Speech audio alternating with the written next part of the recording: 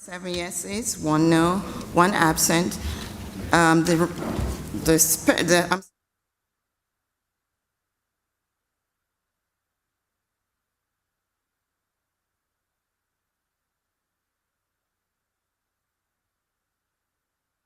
On behalf of the Paterson Municipal Council, we welcome you on the September 5th special meeting at 8 p.m. Let me remind all the members of the public that you have 3 minutes to speak on public portion.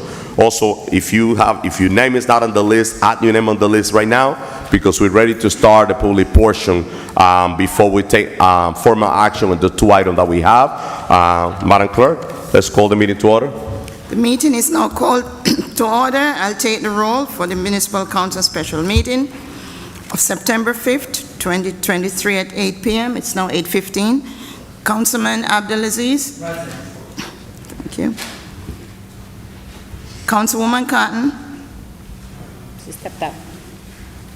Councilwoman Davila. Present. Councilman Jackson. Here. Councilman Khalid. I'm here. Councilwoman Here. Councilman Udin. Here. Councilman Velez. Present, my clerk.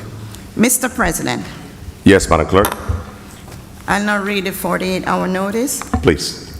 Notice of this time, date, location, and agenda of this meeting was transmitted to the North Jersey Herald News, the Record, the Arabic Voice, the Italian Voice, the Passaic County Pulse, Dominicana News, La Quisqueya Internacional, El Especial, the Paterson Press, the City Post News, Tap into Paterson, the weekly Bangla Patrika, in addition to any other publication duly requesting such notices, at or about 11 a.m. on August 25th and on August 28th, respectively. Such notices were posted on the bulletin board in the offices of the City Clerk at City Hall. Mr. President. Thank you, Madam Clerk. Madam Clerk, on this special meeting, I will allow the public portion to take place. This due to the fact that we have to suspend the meeting, and I know there's people here that they have to go back home and take care of their family. So before we take action, public portion, how many speakers do we have, Madam Clerk? This is for this special meeting. For the special meeting, we have 9 speakers on the public portion. Okay. Take the regular one. Council members, yes. Madam Clerk? Mr. President, would you like to join? Combine the list and ask, and I want the public portion to be done at one time. 19. First speaker, Madam Clerk. The first speaker is Mr. Ernest Rucker. Good evening. Good evening. Ladies and gentlemen. You know, I just sat through this, and the reason I don't come as often as I used to come is because of what I just experienced. This is a very important item that you have on the agenda tonight. The people you see sitting out here have spent their money, they've mortgaged their homes, they've borrowed money to go into the cannabis business. In order for this to work, this council has a responsibility to make sure that we have an ordinance that's workable, and these people that are investing their money have an opportunity to make money. The whole purpose of doing this, once you found out cannabis was legal from the states, you saw the 2% taxes that you'd receive from cannabis, which will aid the city and their financial situations. We just went through an $18 million deficit. $18 million. We just got an additional $10 million from the state of New Jersey, and included in our transitional aid. There are millions of dollars on the table for this city if we can get our acts together and come up with an ordinance that we can live with, where we're not, the cannabis industry is not being discriminated against because they're going into cannabis. I looked at the last meeting, I think it was July 18th, if I'm correct, 15th, where 3 people came to this council, and some of them live in Clifton, and you changed your minds on something that you knew that we had to get done because people are continuously borrowing money. They're getting investors. The cannabis situation cannot be treated any differently than alcohol. And if you look at the 3 killers, if you go with alcohol, cigarettes, and cannabis, cannabis is not even on that level. You don't hear about cannabis waking up in the morning because they smoked a joint, going out shooting anybody. We have to take the personal out of cannabis and put the business back in cannabis. This is an investment. This is a way for this city to get revenue, for these people to invest to make money. It's about business. This is not personal. And your personal beliefs cannot be part of your vote. Let me repeat, let me say it again. Your personal beliefs cannot be part of your vote. The state of New Jersey legalized cannabis. The people spoke. This is not now for you guys to say, well, in my community, I don't want this. In my ward, I don't want that. No, you can't do that. And we don't want to be sued again. We don't want to pay out money because we're not doing our due diligence. Cannabis is here and it's here to stay. You can argue about the mayor's veto, you can do all that you want. You still have to do your due diligence. Not your personal beliefs, not your religious beliefs, not your home beliefs, but the business of the city of Paterson. I am so sick and tired of standing here and begging this council, please do your job. Do your job. We cannot, y'all tell me you don't want me cursing, you don't want me to be angry. Well, guess what? The only time you seem to hear me is when I curse, when I'm vulgar. I'm trying not to be vulgar. Do your jobs. We have something on the agenda. Just give me a second, Council President. We have something on the agenda now that needs to be voted on, and I expect it to be voted on the correct way. Each one of you, I know personally. I spoke to you about these items. We need to get this done and get it done now. The clock is ticking. People are losing money. Thank you. Thank you, Mr. Rocker. Next speaker, Madam Clerk. The next speaker is Mr. Damian Barrett. Hi, Mr. President. Good Hello. evening, Pastor. My name is Damian Barrett, and I'm from the 3rd Ward. I'm a pastor serving here in Paterson, New Jersey. And I take it a delight to come here and just to read from God's Word. And I've been reading through the book of John, and today I am still reading in John chapter 3 and verse 25 and following. Now, a discussion arose between some of John's disciples and a Jew over purification. And they came to John and said to him, Rabbi, he who was with you across the Jordan, to whom you bore witness, look, he is baptizing, and all are going to him. John answered, a person cannot receive even one thing. Sorry, could you just please start the clock so that, yeah, I'm a bit conscious of it. For the word of God, yes, of course. Okay, could give me 6 minutes, I don't mind. 6. John answered, a person cannot receive even one thing unless it is given him from heaven. You yourselves bear me witness that I said, I am not the Christ, but I have been sent before him. The one who has the bride is the bridegroom. The friend of the bridegroom who stands and hears him rejoices greatly at the bridegroom's voice. Therefore this joy of mine is now complete. He must increase, but I must decrease. He who comes from above is above all. He who is of the earth belongs to the earth and speaks in the earth in an earthly way. He who comes from heaven is above all. He bears witness to what he has seen and heard, yet no one receives his testimony. Whoever receives his testimony sets his seal on this, that God is true. For he whom God has sent utters the words of God, for he gives the Spirit without measure. The Father loves the Son and has given all things into his hand. Whoever believes in the Son has eternal life. Whoever does not obey the Son shall not see life, but the wrath of God remains on him. John chapter 4. Now when Jesus learned that the Pharisees had heard that Jesus was making and baptizing more disciples than John, although Jesus himself did not baptize, but only his disciples, he left Judea and departed again for Galilee.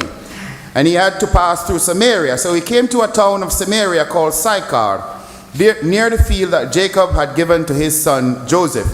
Jacob's well was there. So Jesus, wearied as he was from his journey, was sitting beside the well. It was about the 6th hour. A woman from Samaria came to draw water. Jesus said to her, give me a drink, for his disciples had gone away into the city to buy food. The Samaritan woman said to him, "How is it that you, a Jew, ask for a drink from me, a woman of Samaria? For Jews have no dealings with Samaritans." Jesus answered her, "If you knew the gift of God and who it is that is saying to you, 'Give me a drink,' you would have asked him, and he would have given you living water." The woman said to him, "Sir, you have nothing to draw water with, and the well is deep. Where do you get this living water? Are you greater than our father Jacob? He gave us the well, and drank from it himself, as did his sons and his livestock." Jesus said to her, "Everyone who drinks of this water will be thirsty again. But whoever drinks of the water that I will give him will never be thirsty again. The water that I will give him will become a living spring, in him a spring of living water, welling up to eternal life." The woman said to him, "Sir, give me this water so that I will not be thirsty or have to come here to draw water." Jesus said to her, "Go, call your husband and come here." The woman answered him, "I have no husband." Jesus said to her, "You are right in saying, 'I have no husband,' for you have had 5 husbands, and the one you now have is not your husband. What you have said is true." Thank you very much. Thank you, Pastor. Next speaker, Madam Clerk. Next speaker is Mr. Michael James.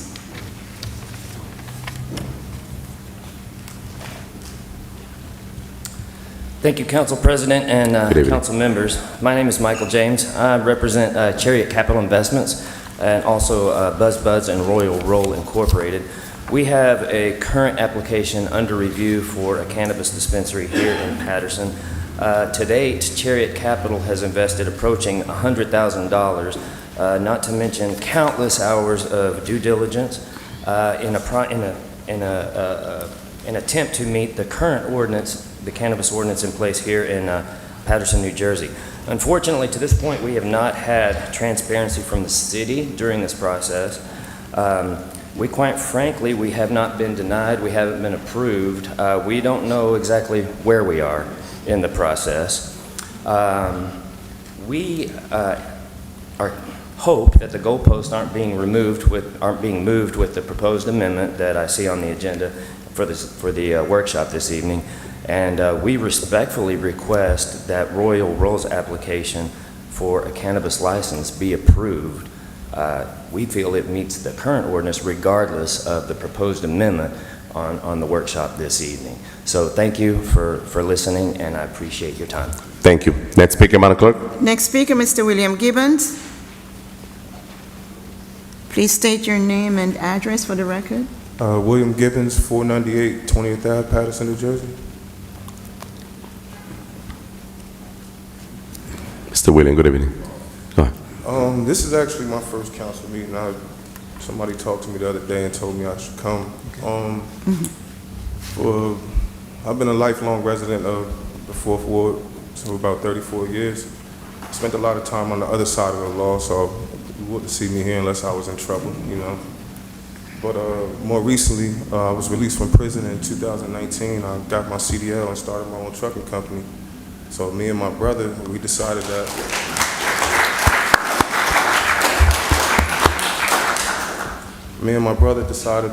instead of, there's a lot of things in the city of Paterson that we don't like, and we complain about it a lot. So, I mean, I spoke to Councilwoman Cotton. I hope to have another conversation with her at a later date. But there's a lot more that we can do personally, so we're stepping up and doing it ourselves. Sunday, we gave away 200 book bags and fed about 300 people in partnership with the Masonic Temple. Nice. So we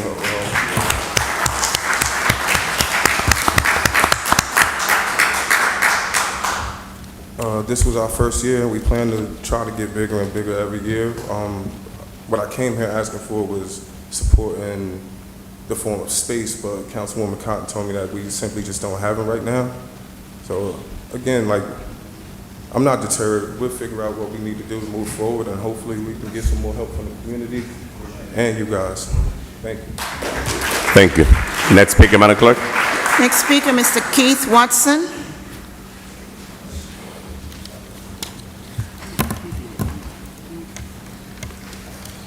Good evening, everyone. Good evening. Congratulations, Alex Mendez, Council President, and Louis, on your new appointment. Thank you. Yeah, but I want to make a point, but I believe alcohol killed more people than marijuana. I leave it right there. Yeah, all the council members should have two flyers before them. I'm just going to make a point. It's clear I was away on a vacation, but I just came back and was watching the last meeting and didn't feel so good about it. Okay? Now, those two flyers you have before you, it says 2012. It's okay. Now, and it stayed on it, Jamaica Day celebration. It says the first Jamaica Day in Eastside Park and a 2-day festival. And it has the Afro-American on it. That was my business for almost 30 years down on Washington Street beside George Bush, where I always used that as my foundation name. And because we left from Africa into Jamaica and we're here in America, we settled in America. That's the meaning for it. Now, for the years that I've been in business in Paterson, and I wanted to give back, because that was a give back. Now, when I first went to Eastside Park, the cricket house, to start the Jamaica Day celebration, the building was ruined, dilapidated. Nothing could be done about it. Billy was also working for DPW at that time, and Chris Cope was the director. They told me that it won't happen unless I get my own money and get a building inspector with a licensed electrician to do something with the electricity, and then maybe it happened.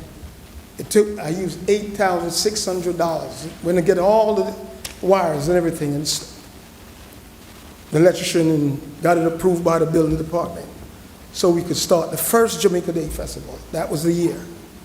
And if you look at the other flyers, and you can see who were also present in the festival. Now, the question is to ask yourself, now does the former councilman, Bill McCoy, have that event?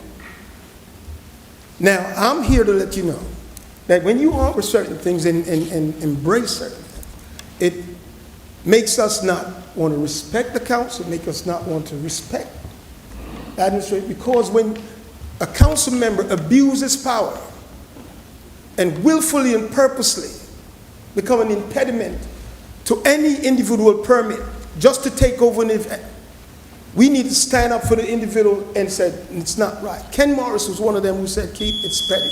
Can I get some more time, council? Now, to listen to the council person using words like unfair, unjust, dishonest, disallow, and I would have did it from my own pocket, intuitive. Now, the same thing happened to me. When Mayor Jones lost the election and Joey Torres came in power, Manny, who's the director now, asked him. He called me, they stopped my permit. Keith, I can't sign off the permit because they said, you got to pay the police in full before you get it. Cookie called me. Every one of the department was calling. I mean, Nellie Powell got involved in all, we got to get more police and everything. So the same thing that he's saying Alex Mendez did, he did the same damn thing. Mr. Watson, we got the 3 minutes rule, so your time is up, please. Yeah, what I'm saying. But I'm But just got to saying, wrap it up. I can't understand why then the council would then embrace that type of behavior, knowing that the person who's an ordained minister, the chairman for his church, willfully and purposely took the event from me by discouraging me, by making me have to pay more for police officers and all this, and then we stand here and watch him want to blame everybody, even the administration, and not blaming himself. Thank you. Thank you, Mr. Watson. Next speaker, Madam Clerk. Doug Golden.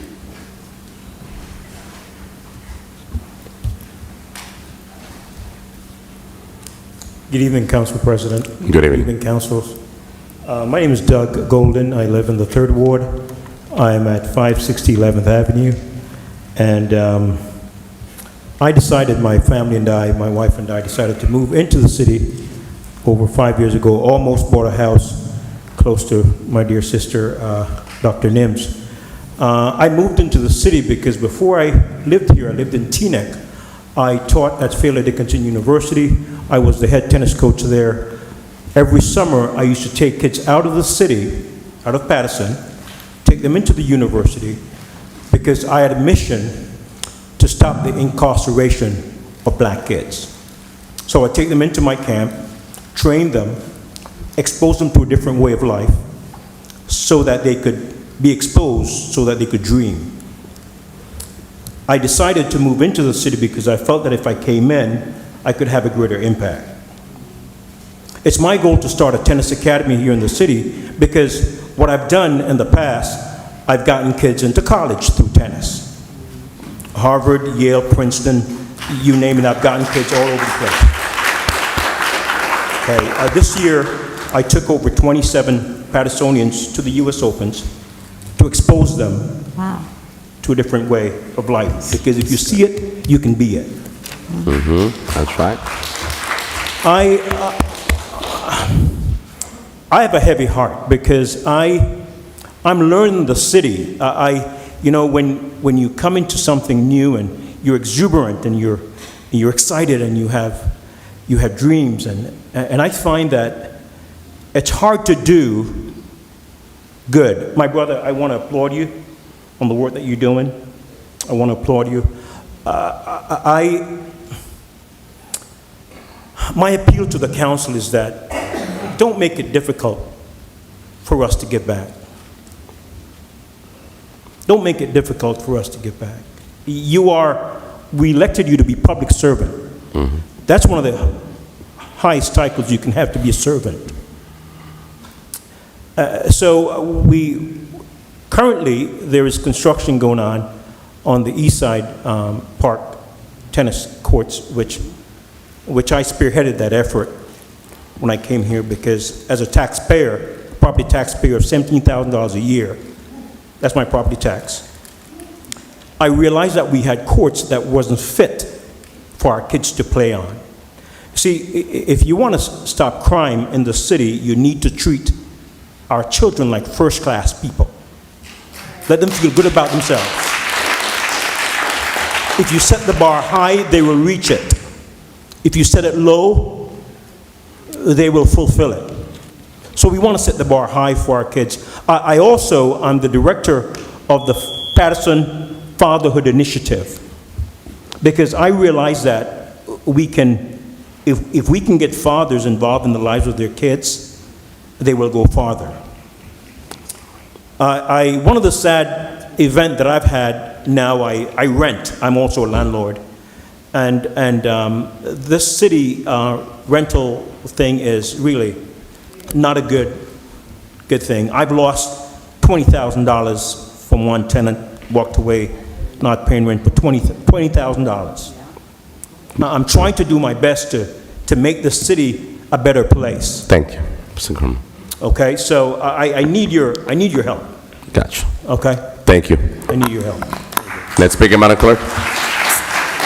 Mr. Rodney Addison.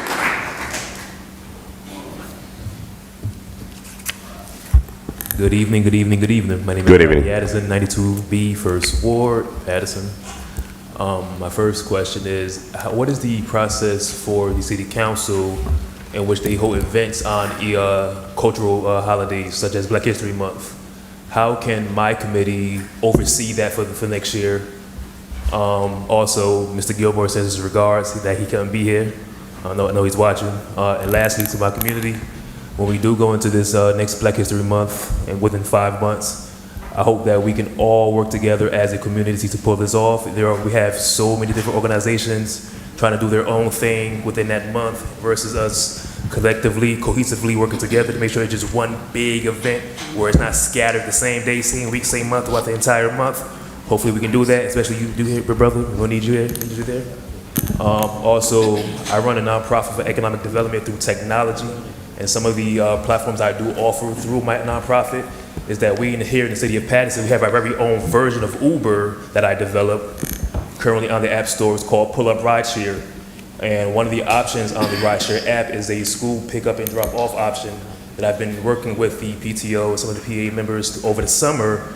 But now going to the school year, we're looking to bring on more vetted drivers specifically for that option. So if you are a Patersonian and you're looking to make some extra income, do reach out to me for that particular app. We also have our own version of Uber Eats here in the city. We call it Chow Down, which specifically works with all Paterson-based restaurants. The purpose of my development, my apps, is that when we do generate commissions from the app, I put those commissions back into our communities as grants to start other black-owned businesses. So I'm asking you, Patersonians, all Patersonians, not just black Patersonians, know when you do see my app, download it, utilize it, because it will benefit our communities. Thank you. Thank you. Next speaker, Madam Clerk. Next speaker, Ms. Wahida Mohammed.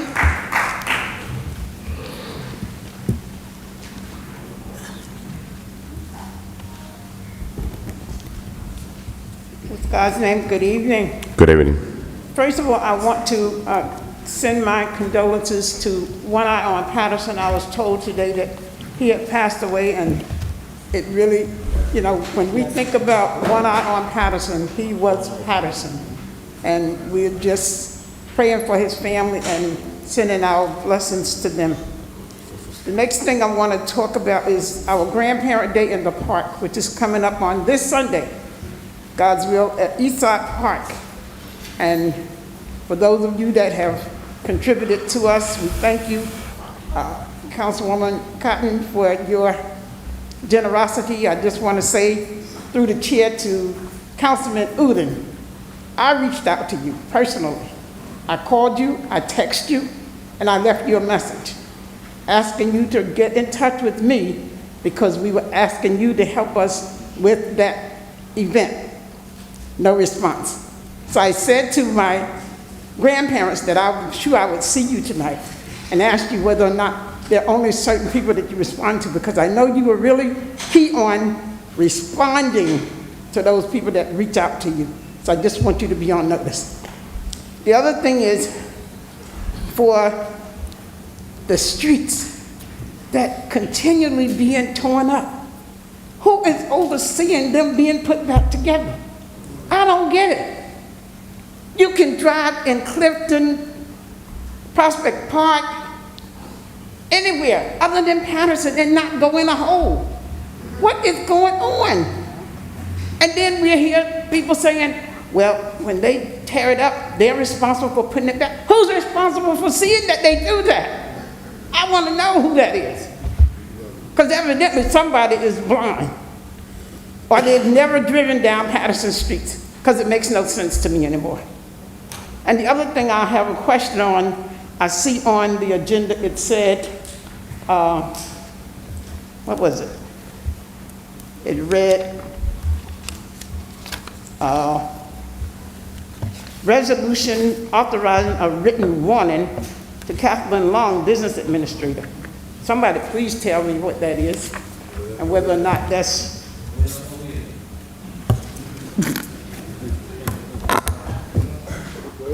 Okay, so again, you all don't know nothing. Council members, we're in public portion, please. Okay. Continue. Huh? You want me to continue to ask whether or not somebody's going to tell me what that means? You don't know either? You will get the response at the end of the public portion. I know more than one council member will be happy to give you an answer. Okay. And the other thing, I was also told that on October 1st is when we'll see the new garbage company. Is that true? Or not? Or you don't know that either? We're voting now on that. That's what you said when I was here the last time. All right. Thank you. Next speaker, Madam Clerk. Next speaker, Mr. Willie Peterkin.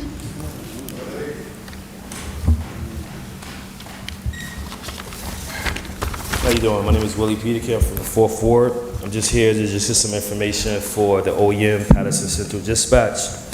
We have put a schedule in to present to the BA, and we haven't received any response yet. This has been going on for 6 months. The process hasn't been heard or talked about. These guys work three days, 1 day off, 3 days, 1 day off.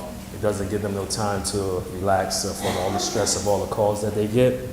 So we looking to help not only the city save money by you won't have nobody abusing sick time or vacation time because of the fact that they're not there to get the job done. So if the schedule comes in, that schedule will help us out and will help you guys out too. So we're just looking for some information When it's going to be done, again, like I said, it's probably been 6 to 7 months in the process, and we just waited. We approved it, we voted on it, it went through the chief approved it, we're just waiting for you guys. So that's all. Thank you. Thank you. Next speaker, Madam Clerk. Next speaker, Mr. Sebastian Mejia.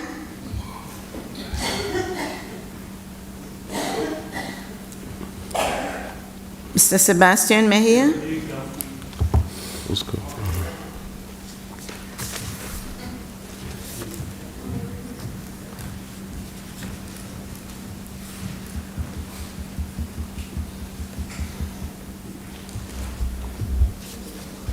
Good evening, Paterson. Good evening. Council. My name is Sebastian Mejia. I'm a candidate for the 5th Ward Council seat here in the city of Paterson.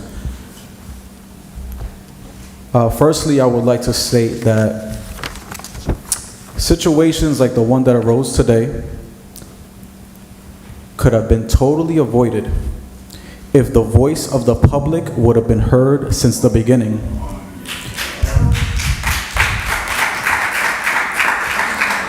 We have been asking, pleading, begging for these workshop meetings to be held in person and televised.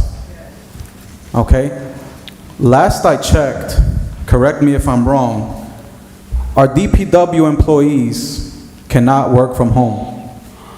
Our public safety officials, our police officers, our dispatch people, they cannot work on Zoom. Our fire department cannot work virtually. So why is it in this city, our governing bodies, the school board as well, but this one as well, why is it that our governing bodies are so excited about going virtual? I saw the Zoom meeting that was held, what was that, last week? Some of you had your cameras off. Some of you were in your pajamas. Some of you were driving.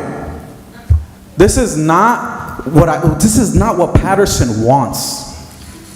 This is not what the residents of Paterson. We want to see you here through the good, the bad, and the ugly. We want to see when you work together. We want to be able to see when you're not paying attention to us while we're up here speaking. Okay? And it's frustrating on behalf of our seniors. Seniors are not going to go on Zoom if they want to speak about something. Come on. Let's get it together. And we need to show some decorum while the public is up here speaking. I try to, it's a two-way street. I try to hold my respect when I'm in these chambers, and I expect the same from me. But let's be realistic about why we're choosing to have these meetings virtually. Paterson, I truly believe that this is occurring because your freedom of speech is being infringed upon. That's what my gut is telling me.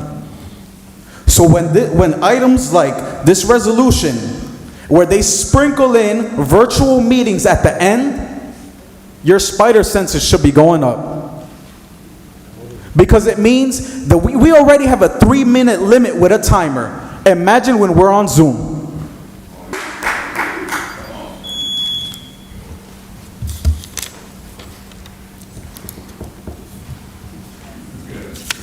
Good evening. Francis Harrison, 3rd Ward. I'm sitting here listening to what's going on, and I know that I have to give the council some credit that we're trying to get back to the things that the community wants, and it takes time. And that's the issue that we have with the AG being in here. It takes time. The chief of police, it takes time. But I'm looking on this workshop, and I see one of the problems that the community has in terms of enforcement has been the courts. And I see every one of these judges are being reappointed. Nobody else wanted those jobs? Nobody else applied? Because people are having issues that are not being addressed. Like Mr. Doug said, he lost $20,000 from a rental problem that he had because he couldn't get into the courts. people are being fined and getting numerous fines for lack of enforcement, and they're going to courts, and they're combining stuff, so what's happening, they're continuing to do it. So it's crazy. That's one of my issues. The other issue is that I want to thank everybody who found the time to come to the Eastside Neighborhood Association Jazz in the Park. It was a wonderful event. If we were allowed to conduct the way that we were intended, we probably would have been financially set, but we weren't. So I would like to see and understand why the city wants to get involved in things that are good, but we get no publicity, no information is put out there about the event, but it still turned out to be good. Everybody's talking about the meeting of, what was that, August 15th? No, not August 15th, yeah, August 15th, where Mr. McCoy got up here, slandered me, threw me and Alex together like we lived together, but we don't, and I don't have the power to give anybody anything other than my opinion. I don't even have the money to give nobody. But it's not right that the people come up at the podium and say things that are not factual.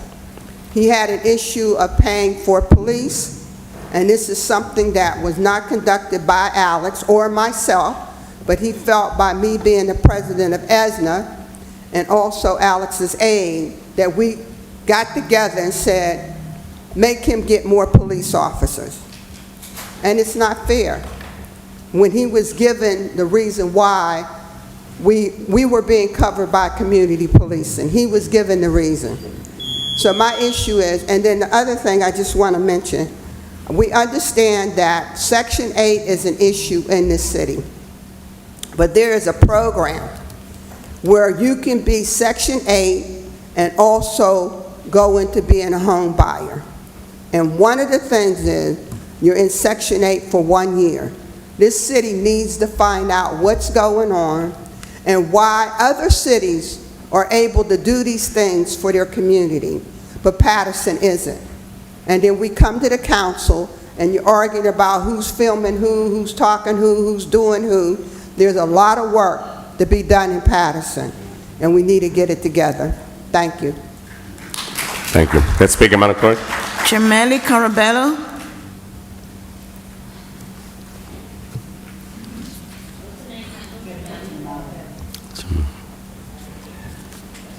Jameli Carabello. Good evening, Jameli Caraballo, 5th Ward. Good evening. It's a pleasure being here with all. I'm here related to the cannabis industry that is currently here in Paterson, New Jersey. We have a large MSO. For those who don't know what the MSO is, they're a multi-state operator. But I had the pleasure and the opportunity of working with this operator as well. I want the council to please to notice who's getting ownership of these entities in our city, and that we are putting our Paterson residents first when we are thinking about ownership of these licenses here in our city. Also, please look at the terms and conditions. I would like to read something that actually, I started cannabis as a minor in CUNY University, so I would like to just read a passage of what I'm studying on. How did we get to this point? The Cannabis Mirror by Blair Brown. Once you watched or listened to the video, the question in mind is mine as well. The history of cannabis has impacted societies and culture throughout the entire world and back to ancient civilization until now. Imagine living in an urban city, in a city disproportionately disadvantaged area, a city struggling with crime and poverty, where schools are underdeveloped, liquor stores and pharmacies and every other corner. In 2018, community organizers gathered and rallied on banning medical cannabis sales in the city of Paterson. I walked in the room and I listened to the why of this group of community leaders and organizers didn't want the medicinal cannabis in our city. It was very simple. No, not one individual knew the real history and prohibition of this plant. The community leaders and members came out of that room as a whole, and they understood that this medicine plant is a quote-unquote devil's drug, and they shall ban it from the city. That is already combating the war on drugs. Going back to what Blair stated on her TED Talk, the Mexican Revolution was the scapegoat of prohibition, just like religion and common moral beliefs became this group's individuals' gate scopes. Fast forward to 2019, with much political influence in capital, the city has welcomed its first medical marijuana dispensary. I couldn't believe what I was witnessing. After much litigating with city's administration, city councils, community leaders, and other entities, I found a safe haven where I could get legal, regulated cannabis. Now, is this still a crime? I asked. Unfortunately, yes, depending on where you live on the map. But the biggest crime wasn't access to regulated cannabis. The biggest crime was being affected by the war on drugs and legislation not taking 1% of accountability. Now, with that being said, let's be cautious of what entities we allow to enter into our space, into our city, making sure that we're putting our residents first, making sure that our residents have ownership. They have top ownership of these entities and these licenses. And please make sure that if you are applying for cannabis licenses, that you're coming to the city and you're asking us, what do we need? We need more community outreach, we need more recreation, and we need more education in cannabis. Thank you all. Thank you. Let's pick Madam Clerk. G. Salerno.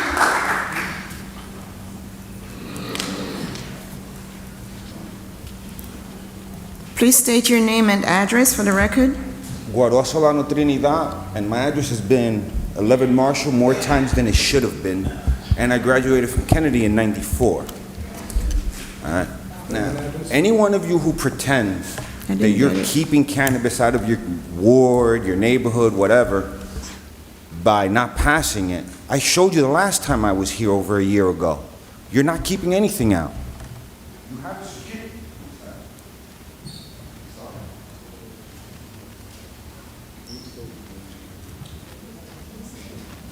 You have a security guard and a metal detector to keep you safe, but I don't do with my weed. Oh, wow. Yeah. My random little pocket knife. You have a professional out there keeping you safe with a metal detector, but I still walk in. And you want to pretend that by not passing a cannabis law, you're keeping something from somewhere. You can't keep me out of your building. You're not keeping weed off the street. Cut the nonsense. Stop pretending you're accomplishing something. Stop taking whatever money you're taking from whoever you're taking it. Give us, who are from here, the licenses to start businesses here so we can hire the people we grew up with, the people we went to school with, the people who probably were security guards when we were in high school, who could be security guards in a cannabis store now. Stop the nonsense. You're not accomplishing anything by not passing it. Stop putting on shows for views on TikTok and whatever other garbage you're on. Stop pretending you're offended because an individual favors this or that. Because I know for a fact, if I was in prison right now and I had a problem, any white boy who was from Paterson would stand with me because I'm from Paterson. And I know every black dude downstate will defend that same white boy because he's from Paterson. So cut the shit. If me and a bunch of criminals get it fucking right, why don't you? Please be careful when you speak. I'm sorry. Be careful when you speak. When I speak, I tell you what. Just this respect. goofball wanted to make a big show. This goofball wanted to make a big show about. Sir, we're on TV. I just said, listen, just give me a minute. Give me a minute. Stop the clock. Use your time wisely. Stop the clock. Use your time wisely. Continue. But please, continue. Reset the clock for the 30 seconds you took from me. You will have 30 seconds addition at the end. Continue. This goofball wants to make a show about something or the other. I hope from your statements I can count on you on correcting a criminal injustice that I can document, since you want to talk about right and wrong so much. If you want to be offended about something because you're a woman, be offended because it's wrong, not because you're a woman. All right?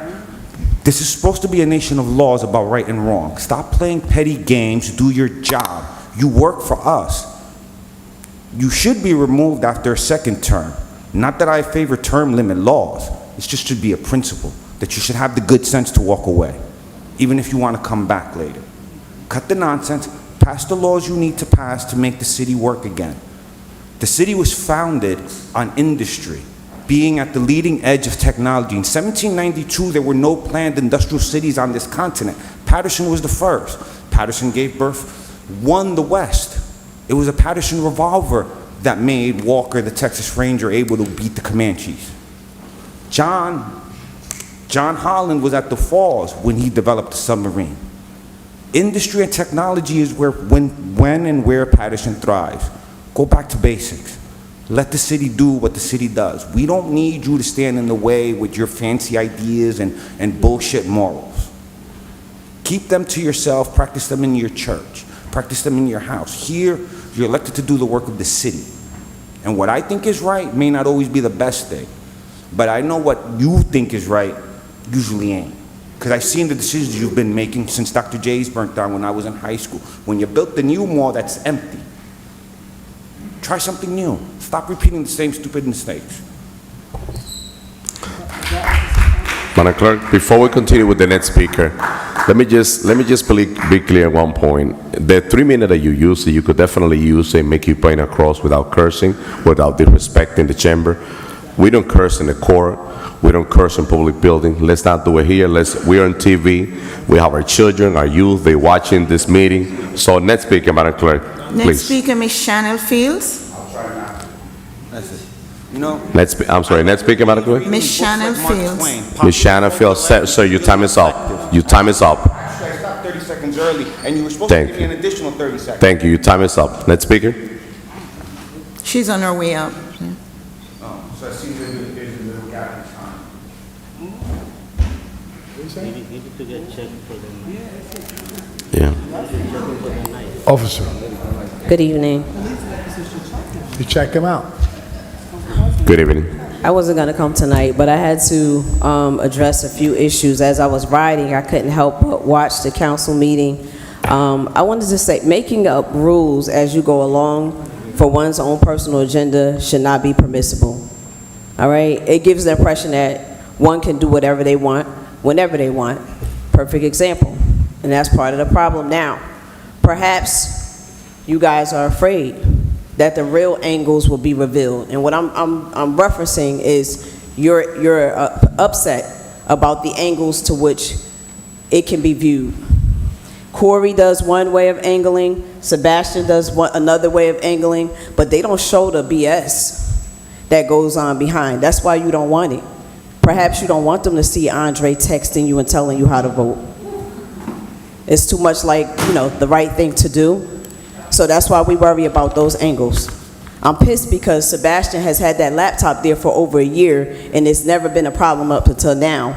I guess you thought the cameras was off for the 5-minute recess, but we, the public that were viewing, we watched that. And we heard you running your mouth, as usual, about how you can follow the rules. We can play it back, right? We can play it back. Foolishness, straight foolishness going on all the time. Do the right thing, and it won't matter what angle you're being viewed at. The problem is that it's so much integrity that's missing from the council that you have to worry about angles now. So much so that the real distraction is not even the recording. It's what you want to do to the public. You want to silence us. You don't want us here. You want it on Zoom so you can push a button and tell us to shut the F up in your own politically correct way. That's what it's really about, okay? Those are the distractions. And we're sick of it. The public is sick of it. Nevertheless, I heard Marissa refer to an isolated incident stating that Councilman Jackson put his hands on Kathleen. If we're gonna go there, we might as well go there. If someone is touching you unwarrantedly, it is immediately deemed inappropriate. Therefore, he has every right to remove her hands off him. You can't be a Karen. You can't. We don't get to incite violence and then scream, I'm being violated. Keep your hands to yourself. Bottom line, you learn that's the first rule of 1, 2, 3 as a kid when you go to school. Go to school, learn what you have to learn, and keep your hands to yourself, Kathleen. Bottom line. And while we're addressing Kathleen, we might as well move it on down the road to Javier Silva. Yet another bully that's been allowed to continuously bully the council. And on the most tragic night for Najee Seabrooks, who still has yet to receive justice, I'm gonna take some extra time, we already know. Najee, justice for Najee, that we have not received yet. He picked the most emotional and tragic time to start popping crap to the audience.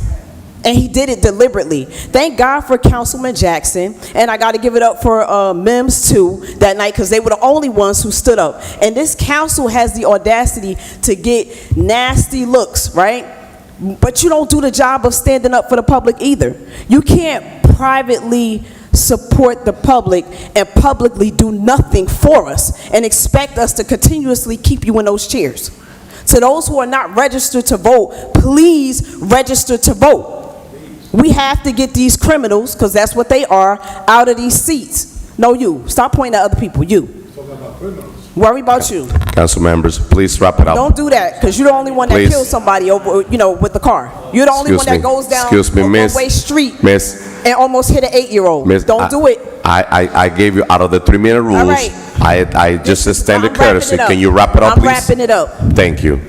Secondly, to indicate that a person is arrogant based on their confidence and knowledge of the council is absurd. In fact, it only further exposes one's own personal insecurities, especially by your own admission, considering you do not know this person and have never met them. Mike Jackson, perhaps it's your amazing free softball clinic that was inclusive of our people when the mayor excluded the black and brown community, but brought others from other townships over to use the Hinchcliffe Stadium, which he took from the money of our backs of the citizens of Paterson. Perhaps it was your personal food and security drive to feed the homeless and need fish. Perhaps it's your ability to hire Paterson residents 100% of the time as employees. Perhaps it's your daily availability on task to assist senior residents and those in need without compensation. If that's arrogance, Councilman Jackson, I'm a little confused. Public, let's make it a point to get informed about those people before looking down to kick them down, especially if you've never been to a council meeting and you don't know the person. Councilman Jackson, we thank you for your services that you provide daily and tirelessly to the city. As it stands with the issue at hand, the meetings need to be televised. Every last one of them. This has been an ongoing issue and not yet resolved. Lastly, I want to say I'm amazed at the huge push for cannabis over recreation centers that we need for our children and more resources for our seniors. We should not allow anyone to do cannabis business or any business in the city without a promise in writing to give back financially. Majority of them have been applying for cannabis license and we never see them in our community helping. We never see them in this council chamber unless they need something for us. There has to be a form of reciprocity. They have to get back. Stop letting niggas come up in here and film in our city and not give us nothing back. Stop it. Thank you. It's ridiculous, and we have to do better. Thank you. Next speaker, Madam Clerk. Next speaker, Mr. Joel Keys, Jr.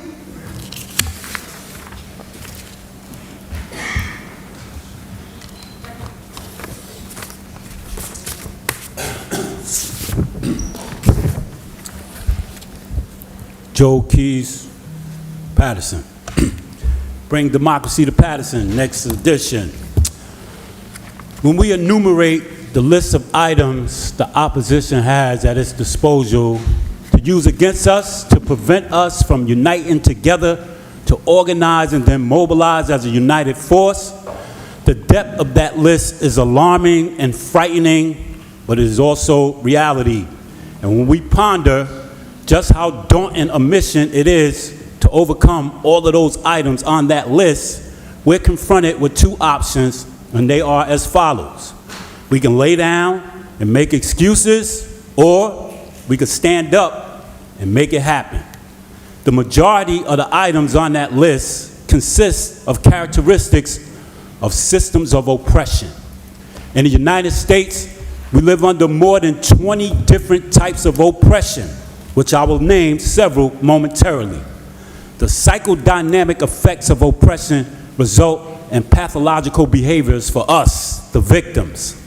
Civil rights activist and writer Audre Lorde described oppression as, quote, the combination of prejudice and institutional power that creates a system that regularly and severely discriminates against some groups and benefits other groups, unquote. Sociologist Patricia Hill Collins illustrates other aspects of oppression that makes the victims more confused and more vulnerable to the whims of the opposition. She affirms, quote, depending on the context, an individual may be an oppressor, a member of an oppressed group, or simultaneously oppressor and oppressed. Each individual derives varying amounts of penalty and privilege from the multiple systems of oppression which frame everyone's lives, unquote.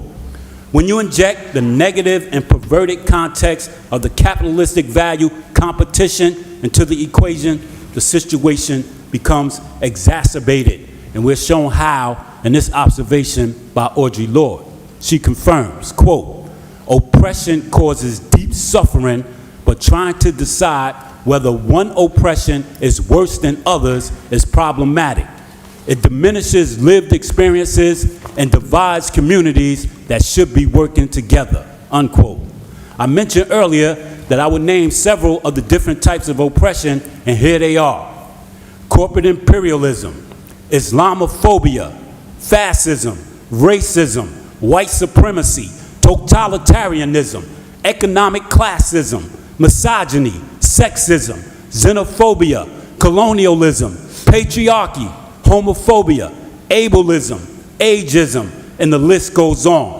What does that mean for us, we the people, concerning our desire to organize and mobilize? It means there will be serious trust issues, to which sociological theorist Anthony Giddens explains, quote, so all of these things are about trust.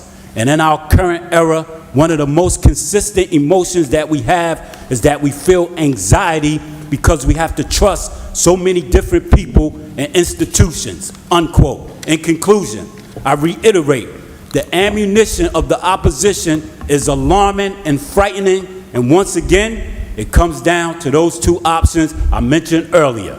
We can lay down and make excuses about why we can't overcome, or we can stand up and make it happen. Thank you, Bring democracy to Paterson. Thank you. Next speaker, Madam Clerk. There are no more speakers, Mr. Motion to close. So moved. Moved by Councilman Davila, second by Councilman Shaheen Khalid. Roll call to close the public portion. Roll call to close the public portion of the Municipal Council workshop session and special meeting of Tuesday, September 5th, 2023. Councilwoman Cotton. Thank you, Madam Clerk. I'm not sure, Council President, are we going to talk before we close? So you have 2 minutes to close I just want to to address the members of the public. Thank you. I want to address some of the members of the public. Ms. Wahida, thank you for coming out and announcing about your picnic. I still have some more stuff that was left over that can help you out for the Grandparents' Day. I always say, and Mr. Keith, you said something. I always say you have to treat people fairly. Don't pick and choose who you want to give permits to, who you don't want to give permits to. It got to be equal. It can't be, I may dislike you, but it got to be equal. I know they had talked about, and what we've been going through for the last few months, it just has not been right. And we have gone over there.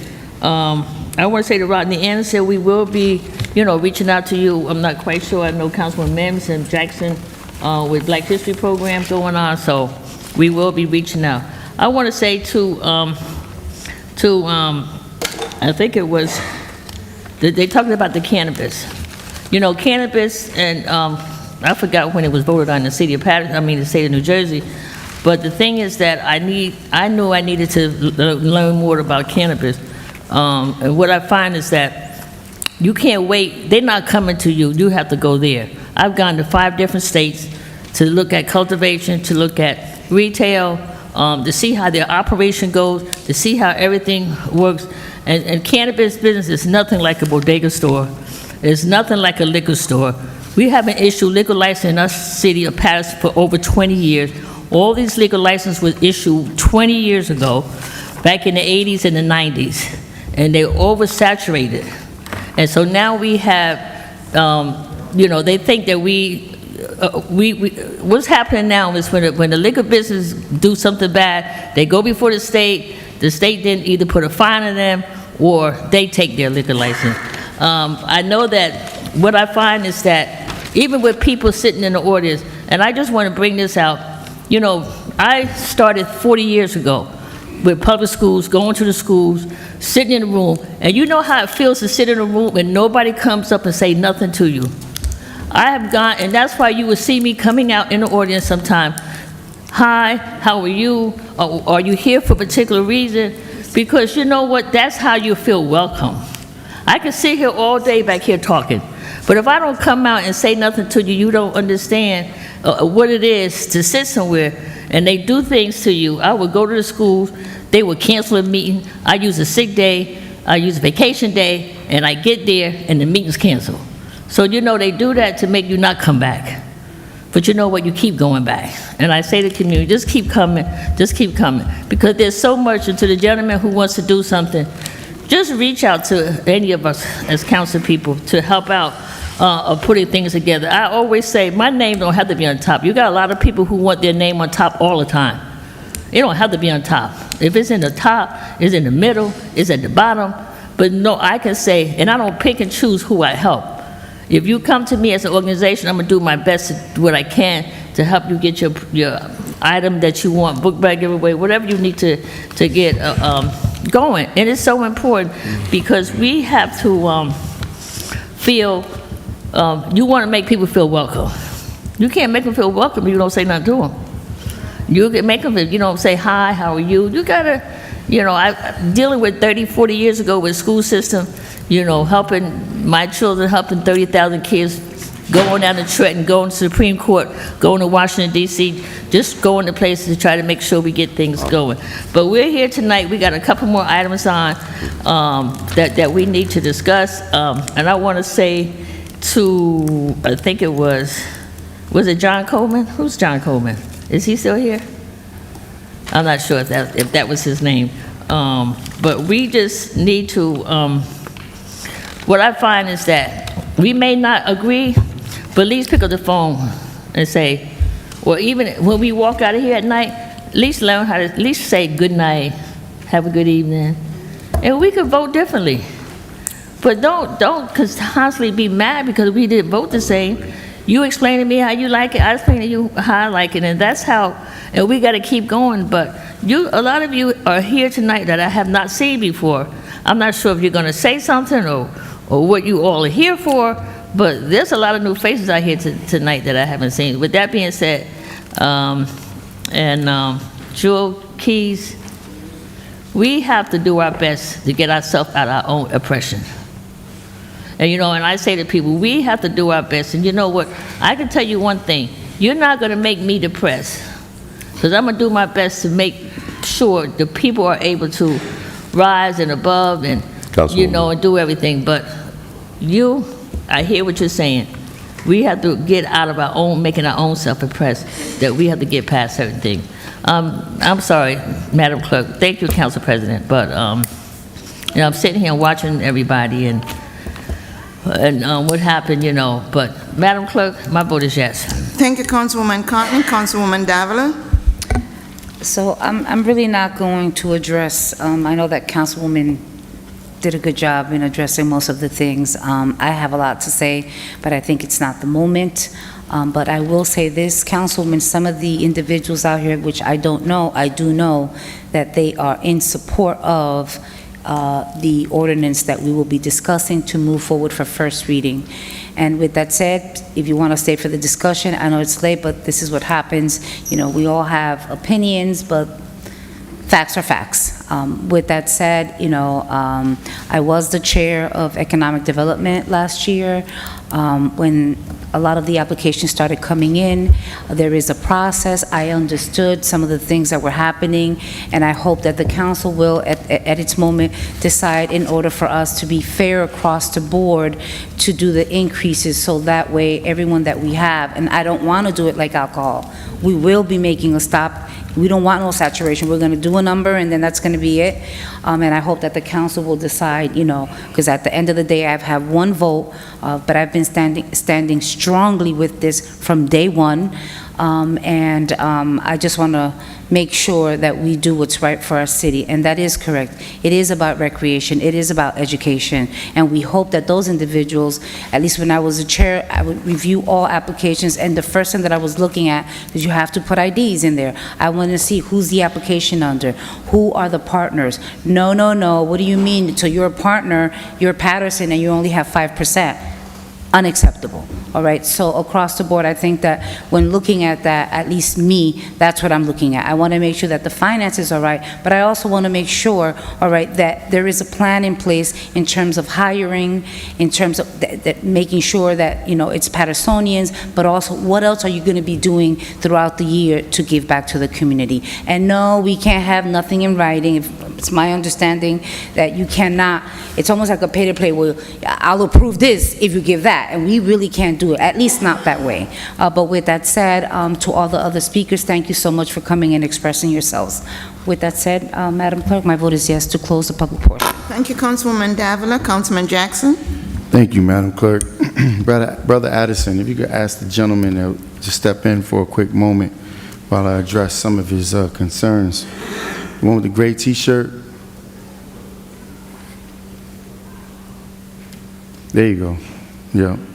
And respectfully, because everybody is entitled to their opinion, and you'll never hear me complain when somebody calls me a doofball or whatever it is they want to call me, because everyone is entitled.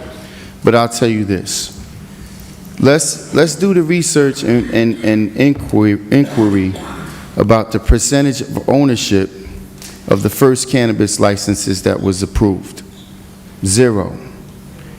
I was the only one begging this council, let's not move this, let's write provisions within this ordinance that requires for anyone selling recreationally that they have to partner with somebody from the city of Paterson. We know all these companies, they got a head start. They was approved by the state for medicinal, and automatically the day it became legal, this council didn't take action. And then the person sitting next to me said, we didn't have a hand in that. It was grandfathered in. That's totally in. Council President, please. Council members, please do not interrupt the councilman that has the floor. So we're closing the public portion, please. So again, I sat here pulling all of my hair out. Am I not correct, Ms. Muhammad? Brother Rucker? Make them partner with somebody local. In fact, the brother right in the rear of the room is a partner because of my adamancy and my diligence on continuing to say, if you're not willing to partner with anybody, I'm not supporting it. But then we make false statements by saying, we don't have the ability. I could write anything into the legislation. I say, if you want to do business in the city of Paterson, much like we have a residency policy that we allow people to ignore. We allow the administration to continue to hire people from outside the city who don't have the city's best interest at hand. So, I mean, I don't fault the brother. Obviously, he's never been here. He's here for a purpose today. He hasn't seen me diligently fight when African-American directors who have a master's degree, 3 master's degrees, are mistreated, and someone else is hired with no credentials, no college degree, when I'm the only one standing firm. It doesn't matter. Your opinion of me doesn't matter. I'm here for a purpose. My purpose is to make sure that things are done correctly.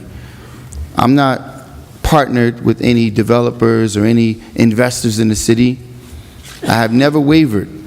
The last time what happened was they gave away all the licenses, then realized they screwed up. You had Brother Bruno's had an application in for how long?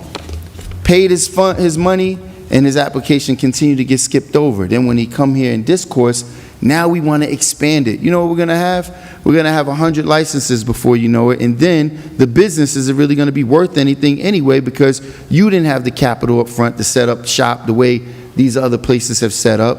And now you're going to have to draw traffic in there. It's going to be, the competition is going to be so vast that your investment is going to be pointless.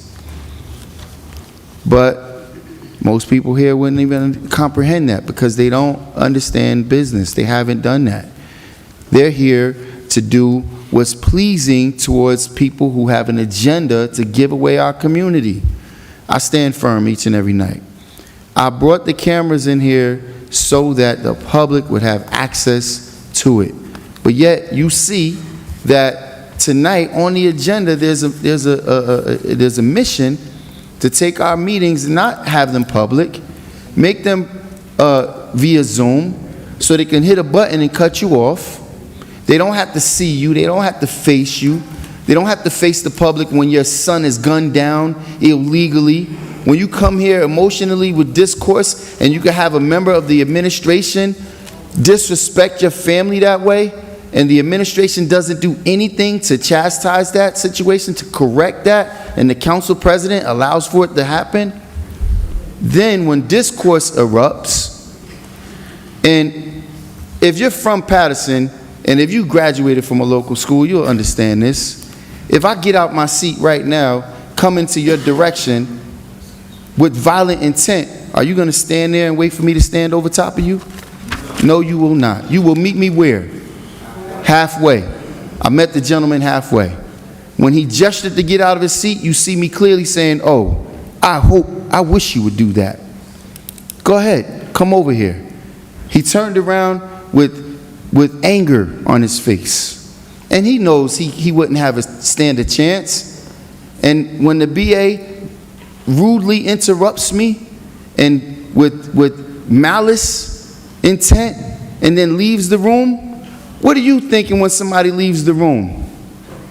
They coming back with something. So I'm supposed to believe that I'm the person who sits here in discourse every single week and somebody won't come here. They would never challenge me physically and I would never challenge them. It's not even worth my effort. But she does not have a right to put her hands on me. She shoved me almost 3 feet, put her hands on me and told me to go sit down. It's clear, it was clear in the video. But now I'm assaulting a woman because I took her hand and took it off of me. Listen, people, wake up, because you are fighting against the people who fight for you every single day. And that's my commitment. But I don't take issue with you because, again, you don't know. You don't know. And they try to keep us from knowing by keeping us silenced. They utilize tactics that have been utilized forever. They did it to Malcolm. They did it to Martin. And what makes me any different than them? He has an issue with a tiny microphone sitting in front of the speaker. But it's not about me yielding. It's no different than an officer pulling you over illegally. I'm just checking on you. No, you targeted me. You pulled me over because I was black or brown. And then they tell you anything, and would it be easy just to comply? Here, officer, when he asks you, where you going? Well, I'm going to my mom. Yeah, you can do that, but it's against your constitutional right to do so, and he doesn't have the right to do it. Just like he doesn't have the right. Listen, everything works by the letter of the law. And if you're telling me there's laws in the books, and that's why the city attorney refused to answer, because he didn't have an answer for that. But obviously he's working on behalf of a set agenda, and many people who he would have never even gotten a seat if he didn't yield and kiss the ring of the mayor. So now certain items that's the mayor wants on the agenda makes it to the agenda. The items that I put on, which I am a legislator, and I'll say this lastly because I don't want to prolong this. As legislators, it is our job to write the legislation on behalf of the community. I've done what very few have done or do. I wrote it myself because when I make requests through legal, it'll never happen.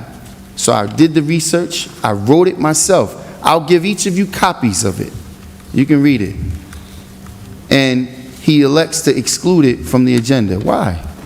Oh, he makes up a process that's non-existent because it has to go here. That process doesn't exist here. It's not required.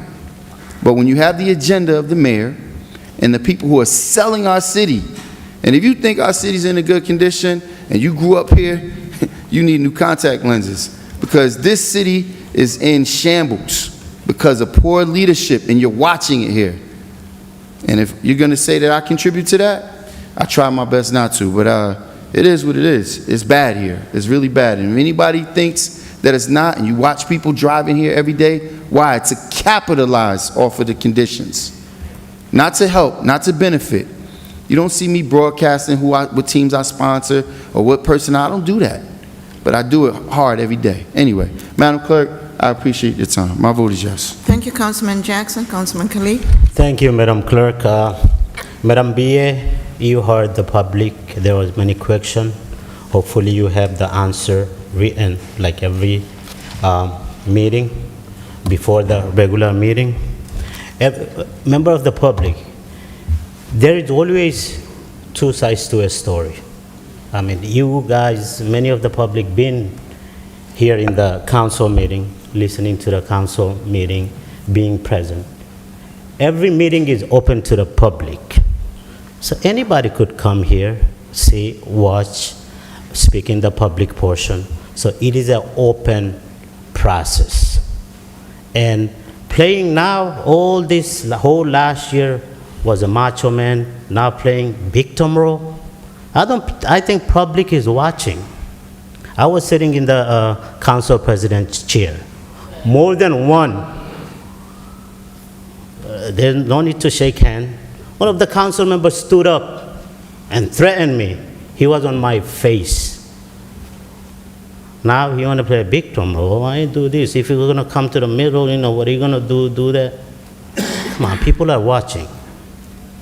People are watching every meeting.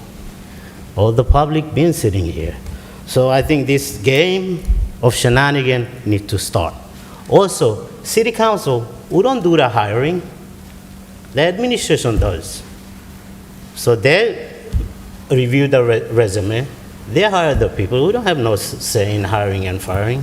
So we need to get the facts straight and speak to the public instead of making the shenanigans comments. Try to rally up the constituents of City of Paterson. Do the right thing to get the job done. I'm here to do the city business. Some people might not like my comments. We have items on the agenda. We need to do the city business. I'm not here to hear your nonsense and talk about this and that. I'm here to do the city business, and that's what I always will do. I work for the people of Paterson. My vote is here. My vote is yes to close the public portion. Thank you. Thank you, Councilman Khalid. Councilwoman Mims. Good evening to the viewing public and the public that is present and all that are here in attendance. First, as I do every time we are televised, I want to thank the public for sacrificing your time and coming to the council meeting to voice your concerns and to look to get some type of response and or resolution, no matter how many nights it's been late or sometimes to 3:40 or 4 o'clock in the morning, you have pressed your way and remained in the chamber. So I first want to commend you for that. Secondly, my heartfelt condolences goes out to all of those families that are grieving. Mayor Pat Kramer, Mr. Fasado, who is One Eye on Paterson, also the victims of the senseless shooting and incidents that have taken place in our city. My prayers go out to all of those individuals. Also, I want to say to all of our educators that have started school and are going to start, my prayers are with you and the students. Please, parents, give them an extra bottle of water, freeze it, and put some aluminum foil on it. The buildings and some of the areas and sections and some buildings in totality are scorching hot. So please prepare your children as they're coming into the buildings so that there are no incidents. We have students that will start tomorrow. Some have started, and the final group of our students here in Paterson will start on Thursday. So please make sure we do that. To everyone that has come to the chamber, many people come to the meetings and they vocalize different concerns and or sometimes is opinions based on some things that people have said to you, which may not always be in total, it may not be totally true, right? Because it's based on one side of what has been stated. So one thing I want to make correction to, unless I have the wrong agenda, it is not on the agenda to make the workshops virtual. It is not on the agenda. I'm not sure if it's coming at another time, but on tonight's agenda, it is not here. It's not here. It shouldn't be here. I agree with that, but it's not here. So I want to bring clarity to that. It is not here unless my agenda is wrong. So it is not there. I want to alert the public. It is not. So all the people that talked about cannabis and the license, so let me bring some clarity to some of the statements, and I'm going to try to be as brief as possible. When it first came to this council, and you can go back and look at the votes, we wanted to opt out. That was our decision, and we won that vote, right, by a majority. Opt out to give us time to tweak the language so that it would benefit the city and the residents. We didn't say no to cannabis, despite any misnomers or rumors or things that have been stated. That is not true. We voted to opt out so that we can tweak the language so that it fits Paterson. That of what we did, the mayor vetoed us and allowed it to, he overrode us and it moved forward. That does not mean at this juncture that we still can't tweak it or amend or adjust to the benefit of what is needed for the residents in the city of Paterson. And you'll hear about that later tonight as we go into the item. There have been previous items that have been approved already. And the biggest issue and concern has not been, and I know a lot of times the council gets a lot of black eyes for stuff that is not even what we've done. Some of it came from the administration. We had different people that, whether they gave money, tried to get applications for years, right, Mr. Bruno? Tried to get it for years. They came back and forth, and they were played around with for a while. And so now what's happening, that is the reason, and you'll hear it later, why they're trying to expand it, because they're trying to fulfill the need for all of those people that have been waiting in the wind, people that made promises to, and I commend the two gentlemen last week that came up and said, we're going to take this higher. So that forced their hand to now increase it from 3 to 10. That's what is on the agenda later on tonight. Because last time we voted, it was from 3 to 6. But now, because there's it's almost like a scare tactic, and they may not agree with me, but that's what it is. If you last week say we want to go from 3 to 6, and now you go from 3 to 10, your words pump a little bit of fear. So I have to say that, because that's a lot. That's a whole bunch of licenses that have been added on since the commentary. And one of the things I've said, and I have been consistent upon, the people that were heavily impacted by cannabis was the black and brown community. That is not a racial statement. That is a statement of facts. Statistics prove it. If you look at the people that have been incarcerated and impacted through being locked up, credit messed up, and so forth and so on, it is heavily the population of the black and the brown community, being Hispanic and others. And you'll look at the statistic, and it's proven. So one of the things I've always said, we have to make sure that those individuals or entities that have been impacted the most get some of these licenses. I agree, someone said it at the mic. Some of the people that come before us, we don't know who they are. We haven't seen them, we don't know, and they don't live in Paterson. So that has been my stand from the beginning. Where are the Paterson people? Because we're legislators for the city of Paterson. So where are the people in Paterson that are looking to move and to grow, and then for us to benefit? That's what happened to Mr. Addison. He wasn't in there. When it came to approval, he had paid his money. Thank God him and his mother was sitting in the audience. If they had not been sitting in the audience that night, they would not have been approved.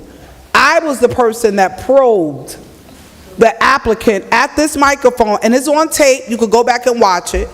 I probed the applicant, and that applicant had not paid $0. And there are fees. It's $30 for people that are Pattersonians and $60 for people that are not. That particular applicant had 2 applications, which means they were supposed to pay $120,000. They had paid $0. And an entity that had paid was not on the agenda. Then the word was, oh, we didn't cash the check, that was voided. Thank God they had everything. The check was clear. They were sitting in the audience, and we amended it at about almost 3 o'clock in the morning to make sure they got through, and then expanded it for the other people. This is not opinion. It's not a fallacy. It's a fact.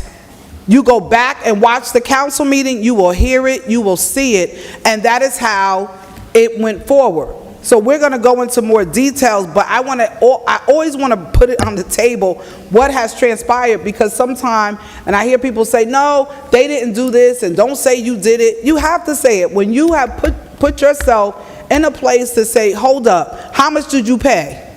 And they paid zero. You know what else I did? In the ordinance previously, it said if you paid your money for your application and you didn't get it, you would not get your money back. I pushed it to amend the ordinance. So if you pay and you're denied, you can get your money back.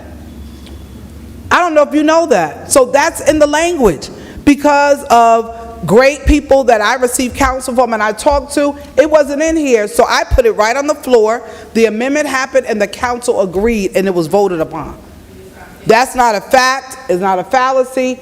So currently, if you pay your money and you don't get it, you get your money back. Some months ago, you would not have gotten your money back. They would have took your money and you wouldn't have got anything. So when it comes to us progressing and moving forward, things are not done in a silo. I'm one person and everybody is one single vote. And I heard a gentleman say tonight, well, they must be paying them not to vote for it. No, it might be opposite. You know, it might not be they paying them to get it or pay it. It doesn't even have to be about paying. It's about doing the right thing for the community and making sure the Paterson people get first dibs at things they were heavily impacted by. That's what it's about. It's not about somebody's giving a handout or somebody's paying you so that you vote no or you vote yes. For me, I want to make sure Paterson people, applications that come before us, I want to see Paterson people in there. I want to see those people like the Mr. Givens, who said he was incarcerated, has started him a business, and other people that have come to the microphone. I want to see some of those people be a part of these applications, and not as somebody just in it. I want them to be like have 50% or more of ownership in that entity. That is my stand. And Paterson, keep coming to the meetings. I know sometimes it gets out of control and things go on, but don't stop coming. We need to hear your voices. We need to hear what you think, because maybe we come in and our vote may be yes, and by the time we hear you, we might change it to a no. So never think a vote, I'm speaking for myself, never speak that a vote is solid, because if the community stands a different way, I may choose to go with the community, or more than likely I will. Madam Clerk, with that stated, and you look beautiful, by the way, and I go to vote, I want to say that last week, I was not in the virtual meeting that was scheduled because I was on vacation. So I wanted to put it on the record just in case it wasn't stated. With that being said, Madam Clerk, my vote is yes to close the public portion. Thank you, Dr. Mims. Councilman Udine. Thank you, Madam Clerk. Good evening, Paterson, those who are here and those who are watching us live. So first of all, thank you everyone, and I want to say that the much energy we spent for fighting unnecessary fight, I would say 99% times, if we would fight for the community that much, I think Paterson would move forward faster, way faster than what it is today. We have to have respectful relationship here in the chamber. If I do not respect my colleague, there is no punishment by law that we understand. However, we don't want to show our silliness to the public. I was one of the council members who pushed and fought for televising workshop session.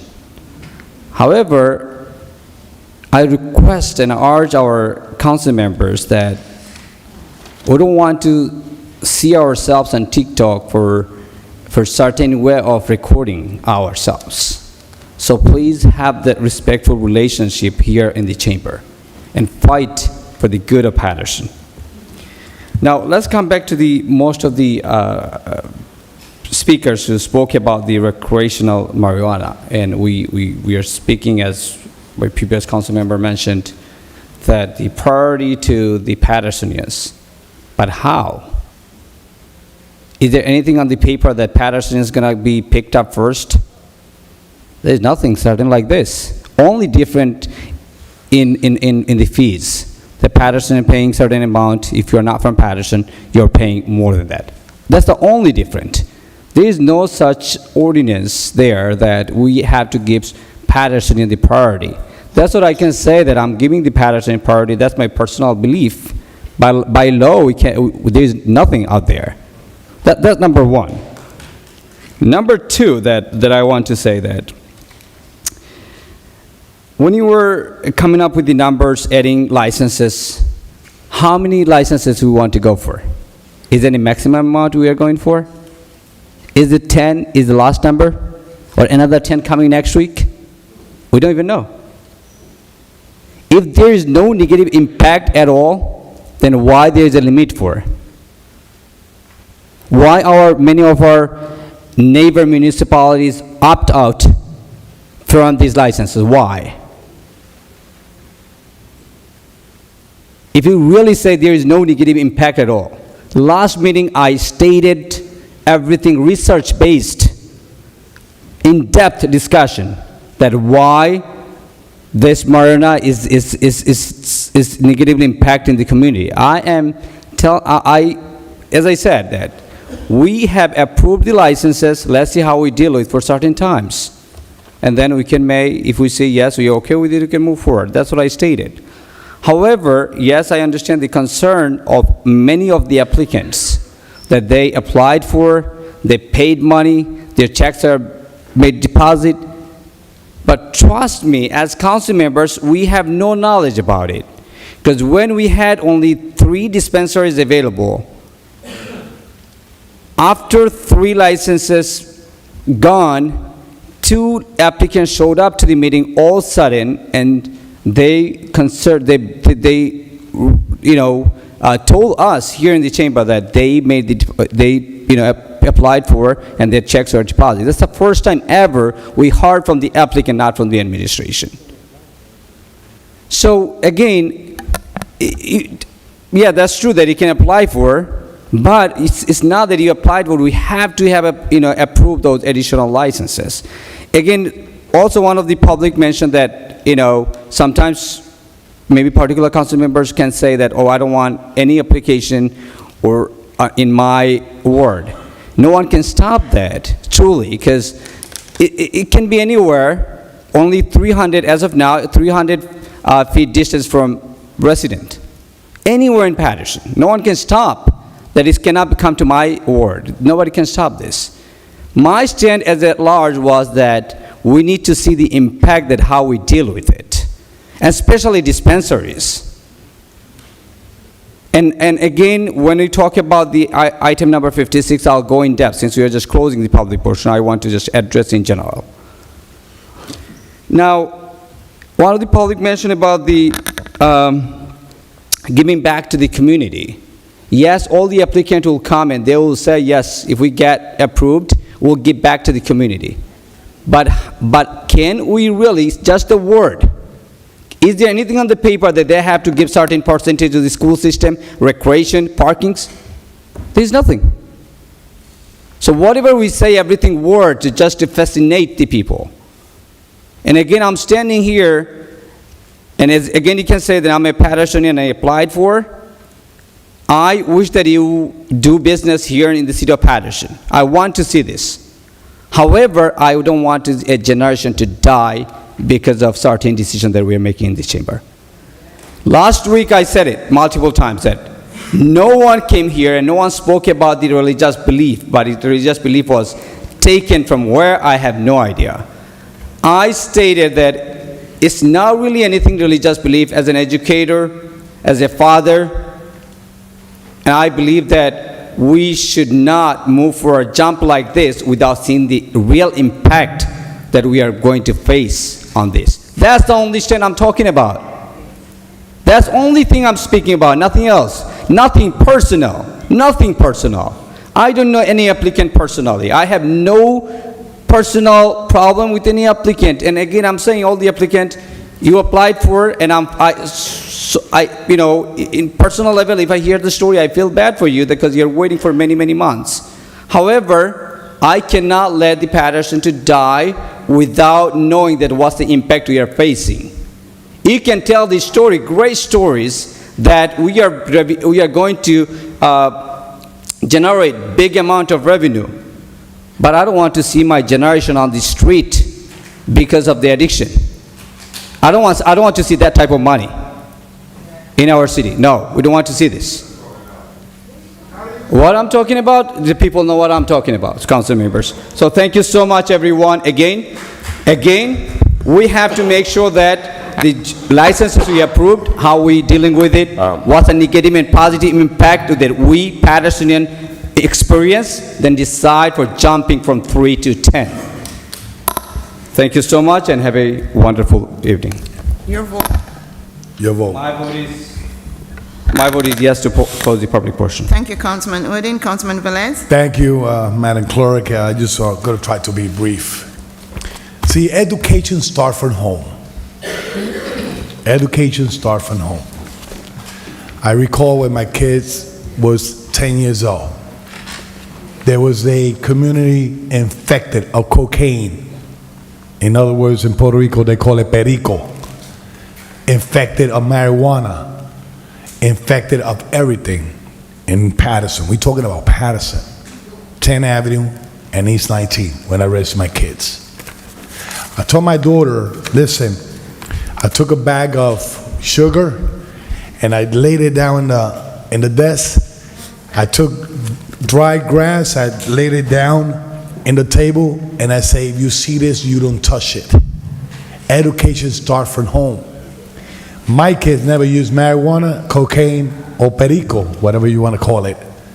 Never was in a corner asking for drugs, never missed school. They're professional. Education starts from home. So to say that what we just heard is like a little bit out of context, right? But what we're doing today, and hopefully when we go to the resolution to approve, we already heard all the statements. But one thing I gotta say is, we have an economic development committee, and a lot of stuff was discussed there. Previous, this new individual as the director, and we demand from them being inclusive to the community, who have to be part of it, and we demanded that committee, aligning what Dr. Lissaman just say. The other facts I don't understand, but we as a community, economic development and the chairs there, we demand from that director in that time that we had to be inclusive with the community. We sit down and we say, this is what we want. After that, the mayor vetoed it. We met in the middle. Now we understand that it's a demand. Is a demand. Nationally, is a demand. If last week I voted against it, it was not because I was against the cannabis. It was because the rules they were putting on it. So now we met again, and I'm not going to say how I'm going to vote, but now we met and I'm satisfied. So just to clear something I would say here. If you go 20 years ago in the city of Paterson and compare it for now, you could agree with me. I don't need glasses to see where was Paterson and what Paterson is right now. First of all, in 2010, our population was 149,000 count by the census. 2020, it went up to 160,000 and a little bit more. We got more people in Paterson. We have more new development. We have a new stadium, you like it or not, it's there. We got more restaurants for minorities, individual opening stores every corner in the city of Paterson. The doors are not closed. Anybody that want to come to Paterson and invest. We got more supermarkets. Look at it. We have a downtown that came to life. If you compare way back, bank was leaving downtown, store was closing. It came back to life.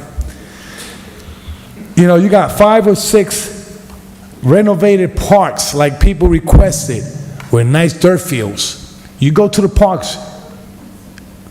20 years ago, we didn't have that. Not only that, we're being inclusive, okay? With more police officers in the city of Paterson that understand our community. Not only that, we have created more jobs that are Paterson residents. We have created financial resources for people, minority, to could participate on it. And we get more community support that we could work with, organization. I gotta say this, I'm not blind. Paterson is better than 20 years ago. If you don't think so, pack it up and leave and make Paterson better. My vote is just to close the public portion. Thank you, Councilman Velez. Councilman Abdelaziz. That's for you. So,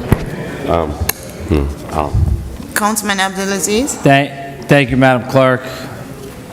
Before I start, I want to give my condolences to One-Eye Paterson, Tom Fiscaldo and his family, and the South Paterson community, the Turkish community lost someone, Susan, and my council colleagues, you all know Susan Demerjan.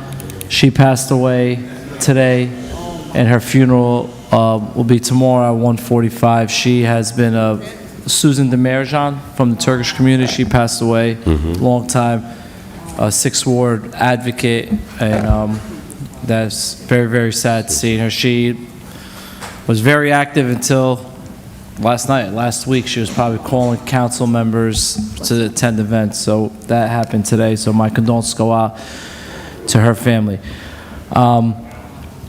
I want to address some people that brought up the virtual workshops. I will be bringing that up. I'm not afraid to say this as my role. I introduce resolutions, ordinances that may not be popular to the 30, 40, 50 people that come into this chamber, but to my 25,000+ residents in the 6th Ward. So I will be bringing that in there. I hear some of my council colleagues are going to put pressure on. Yeah, they don't want to face the heat. No one's voting on the workshop. You guys can yell at us all you want. Guess what we do? We go home after a workshop. No one takes action. That's the rule. The council takes action at city council meetings, not workshops. Right now is a special meeting because we're going to vote on the budget. But at a workshop, you guys can come talk to us, scream at us, whatever you have to do. We don't take action. We spent 6 or 7 hours talking, doing this. No action's taken. No action whatsoever. The city council meetings, I agree. Be in person, face the heat, because I'm taking a vote. I'm taking an action. And listen, you'll see me when I take. You have your opinion, and I have my opinion. I'm elected here. I'll be up on the ballot in May, and my residents could vote me in or vote me out on the business that I put in front of this council. And I'm confident on my record. I'll run on my record, and the residents will see that come May 2024. So to my council colleagues, I am going to come up with that item, and we could debate it, and we'll see where we go from there. Just watch the meetings. Watch the meetings. There's people that want this televised because it's their show. I don't need the council meeting to deliver the items that affect my residents. I meet with them bi-weekly in my ward. I don't need the cameras. I don't need to hire a camera crew to come here and look at this live. I'm going to take it one step further. My item is going to make these meetings televised. I don't get that. We want to get it out to the public, but we want to get it out to the public your way. So I am bringing it up to the council president, 100%. Workshops shall be televised. Technology goes a long, long way. Students are taking college, master's, doctoral programs online, virtually. Things get done. And workshops, no action gets taken. After this special meeting's closed, the cannabis discussion, everything, all of you are going to go home with no answers. Every single one of you are going to go home with no answers. You're going to have to wait till next week. That's a fact. Come next week is when we take, that's what we get voted for. That's what we're voted on, to take action. Not to talk, no action. The council meetings are for us to take action, and I'll take that. I'll vote. I've done it before. 200 people protesting me. We're here to make decisions. There's popular ones and unpopular ones. So I will be coming to my council colleagues with a virtual workshop because that's going to stop the grandstanding. I asked somebody the other day that called me about the council meeting, and I'm going to close on this. Take a stopwatch. take a stopwatch and time every single council person, not the public. The public, you have the right to speak, you go speak. Take a stopwatch and watch every single council person and time us for how much we speak at a workshop meeting. And come back and report to us the hours and minutes some people speak, and guess what happens? No action. Nothing gets taken, right? Why can't we do that virtually? I want to open it. It will be televised. No need for a mic being hidden behind me with no notification. Hey, Al, no courtesy notice. I would ask somebody, if you're sitting and you're on a phone call, let me put a mic behind you and see how you feel. There has to be decorum in this chamber. And Council President, I'm going to give you kudos for that, because you stood up for what's right on this council, and I'm going to commend you for taking action. And to my colleagues that understood the bigger picture with this happening, today it's behind me, tomorrow it's on everyone's desk. Tomorrow it's going to be on your chair. That's all I'm saying. Set it up, put rules in place. I'm a person that follows protocol and procedure, and I will be coming along with that. I look forward to debating the budget, and while we're here with the cannabis thing, I would like to. I'm going to listen. I'm going to hear what's going on. One thing I am going to take when it comes to the cannabis, the Councilman Dean stated, one question I always get in the city of Paterson from my residents: Al, how do we have so much liquor stores in the city? I'm 35 years old. I don't have the answer. Right? I don't know when alcohol and the licenses that were given. I say, you know what? I don't know. One parent said, when my son walks to school, he passes, I think she said it was like 11 liquor stores. 11 liquor stores. Not saying nothing with liquor stores. We do have a lot of liquor stores. But they asked me, how did that happen? How did that happen in Paterson? I said, I don't know the answer, because that was many moons ago before I was born. But then I think about it. I go, you know what? There was a council like this with the cannabis, right? While I was coming, or the state, right? Or the state. So just in 1 week, listen, we'll debate it, and I'll vote on it. Just in 1 week, we had an item in front of us for 3 licenses. 3 licenses. They wanted to expand it to 5 or 6, right? No, that last week, and it got voted down. And then we come today, now it's 10. Then next month, it's going to be 25. Then, no, you're saying, no, it's not now. Say there's a new council of 15 years. That's going to be 50. Then someone's going to say to a council person from the 6th Ward, 50 years from now, hey, councilman, why do we have so many dispensaries? I'm just don't know if we keep expanding the licenses, when does it stop? When does it stop? It went from 3 to 5, and in a week, doubled. It doubled. Think about that. It went 3. Didn't even say bring it back. It didn't even say bring it back to what we originally had. It went from originally 3 passed. What I see, and I'm not going to knock this council. I'm going to actually defend the council here, my colleagues. We did our job. We set the parameters. The council sets the rules. What I see happening when I hear these stories, it looks like someone was promising a lot with not having the license in place. So they gave out their 3, but we took checks for 9. We promised 3. That's not my fault. Listen, you're right. The city shouldn't take your money. Take your money back. 7% interest on what would you have? Call it a day. I just don't know how it goes from 3 to 6. It gets voted down, and then now we're bringing 10. I don't know how the administration is even even taking applications. It's just like someone, hey, do you have a job opening? You have 3 positions. You hire 3. You stop taking applications. You stop taking applications. We don't need it. So I don't know what happened there. I'm going to listen. I want to see how this is going to benefit the city. I want to see. I'll let you know flat out. When we here, we legalized it. We voted on. You're right, we voted on. And we have it in our city. The residents didn't vote for me to have 50 in the city. They didn't vote for me to have 10. They voted it for being legal. They voted for being legal. And guess what? It is legal in the city of Paterson. It is for sale in the city of Paterson, and it's open for the city of Paterson. It's my job to listen to my residents. Do I feel a student should walk through liquor stores, smoke shops, marijuana spots on the way to school every single day? That's a decision I'll make next week. My vote is yes. Thank you. Thank you, Councilman. Mr. President. Thank you, Council.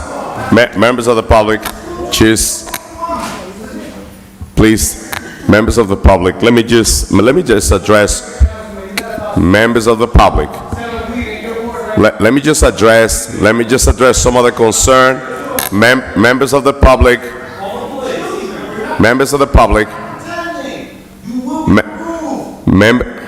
Next week. So, cannabis has been it's been a big issue. We having so many discussion about this, but it's on the agenda.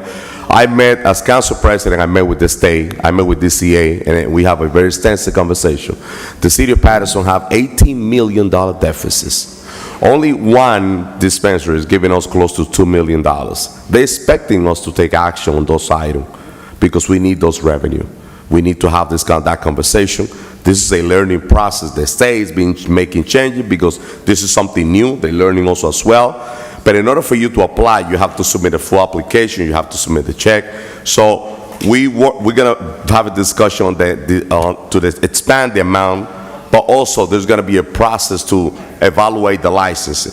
But we need to have this conversation. I know there's a lot of members in the chamber that they're waiting for us to take action.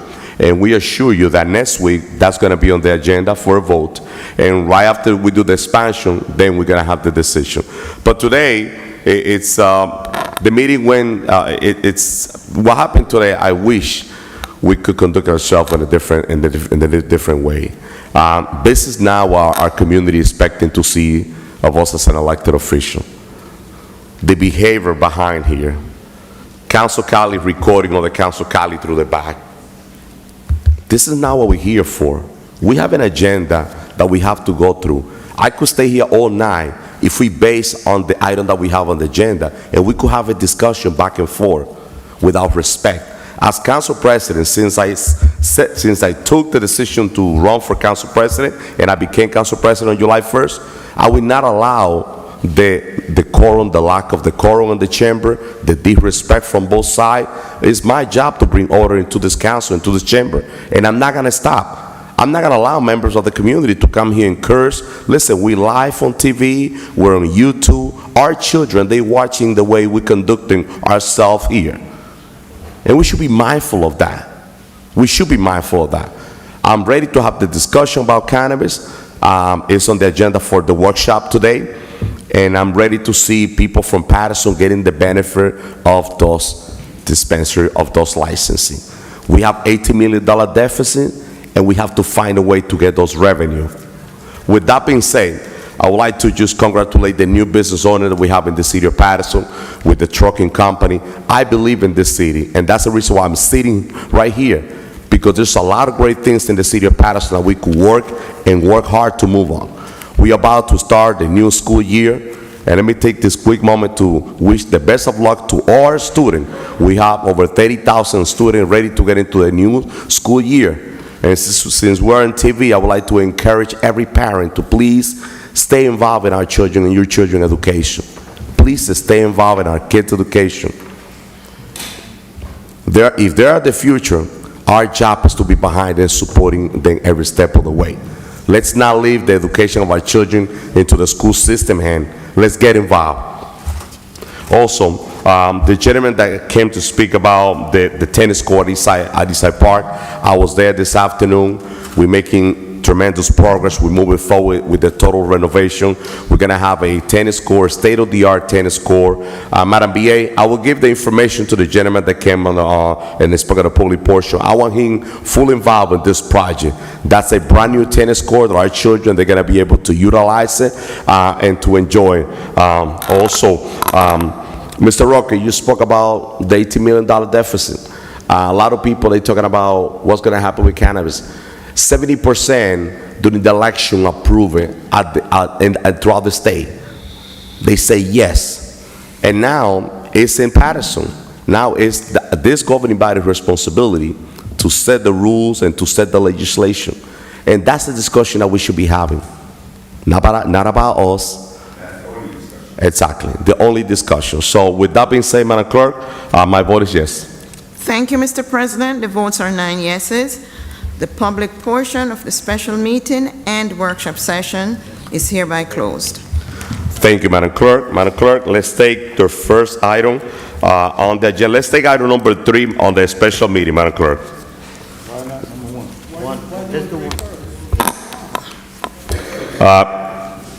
I want to take item number 3 because I have the director of DPW right here, and I know this is a very, very important information that need every council member attention on this. Madam Clerk, item number 3. Item number 3 on this special meeting agenda is a resolution authorizing the award of contract to Philco Carton Corporation for the collection of solid waste, no bulk rebid number 22.17.1 for the City of Paterson, Department of Public Works. It's a Public Works Resolution 23-507. So move. Moved by Councilwoman Davila. Second. And Mendez, and second by Councilman Shaheen Khalid. Discussion. Discussion. Before I open the floor, Councilwoman Mims, I would like to, I'm going to allow the director to go over the new contract that we have with this new company that is coming into Paterson. Director, good evening. Well, we don't, is that? Yes, on. You just got to speak a little closer on the mic. We don't have it yet, you got to approve it. We have to vote on it, yes. All right, so we got a bid process for a new garbage contract. 3 people came back with bids, 2 were qualified. The lowest qualified bidder was Philco Carting. Their numbers are on the second sheet. I don't know if you want me to go number by number, but you all can read it. And all the 5-year contract is in excess of $10 million from the other bidder, so it's about $25 million contract in whole. There are some stuff that made this contract smaller than what it is right now. That's in the ordinance, the second piece of this ordinance, which is the bulk waste. We removed the bulk waste out of the solid waste, and we'll do the bulk waste in-house. Yes, council members, Councilwoman Mims, before I open the floor, we have the list of the bidder. So with the new company, Philcom, the 5-year contract is going to be $25,153,280. With Roselli, the same contract will be $50,261,000. Almost 100% up with the different that what you explained. So let me open the floor to my council colleague, Councilwoman Mims. Then me. And then Ruby. Hi. So is this a lights out situation? No, so we have a presentation since, but before we start, Councilwoman, you want to? Are we doing a present? I'm confused. Kathleen, do you want to talk to the No, special? we don't need the He numbers. just called my name to ask questions. Sure, give us a second, Councilwoman, I know, I'll give you the floor. Can you allow No, the yeah, director? sure. So right after the presentation, Madam BA, we open the floor, Councilman Mims, you next. Director, Madam BA? She's going to explain. She's going to explain the numbers, Right. which we have them, but I think people want to know about the bulk waste, the pickup, That's right? what she gonna No, talk but about. Madam BA will start, Right. we'll follow with the director, and then we'll ask questions. Madam BA? Thank you, Council President. Yes, so there are 3 different colored coded areas in front of you. And maybe you can make that a little bigger, just so if we are trying to get it so that the public can see as well. So the top contract in green was our previous contract, which finished in June of 2022. We ended up having to do some extensions after we went out to bid, and it was just too expensive for what the city could afford based on the bids that we had. So the orange are the bidding that we went out, which was pretty much keeping everything the same as the green contract. What did change was the zones as we wanted them. It kind of rearranged a little bit, and we still had the commercial pickup downtown. That was that first grouping, so years 1, 2, and 3 with the option year 1 and 2, that was $54 million. Again, we just had one bidder, and so we went out to bid again. This time we took commercial out, That's the contract to your right, still in orange.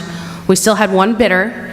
You see there's not too much of a difference over the 5-year period, taking all of commercial out, which we would have had to have a separate contract. We were trying to figure out if we were able to do that through a fee, but we were not able to do that. Both of those contracts, you could see, were exorbitant increases over the previous contract that was in green of about $20 million over 5 years. So the final bid that went out and that we're awarding tonight, we had conversations both with our consultant who's with us tonight, with our team, including DCA, to talk about what are ways that we can make this affordable for the city of Paterson. And one of the issues was that when you have the contract as it was prior, we had to be available to pick up, our vendor had to be available to pick up bulk trash all the time. So no matter who put it out, when it was put out, multiple times put out, et cetera. And this caused one of the largest increase, one of the largest drivers of this trash contract, the solid waste contract. So we pulled that out and put a plan together, and the director can detail the plan that was put together for how we are going to still provide that bulk pickup service to our residents and not have it be an automatic, everyone gets it all the time, included in our contract. And that's what you see at the bottom. We had 2 bidders. Our timing also worked out because as this third bid went out, Philco Carding had just been approved earlier this summer to be a vendor in the state of New Jersey, and they provided that bid. And there was the research done that this was a responsible bid, it was a responsible party, and you could see it's a 20% increase over the previous contract, even with absorbing some new costs that are necessary for the city to take on some of the bulk trash pickup. You still see that it's a remarkable, if you're comparing it to the other bids which we discarded, which were in the $50 million range, that it's half that. And even against the other bidder, it's a $10 million difference between the other bidder as part of this process. So I'll leave it to Bill to discuss some of the details and how we're going to communicate this. That's one of the reasons why we wanted to make sure we had this as part of a special meeting. So we have the month of September to make sure residents are aware of the change. And then we'll be able to really implement this as of October 1st. And we look forward to working with this new vendor. My questions? Council members, let me open the floor. Councilwoman Mims. Yes. So I have a few questions. Good evening, Director, and Good evening. your representative from... Mr. DeFeo. Huh? DeFeo. Wayne DeFeo. Wayne DeFeo? Hi, Yes. Mr. DeFeo. You're here to answer... He's our consultant on this contract. Oh, okay. Let me just write your name down so I don't say the wrong name. Wayne DeFeo. Okay, so I have a few questions. With this new process, one, I'm going to ask the same thing I asked Director Barbara. I want to see the rubric that was utilized to score these 3 different entities that put in for it, and then who were the scorers. I would like to see that. It's on the second page. I don't see it.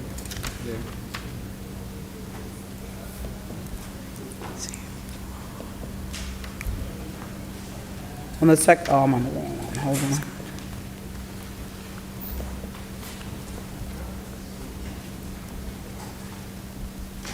Where on the second page does it show the Second people page of that the scored? resolution. Yeah, I see the bid summary, but where does it show the people that scored? That's not here. It's the bid summary, that's what we go over. But who, right, I know it's the bid summary, but what I'm asking for, Madam BA, are who are who do you utilize to score the rubric when it comes to selecting? I know that the cost is different, but what rubric are you utilizing to say, this is why we picked? Lowest responsible bidder. Okay, so that's a concern, right? So one, That's the law, Councilwoman. so the rubric is the lowest responsible bidder. So with that being stated, you're saying lowest responsible bidder. What are our specs? Is that identified? Like, what are our expectations of what we need? The specs were sent out. We can send you the specs. It's not attached. Yes, because it's not attached. So that's why I'm asking the question. It's not attached. So I would like to see that. Because when we say lowest responsible bidder, it has to be in a correlation or alignment with the expectations and what the needs are for the city, which drives me to my multiple questions. Good. With the bulk waste, have we identified how much we have done in the past? Yeah, I What can is get that the number amount for and you. the weight? Yeah, we have it. I don't have that number for you now. But Okay, do so we have need that. to see that, because in order for It's an us... estimated, it's not an actual. Okay, so we need to see that. That's not attached. I'm not sure how we're voting on this without those figures, but the second thing, the collection schedule, how will that happen? Once this is approved, the collection schedule will go out tomorrow. Certain areas did change a little bit. Most of the cities stayed the same, but there are some streets and roads. I can't hear you. This mic is loud. I don't know why this mic is low today. The collection schedules did change a little bit. Most of the areas stayed the same, but there are some certain areas in the city that had to change with the new mapping. Instead of having, some areas used to have trucks in their area 6 times a week with recycling, with garbage, whatever. Now, the most they're having in the area is 3 times a week. So we cut it down in half. So with the information that you're going to provide, which is going to be tough because you're voting on this tonight and it's not here, it should have been here, the estimated amount of weight of bulk that has been previously picked up. Also, being that the routes are going to change, whether slightly or not, that should have been identified with the information tonight. The other question is, do we have the capacity to get the work done? For the bulk? Yes. Yeah. So could you explain what that means? If you guys are ready. Yeah. You ready, Council President? Yes, go ahead. We're going to be picking up on Saturdays.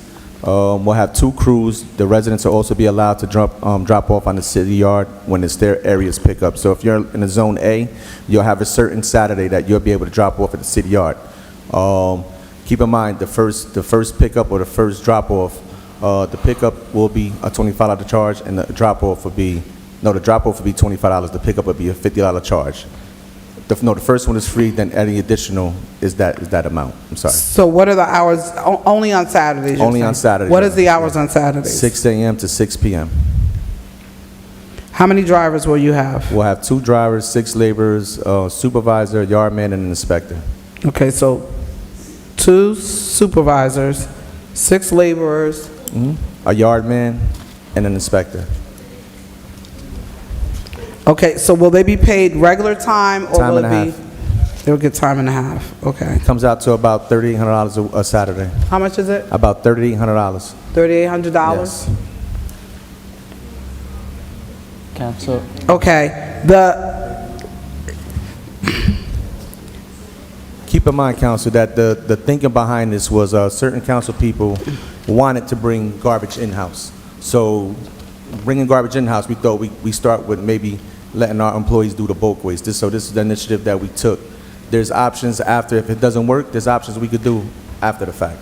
But we're going to start with this. So, and I'll come back, because I have a lot of stuff. But I'm all for bringing it in-house as long as we have the capacity to do the work. We do. So, I don't know if we can ask this, Madam BA, but is there a way we can see the attendance record because we're going to have 2 supervisors, 6 labor, we're going to have all these people, and I just don't want any issues when it comes to the pickup and then the overage. And I'm not saying it possibly will be picked up and on time, but I'm just concerned that if there's something happens and they can't do it, say the truck breaks down, say somebody's out sick, or whatever happens, we can't say no because anything can happen. How do we fulfill? That's why I'm asking about capacity. Are people going to be cross-trained? Like, how is that going to happen? So, Madam B, I'm giving that to you so that we can look into that. I'll come back. Yes, I'm next. And just one more concern: how will residents be informed of the additional fees that they will have to incur because of this new process? We'll And start what those the fees will be. social media blitz tomorrow, all the robocalls, everything we need to do, the television, our cable network. We'll start tomorrow. Okay. Okay, I'll I'll come back. Councilman De La Cis. All right, so this is Director Thor, this is, I'm going to just give questions not towards you, so please. No problem. So, you're asking me to support a new contract. Yep. And I don't know the new schedule for I'm going to just speak for the 6th ward. Everyone could say for their own ward. For the city, I'm so about for the 6th ward where I represent right now. So, you're telling me there's going to be some changes. Is it going to impact the 6th ward? Some of it, yes. Okay. There's no way I'm supporting this contract, Madam BA, without me seeing the changes that I could go back to my residents and get feedback from them. So that's number one. I don't understand how this council could look at something, you don't know what, you don't know. How do I know if it's going to be 2 days a week, the different days a week, or we're still going to have two? We talked about it in committee. I don't know if your committee. It did not trickle down to me, so I'm just letting you know where I stand.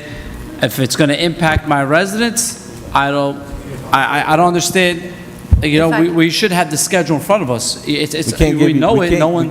We didn't want to give you a schedule that's not maybe good. As soon as it's approved, then we can show the schedule. Wait, so you have the schedule, you don't want to show us until we're the people that make the decision. Yeah, I know, but it was agreed upon. The schedule was agreed upon in committee. And it should come to the council. You're right. It should have came to county. The committee should have showed. So you're telling me we agreed upon to the schedule, but we're going to wait. So you guys have to approve it, but don't look at the schedule. Only the 4 people in committee, and then if it's approved, that's actually a slap in the face to the rest of the 5 colleagues that are not on the committee. No. It is. You're just telling me that you guys have the schedule. Email it to me now, so I can look at it. Council President. DPW committee. I'm not finished yet. I'm not finished. Just council member, just to I need finish. to Right see that after, schedule. I have Councilman Jackson Net and Councilman Shaheen Khalid after. So No. I'm not even looking at the consultant. I'm not even looking at the company. I'm looking at how this is going to impact the residents. It's going to impact everybody. So I need to know before I make that decision. You're just showing me number figures. Don't know if this is going to be 1 day a week for my residents now. It's going to be 2 days a week. 2 days a week. I don't know if it's going to be different days, how we're going to get it out. I want to know now. That's 1. 2, we're taking out bulk pickup. What is the schedule today currently? What do we have for bulk pickup? It's the second day of the week pickup. Second day pickup, so twice a month. Yeah. Okay, so twice a month. No, it's every week. Your second pickup of the week. So if you got 4 Monday, times a month. So if you got Monday and Thursday, it'd be the Thursday of that week. All right, so it's 4 times a month. Yes. And that's a service that we give our residents, correct? Yes. So now it's 0 times a month. No, you have an option to get it picked up. How many times a month? At least once a month. Or you can drop it off. So what's the schedule? So I need to know dates. So for bulk pickup, with this contract's approval, how many bulk pickups does my residents get? You get once a week. So we're still getting 4? Once a month. Wait, guys. Council members, Councilman Abdelaziz has the floor. Let the director explain. Yes. Councilman Cotton, you will have your time. I have you on the list. So it'll be in a rotation. It'll be in a rotation. You get three week. You get two times a week pickups. So that's three times, right? So you'll get A, B, and C. There's 3 zones. A, B, and C. It'll go in a rotation. A, B, and C. So whenever you're in zone A, you get the drop off. Or you get picked up that weekend. So all right. So director, I'm going back because I just got confused. So I'm doing compare contrast right now, and I have, as a council person, before I make a decision, I need to know what service is going to be impacted. So currently we have 4 bulk pickups a month. We're dropping it down now to how many per month, approximately, with your rotation? 1. To 1 a month. And you're telling me on that, and that changes every single month because it looks like it's a 3 zone rotation. All right. So we go from 4 to 1, and who's picking up that bulk pickup? DPW. In-house. Yes. And you're telling me you are ready to do the bulk pickup for the city of Paterson? Yes. So the recycling delays that I've dealt with.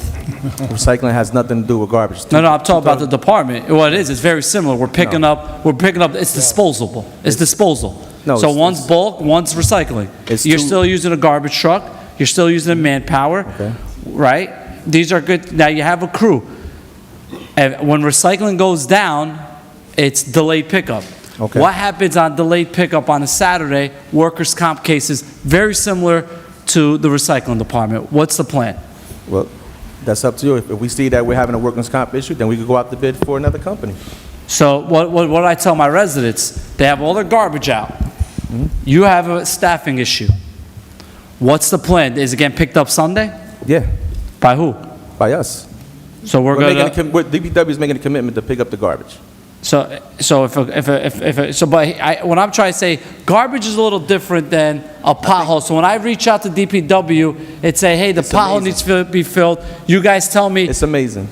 What's amazing? Is that the council wanted us to get a new garbage contract. Right? Hold on, let me just... Okay, the go council ahead. wanted us to get a new garbage contract. We get a new garbage contract that we think is great. We're going to do in-house garbage, which most of you wanted us to do, so we started it. Who's most? Now there's a problem. Who's Mo? You asked for it too, Councilman. In-house garbage, I'll go publicly that I'll never want in-house garbage. Look at every single thing that you guys can't handle.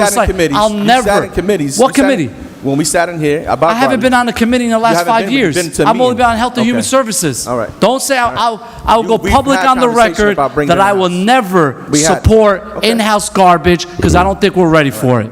Okay. And you know what I said?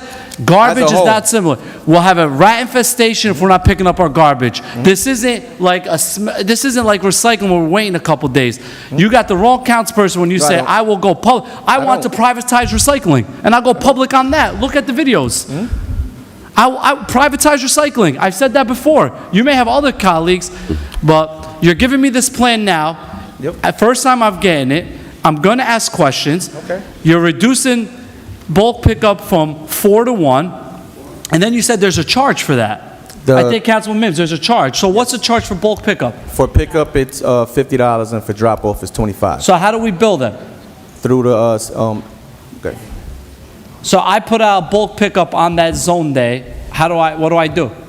You make a payment through, I believe it's the SDL program we have, and that'll create a spreadsheet, which our guys will get on Friday, and we'll know exactly what address to go to pick up the So bulk. our residents have to put it in an app Not an for app. you to pick up.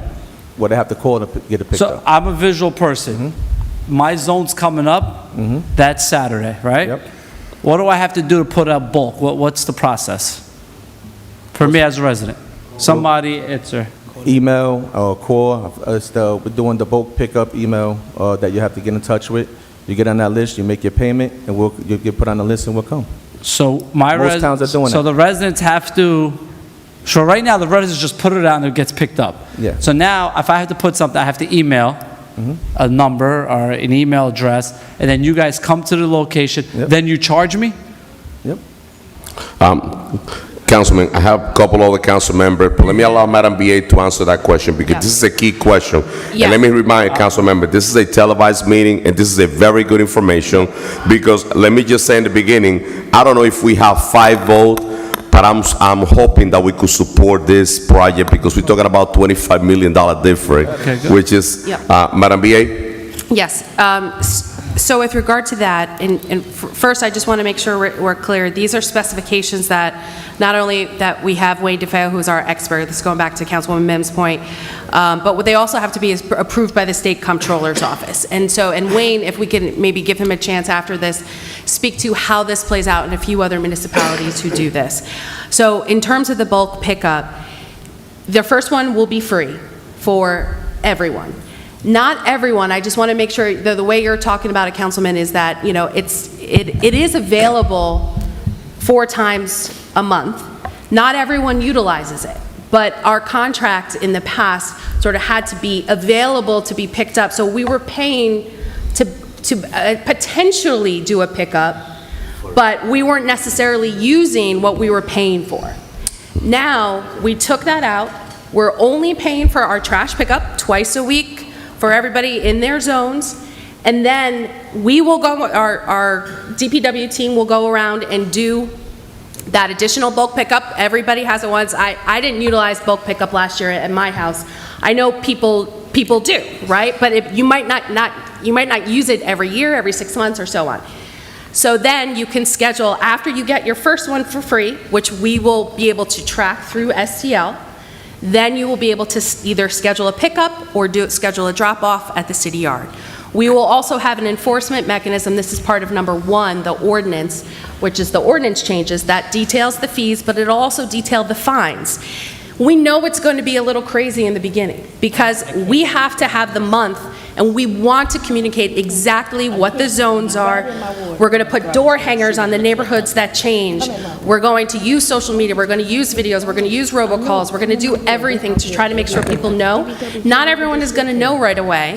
So we're going to have an initial period where we need to make sure people realize that this has changed. They can't just put the details out, put all their bulk trash out. The Streets and Roads team are going to have to be out during the week, not just on the weekends as we launch this. And we understand that, and the team is ready for that. But eventually it'll get to the point where people do schedule bulk trash pickups. It has been done in other places, and it is a big saver because that is such a big driver to these contracts. So, I'm going to finish, so no one, I understand what you're saying in other towns. So, I didn't want to go here, right? But I'm going to tell you what I've experienced with some of the stuff that you just said, that what we currently have. You know how many times I've received, councilmen, I've called DPW to schedule an appliance pickup, they never showed up. Very similar scheduling thing, right? That's the system that you want to put in place. We have something in. How many times that brush isn't picked up on the same day? I can't be the only council person that sees this. It has happened in other parts of the city. That brush is supposed to be picked up, never on time. Never. It happens in my ward. So we're asking to do something that we don't even have the right pickups on other things. So the system sounds great. It's executing the system. So when you compare to other towns, they're executing. It's just like me as a sports team. I could tell them to run the play, but if the players aren't running the play, we're not scoring touchdowns. And that's what I'm nervous about. And then you're dealing with garbage that is an issue in our city as is. And we don't want to go in our neighborhoods and they weren't picked up. Or they missed something, right? Do I understand? You want to cut? Do we ever go out for bid? There's no garbage in the bulk. It won't be no food waste and nothing. It'll just be. But even if it's a bulk, it's still, what I'm saying is it's not appeasing to the neighborhood. You don't want to pull up on your block. I don't want to drive around my ward where I see sometimes like now people missing something. Someone didn't pay. We're going to put a lien. I don't know if this administration is ready to execute with everything what we're doing. And we're dealing with garbage here. I deal with the recycling. If you go on my Facebook, do we have the data how many times recycling was late in-house? Has anyone tracked that data? That we're late on our pickups. Have we ever tracked that? I could go to my complaints and do anecdotal, right? But it's 10%, I would say. It's gotten a little better. It used to be 20, 30. It was like the norm. Just keep it out, just keep it out. Just last week. So I know there's expense. Do we look at cutting the bulk pickup to just one time a month with a private entity? We did not do that as a separate option at this time for 3 reasons. One, as you can see, you've been the bid on multiple occasions. The numbers have been quite high. We also aren't getting bidders. Right now, large companies who have bid this city contract in the past, such as Waste Management, IWS, these are the 2 largest in our area, they aren't bidding contracts with bulk pickup. Very simply, no one will do it. Now, Suburban would do it. They have done it, and you see the numbers that are coming in.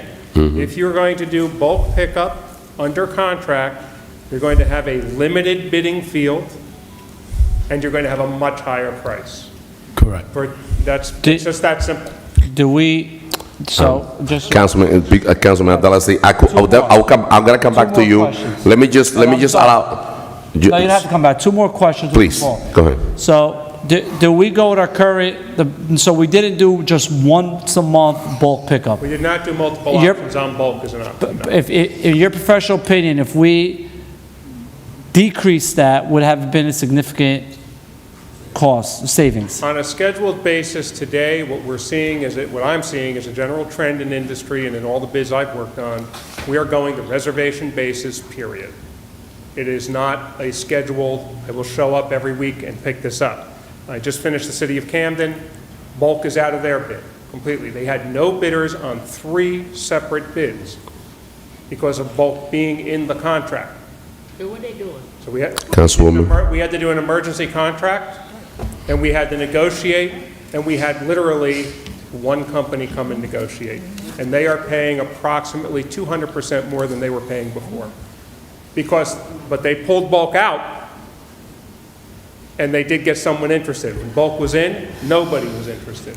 Their existing contractor was is, right, it's not the 11th, is Waste Management, and Waste Management refused to submit a bid because of Bulk being included. Bulk is one of the single most expensive items that are collected by municipalities, and as a rule, what we have found is that most people don't use it most of the time, so that most people are subsidizing those who do put Bulk out from their own home. So if I don't put Bulk, you don't put Bulk out at your home in a year, you're subsidizing the person who does.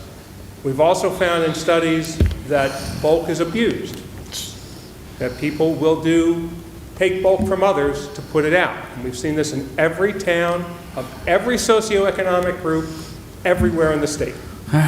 This is not a Paterson, I'm going to tell you, this is not a Paterson issue. We know. Thank you. This is an issue statewide.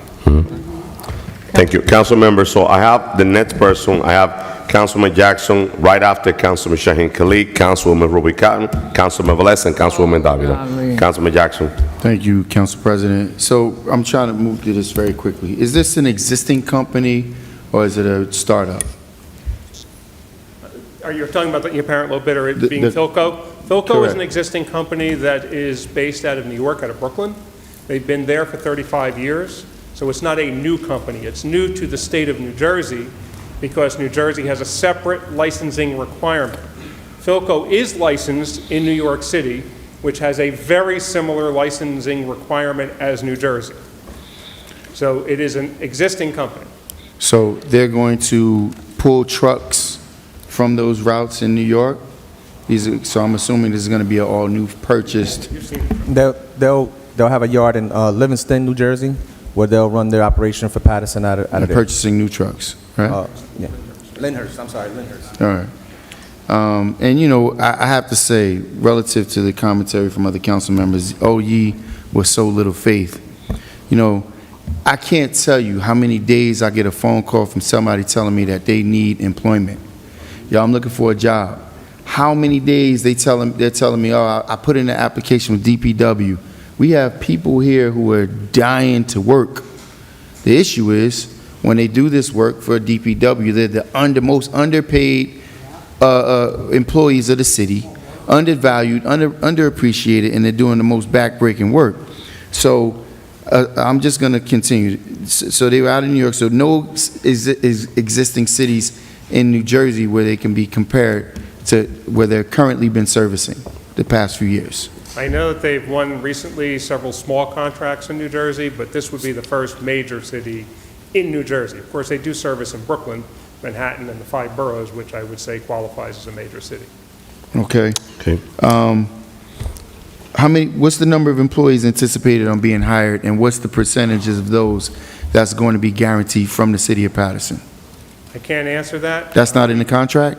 You're not allowed to ask under state law to have an employer, a solid waste contract, specify number of trucks, number of employees, or where those employees come from. It's against the law. We simply can't do it. So there's no commitment to that. What's the average pay rate for a person that's working on the back of the... I can't answer that either because, again, we're not allowed to ask those questions. So a lot of these companies, they pick up guys from Home Depot and just pay them cash, $8 an hour. So we're not allowed to ask if there's prevailing wages or if there's going to be, if they're meeting the minimum requirement. We're not allowed to inquire about that. Don't we have an obligation to... I'm sorry. Go ahead. As the BA mentioned, the contracts for solid waste in New Jersey are dictated by 3 groups. One, the Department of Environmental Protection, where there's a uniform specification, meaning the base requirements, questions like you are asking, are dictated by the state and written out. So I couldn't put them in even if we tried. Secondly, in the past, I want to say 2 years, but in the 2 years, the Office of the State Comptroller, because of the size of this contract, has both the right to review it and absolute veto power over the bid we send out. Literally every single line of the bid, even those sections that we're allowed to write, such as, are we going to pick up bulk? Do we want pickup in this way? Has to be approved by the Office of the State Comptroller. Every one of these bids through this process has been reviewed, and where historically, and this again is not a Paterson issue, but a state issue, where cities over the years have taken that uniform specification and made tweaks to it to accommodate their concerns, and justifiable concerns, I might add. The Office of the State Comptroller has struck those lines out and said, no, you must use this language. We've been on calls with them. We've debated with the State Comptroller's office. It is something we simply cannot change. So I understand your concerns and questions. I've been here for many years helping you. Oftentimes it's, can we put the number of people on a truck? Can we specify so we can employ more? It's a reasonable question. State law does not permit it. Well, state law does permit it, because if we did it in-house, then we can guarantee that we would have at least 95% all Paterson people doing the job. But more importantly, you know, part of the concern, Council President, did this go before a workshop that I might have missed? This contract, so we went out and bid for multiple times. No, this is the time that we're having the discussion here. So this item was never discussed in workshop? No. Okay, so I just brought forward a ordinance for a salary for a long-time, 26-year Pattersonian for the fire department. You struck it, you pulled it off the agenda. We clearly see that there's a blatant disparaging treatment relative to Pattersonians who have to work and do these jobs. And Director, I'm gonna be honest with you, my concern with the fee, because what we're doing is we're passing these fees on to the residents, and we're breaking the backs of the residents. You know how many people I have calling me saying, listen, I'm getting evicted in 3 days, or I just paid my rent for $2,500. Now they gotta pay a bulk fee, right? Then what's gonna happen is some of the larger or people who own multiple properties, these developers that are coming in, they're gonna unload an apartment in front of their space. They're gonna pay $50 to have us come there and pick up a whole trailer or 2 yards or 10, 15 yards of bulk garbage for a measly fee of $100, right? We're gonna break the backs of our employees and send them out there, giving them, you know, nominal pay. If we're saving $25 million, I would like to see where that savings is deriving. Like, so I'm assuming this is just this bid is just the bid for the pickup services, right? That's not including what we're paying to actually discard of it, the bulk discard. Director, this fee is only to actually pick it up. We would still be given a fee from Covanta or wherever we do That's separate from this bid. That's separate and apart. So now we're taking off, so what we're doing is we're just charging a fee of a flat fee of $100, but, and that's understandable, it's appreciated, especially if it's getting passed on to residents. But we already know the majority of ownership in this community at this point has become primarily large scale or people who own multiple spaces. They're gonna unload multiple apartments outside in front of the building, and we're gonna take on a nominal fee of $50. What we're also doing is we're adding two inspectors to our recycling division that will be on top of the garbage situation, the bulk situation. Yeah, but especially. nowhere in this bulk contract does it say anything about the weight limitations or so on and so forth. My last question, and I'll rest it here. Director, on this bid sheet, the previous bid cycle, it only has Suburban listed. Through the chair, Madam BA, there was no other bidders in that process? E and B, but they weren't a qualified bidder at the time. Why weren't they a qualified bidder? The bid that they, excuse me, the bid that they submitted was deficient and lacked a certificate, consent of surety. To state again, there are requirements of minimum things are called fatal flaws if you miss them. E&B, in each time it has bid, has had fatal flaws with its bid by failing to submit mandated documentation. So although we did have a second bidder the second time and the third time, E&B bid 2 times. What was their bid amount? Why wasn't that included here? Actually, they were high bid on the third bid. Even if they were qualified, they were the highest price, so they were not, they wouldn't be considered either. Why have we never seen that? Why was it never Because they were included? disqualified. We really can't even consider their bid. Because of it being a fatal flaw, we cannot even look and say that bid can be looked at. Thank you, Councilman Jackson. Lastly, I'll just wrap here, Council President. I appreciate the time. Listen, it is time that this council starts taking in strict consideration how the members of the public are impacted. You know, these conditions that's met here in this community is because there's a lack of employment, a lack of fair, livable wages, and these are specific areas, $25 million, $50 million, where we can make sure that there's employment opportunities available. And if we can't put any kind of guarantees, then we need to look at other means to figure out how.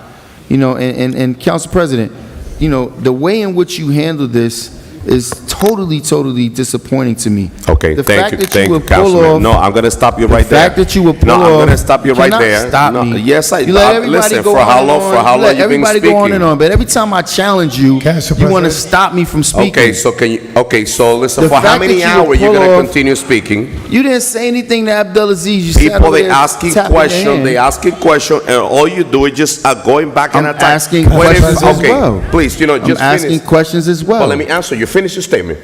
The fact that you will pull off the item that I placed, I'm a legislator. You will pull my item off, and yet this item was never discussed in committee. Yes, it Well, was. I'm sorry, in workshop. In multiple The occasions. Just give me a requirement, second, Councilman. the requirement through our process is workshop. It's not committee. It's mandated in the code. You should understand the code if you're going to sit in the chair. The requirement totally is the understand. workshop. Here I am trying to discuss an item for salary wage for the fire chief. You pull it off and mandate it that it goes before the workshop, and yet here we are getting ready to vote on a special meeting, make certain provisions for people that has not been discussed in workshop. Thank you, How is Council that being President. responsible? So let me respond now. He asked a question, right? Let me respond because, Councilman, no, Council let me, President. before I continue, I think I'm council next. member, no, let me, just going down the line, just give me a minute, council members, because you are the one who's responsible. You've been complaining about Roselli for many years, for years. You've been complaining about Roselli. We didn't doesn't have, mean I wanna no, we mitigate didn't the have no process. other bidder. So Paterson, let me explain to the resident of the city of Paterson the discussion that we have. We extend the contract to Roselli because we didn't have any other company to collect our garbage.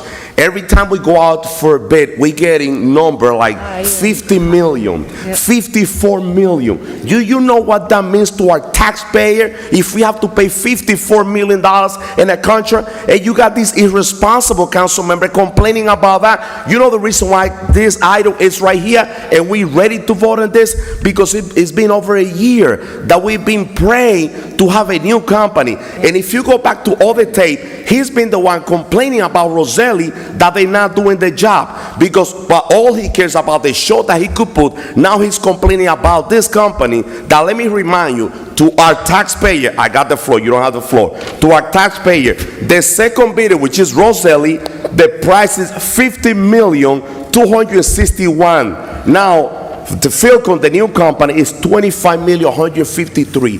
$25 million over. You know the reason why this item is here? Because I'm responsible. I'm a homeowner in this city. My children, my family live in this city, and we have to fight for our community. Can you imagine what that means? Paying $54 million to collect our garbage? Now, you talking about a item that you didn't even have the audacity to present it to the ordinance for the chief's salary. Are you kidding me? The problem is that you cannot work with nobody, not even with legal. Listen, the VA is there. The finance committee, if I want this item, I will send it to the VA and I will ask to be on the finance committee. Ladies and gentlemen, The first ward has a parking issue. I request the director of parking authority to set up a meeting to have Councilman Jackson sitting there. You know what he did? And I told him, I don't want to be in the meeting. The first ward, you are the councilman, and they have a problem. I want you to be there. You know what he did? He never showed up at the meeting. That's all you care. So I'm not entertaining, and I'm ready for you. You could keep going with your novella. So now, this is important for our city. This is very important for our city. So the I'm next not speaker is complaining about the Councilman garbage Khalid. contract. I'm complaining that Council you pulled President- my item. Council President, And your next- I think I have the- Council My members- item was placed Council legally member, on the listen. agenda. We got the expert. We got the expert on the floor. I have Councilman Khalid, Councilman Rubicon, Councilman Velez, and Councilman David on the line. Please. What's your question, Councilman? Thank you, Council President. to go home.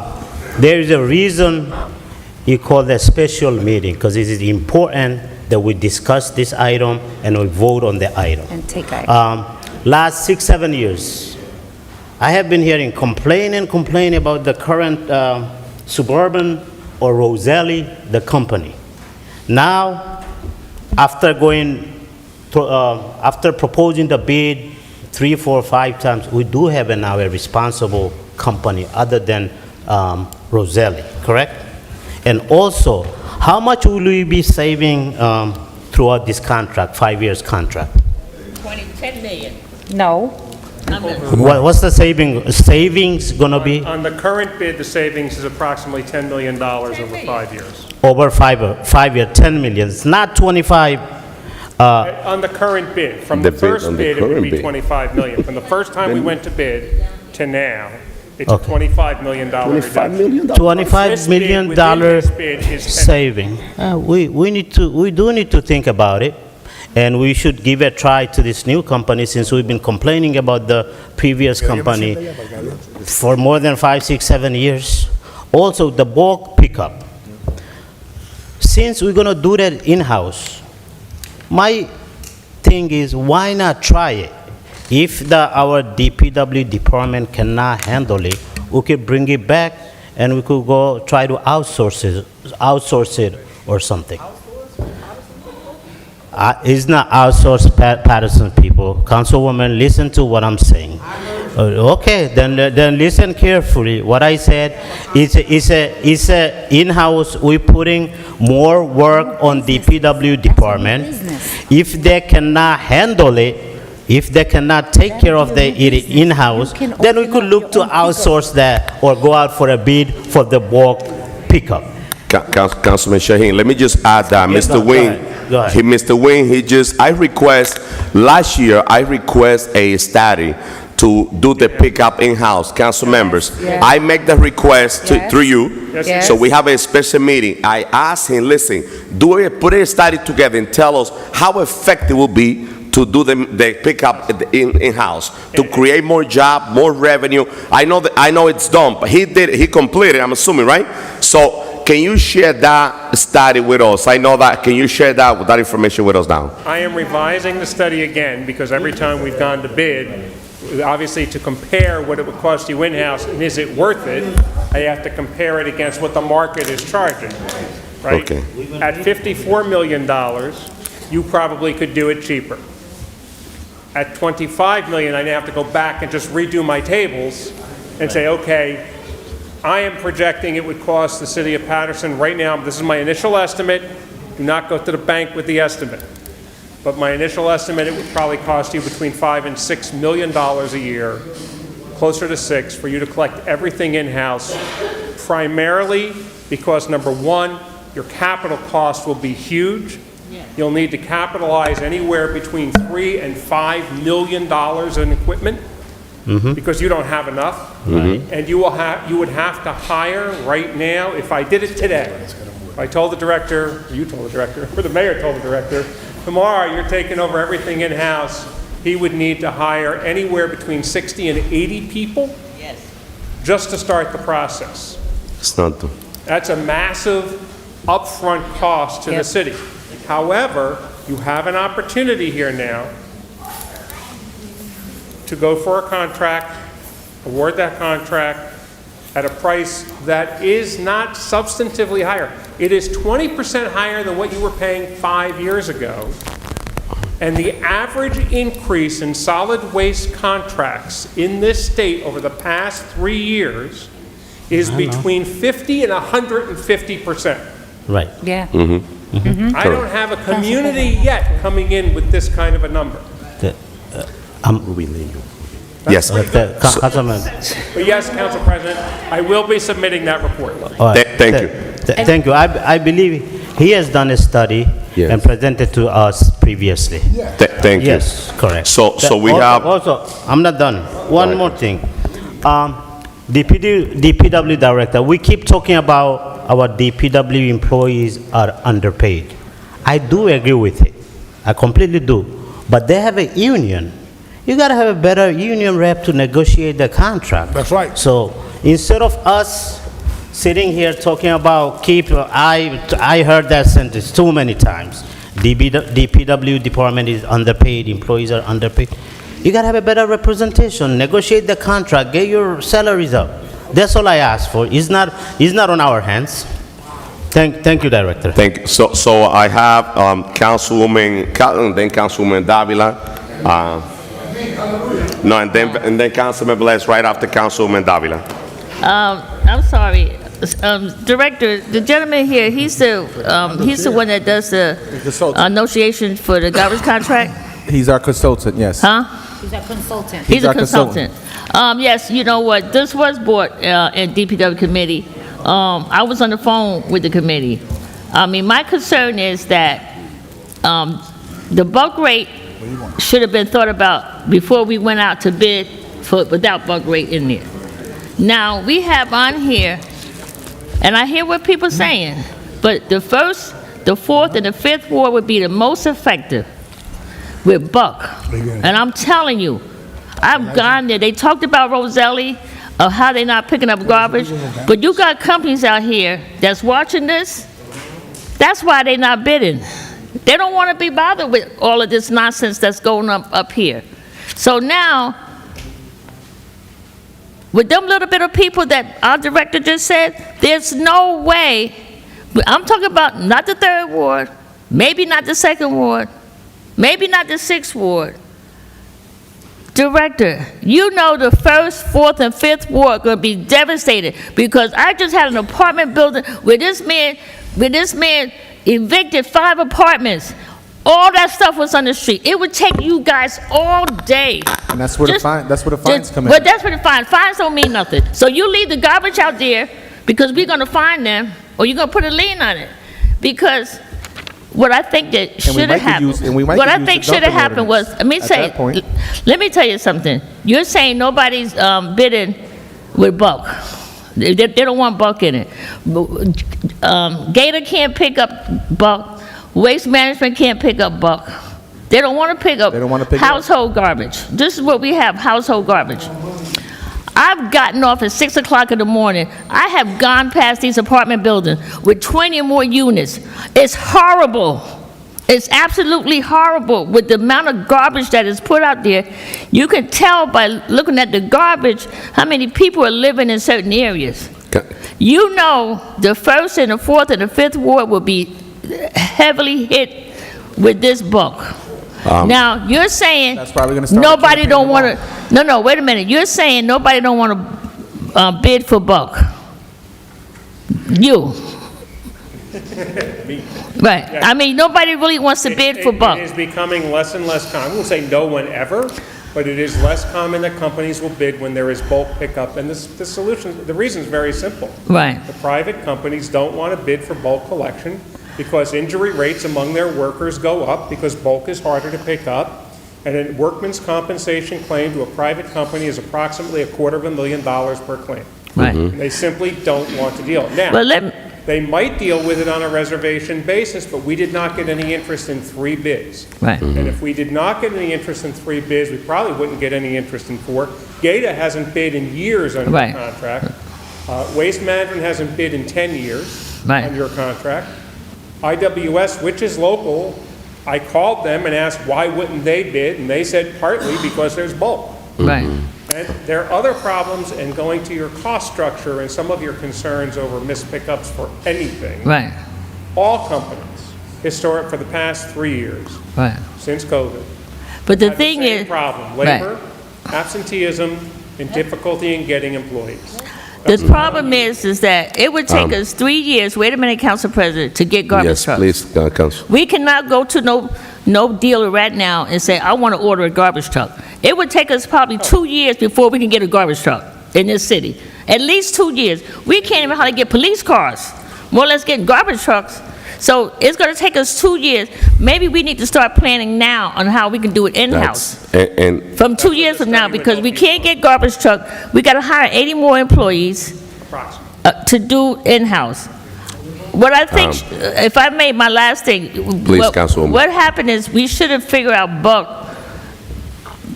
before we went out to bid without bulk in it. He just Because, mentioned like I said, the first ward, the fourth ward, and the fifth ward is going to be hit the hardest because they. Oh, you don't think so, Councilman? The problem, Councilwoman, the You got problem, all those people listen, in there? Councilwoman, as you hear before that, when Madam B explained that, on the last contract, we include the bulk, and we've been paying money that we're not being utilized. So we've been, don't all the know people that. been getting, they've been getting the benefit because that's tell- included in the contract. Tell me how we know that we're not. Because if she's living in the third ward or the second ward, they don't have transit people. They don't, people not moving in and out, moving in and out. Like in the first ward, the fourth ward, the fifth ward. They're in and out, in and out. But that's going to be the landlord responsibility, Councilwoman. The problem is that we have a lot of absentee landlords that they don't live in the city, and they allow those tenants to do whatever they want. Give me a minute, Councilwoman. If you hear the director, what he say is that it's going to be the responsible of that landlord to make sure to request the pickup with the city, and they will provide the service. What happened now is that people, they're moving out, and they take all the furniture and everything out, and they just leave it over there, and that's affecting the city. That's what happened. Education is going to be the key for us to let the community know what you've been doing for years is not, you're not allowed to do that anymore. There's a process in place for you to get that service. Yeah, but you know what, Council President, we're just not going to be able to say within the next month, tell 150,000 people that we're not picking up bulk no more, and that you're going to have to keep it We could inside do your it. It's going to be like you as a councilman, the 4-4. I am, give me a second, Director. As a councilman of the 3rd Ward, Councilman Velez on the 5th Ward, the 3 at large, this is going to be our job to let the community know, listen, finally, we have a contract that will help us get ready to maybe moving forward in the future to do our own garbage collection. But first of all, Council President, you know what? This is an item that, and I was on DPW committee meeting on the phone and with the bulk. If you know what, some of you guys need to ride in my ward, garbage day. It's horrible. It's bulk of garbage out there, like loads of garbage. Come on. I was born and raised in the fourth Yeah, come ward. I know on, like, exactly come what it on. is. I can tell, But like, listen, I might have one can. Down the we street, already they got know. 20 cans. We already know the campaign we up against with the boat. We already know the first 3 months is going to be hell for DPW, just to get it in order, just to get everything right. So we're ready for that. Our guys already been talking to our guys. Our supervisors are ready. Our inspection is ready. We're going to be going at the absentee landlords just for that call, just for evictions and stuff like that, hitting them hard. If we catch them in the act of bringing their garbage out and putting it on the curbside, that's a dumping ordinance that you put in place, Councilman Mendez. Well, listen, you remember, Councilwoman, the legislation, we increased the fine up to $10,000 because people, they've been dumping garbage, the furniture out in the community because there's not a process. Councilwoman Davila? And Councilman Velez after. So we had lady this first. discussion There in we go, finance as well, and part of what, and understanding my colleagues, understanding the 6th Ward Councilman, the 4th Ward Councilwoman Cotton, and what she's saying. There has to be a balance. It can't be like your way, our way. There has to be a balance, and we have to come to the middle. And the reality is that there's a cost savings to this. In addition, when we were talking in finance, I actually said this is probably a way also for somebody creating their own small business, and hey, going around and say, do you need this to be taken, and charge them a fee, and then drop it off. I mean, there's so many ways that we can look at it. We have been, and not as much I vocally here on the council, but it definitely has been an issue these past few years, and I've been here now, I'm going on 10 years.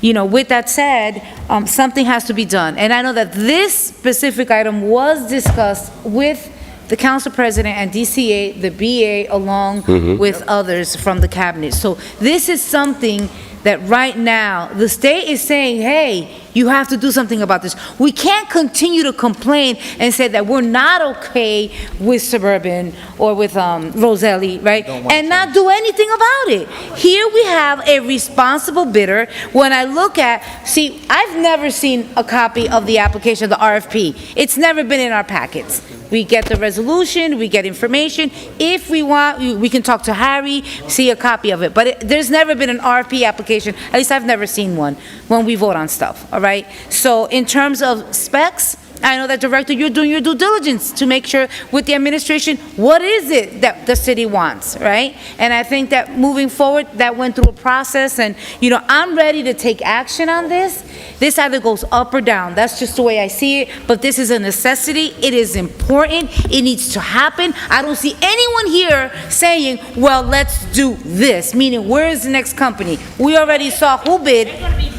Well, I haven't speak yet. Councilwoman, but I just said right now, this also gives an opportunity for others to say, you know what, I'm gonna do me a little side job. I'm gonna create my small little business, and I'm gonna go out there and say, hey, Councilwoman, listen, they're doing it all. Councilwoman Cotton, Councilwoman Davila has the floor, please.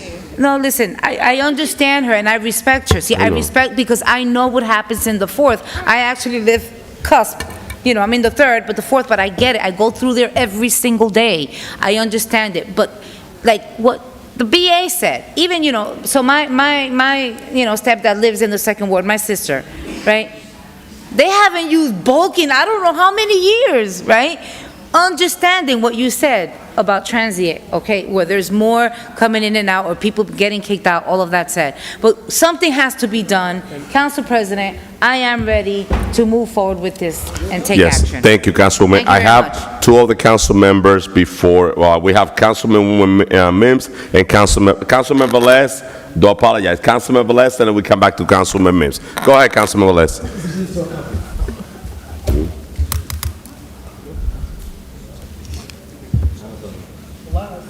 I don't want to interrupt the coach. Councilman Velez. All right, so, you know, I've been sitting here listening to the back and forth, everybody going around, the bushes here, going to the same turn. Council members, Please, just go. Gotcha. Just in Go case, ahead, Councilman Velez. Just in case I'm wrong, they could correct me, I don't know. But, so, we are saving $10 million in 5 years, right? Yes. Correct. If we look at the extension that we have given these individuals, every time we don't get a contract, it's already $10,500,000. So we throwing the taxpayer money down the drain. Every time we extend it, and we're not getting the service that the residents want. You sat with us in committee way back. I recall that several months, Councilman Abdelaziz, I want you to clarify this. I want to clarify this because he was part of it, and also Mendez. We sat in committee, and the wishes was to create zones that went down the drain because the bid came high, correct? I believe there's a 3-map zone in this new collection, right? Correct? Yes. Correct. 1, 2, 3. Yeah. I saw the map, and the biggest ward, the biggest zone are more likely the 6th ward, the 3rd ward, and the 5th ward. The other maps, you know, biggest zone to collect, and the most busy ones. You know, we talking about saving every time. Saving. I commend you the expert in garbage and collection here, that you go around the state, you have bid for other, you have, how you call this? The consultant. Yes. You have gone to Camden, look at this, Camden, Atlantic City, you name it. I know because you tell us. And one of the things is to try to attract people to bid. One thing, councilmen, and I just want to keep it clear here, is that the bid process was done legally. The bid process went to the right process. I want to caution my councilmen, my colleague, if any chance this fail, we are subject to even lawsuit because they are the low bidder, okay? I just want to caution you guys. So the process was done right. The specs was done right. We are saving the same thing that we've been talking about here for years. This is my second term here, 7 years as a committee of DPW.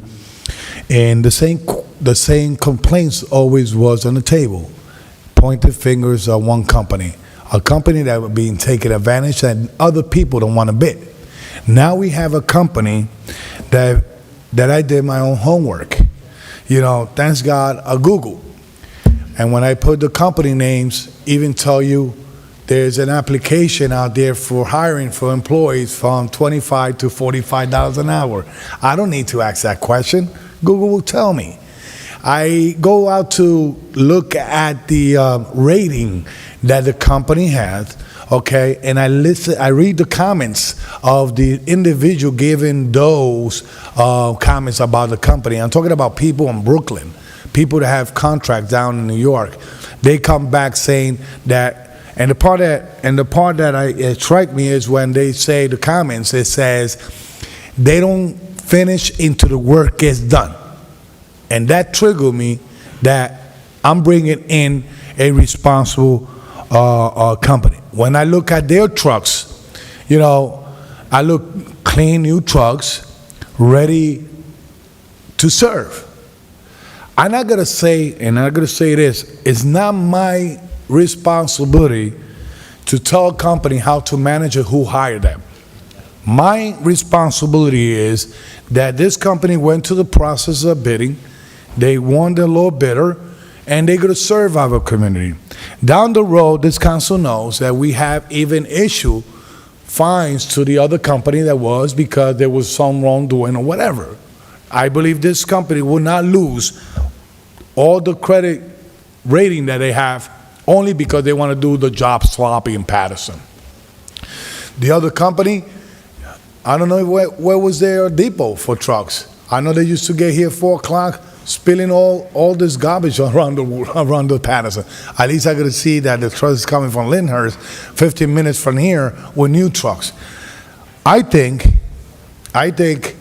that is a great decision, especially when they're saving money, when the administration is forced to save and balance the budget.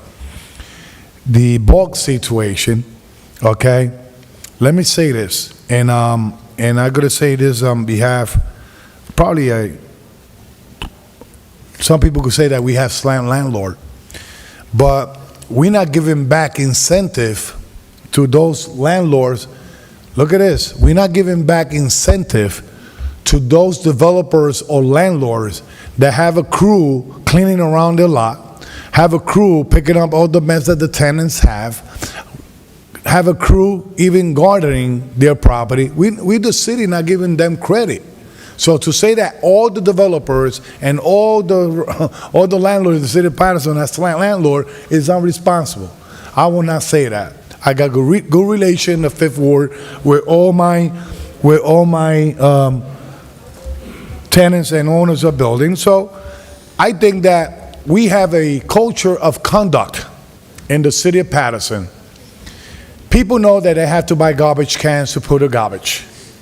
30 gallons garbage can. They ignore it. People know that they have to buy recycling bins. They ignore it. I think there's a culture of conduct, and sometimes probably it's the language, probably is the way that they don't read the signs or whatever, but it takes time to process. The bulk situation, Madam BA, I had my reserve, but at the same time, I think it will work for the next 3 months as a pilot. If it don't work out as a pilot in the next 3 months, then we could go out and see what's going on. But they have right now a collection fee for $50 First time is free, $50 the second time. For collection, $25 if you dump it. I believe if the administration could do something, because we have the recycling open or the garbage place open here, if the resident go drop it themselves, you could waive those $25. Now, if you go and pick it up, then you could charge $50. You understand what I'm saying? Because it will work both sides. I have residents of Paterson that was anxious to see the recycling center open. Why? Because they could drop it. They could drop the recycling, and probably you could get more volume recycling in that aspect when they drop it. Now, and we spoke this in committee, the inspector had to make sure that people are not coming from outside, bringing a bunch of construction debris and put it in corners, and then we still had to pick it up, right? But regarding Council President, yes, I've been so patient in this side, and listening to all the comments, but I think you did a great work. I think that your work as advisors or how you call yourself? I'm a consultant, but I have Consultant. Yeah, I try to use my Bronx accent. I'm not from Brooklyn, but I try to do. I try to use my Bronx accent. You know what I'm saying? But if people want to know how much they can pay or whatever, listen, go apply. $45 an hour is good. But I saw that I'm satisfied with the company. Only to look at the pictures of the trucks and see the trucks that coming in is make me happy. The truck is going to say Paterson on top of it. They once again, Council President and all that was not in the committee. I even recommend to ask them who's going to inspect the trucks before even start working in Paterson. They're going to have a supervisor opening and making sure the trucks are empty to collect only our garbage, not come in packed from Lyndhurst or whatever. Excellent. The other thing is, I know that they're responsible to hire responsible employees, and I cannot rule into their company to say, I need people from Paterson. Yes, we like to see people from Paterson qualified to do the job the right way. We have Paterson employees that used to do the job with the other company, and left and right we see fingers and all that stuff. I think we could lift the morale of the employees at the same time of the resident of Paterson seeing a company that, how you call it, do the job right. I even requested to put plows, and I see I'm from the Bronx, put plows in front of the trucks, right? But it costs us more money. But we're going to be ready down the road for other things. I think, Council President, as a chair, DPW, we had a big discussion about this over here, over there, whatever. Let's take it to a vote. Thank you. And let's move forward. Thank you, Council members. We have council members. There's two council members. So I have Councilman Mims, and right after Councilman Abdelaziz, because we have a little changing that we agree on that is going to be great for us. So right after that, Udine was after me. So. He was after. Councilman Udine, he's been very quiet, but listen, if you have, I agree, but if you have any questions, just go ahead. So Councilman Mims, Councilman Udine, question directed to our consulting, the director, and then Councilman Abdelaziz. Go ahead, Councilman Mims. Councilman Mims. A few additional points of observation. This item did not come to us from workshop. I appreciate the fact that it was in committee and some things were discussed, which we don't have any reports or any minutes or notes to talk about what that was like. And then previously you just stated that you did an analysis, but it was before, it wasn't recent, so we don't even have that data before us to show what the numbers recollect at this point in this time. My concern is, as I stated previously, one, giving additional fees to our residents. I have a serious concern with that. And two, the capacity to get the work done. I know it sounds great, right? And you said you did New York. You've never done New Jersey, correct? He's not the company, he's the consultant. Well, the company, it hasn't been done in the state of New Jersey? I think that there's some confusion, and let me try to make sure I understand you correctly. We're talking about two different things here and two different resolutions before you, as I understand it. first resolution, and the only resolution I am speaking to, is to either award or not award the contract for solid waste collection to Philco Cardin. That's a standalone item. Right, that's item number one. That's not, so I'm talking about bulk, so. So I'm not, and I. Okay, you're not, okay, so fine. So then that brings more clarity for me. So you're not here to discuss that. So my concern, and that's why I said we should have did number one first and then three, but it's council president's purview. When it comes to bulk and pickup, I have a serious concern. We have an $18.6 million deficit.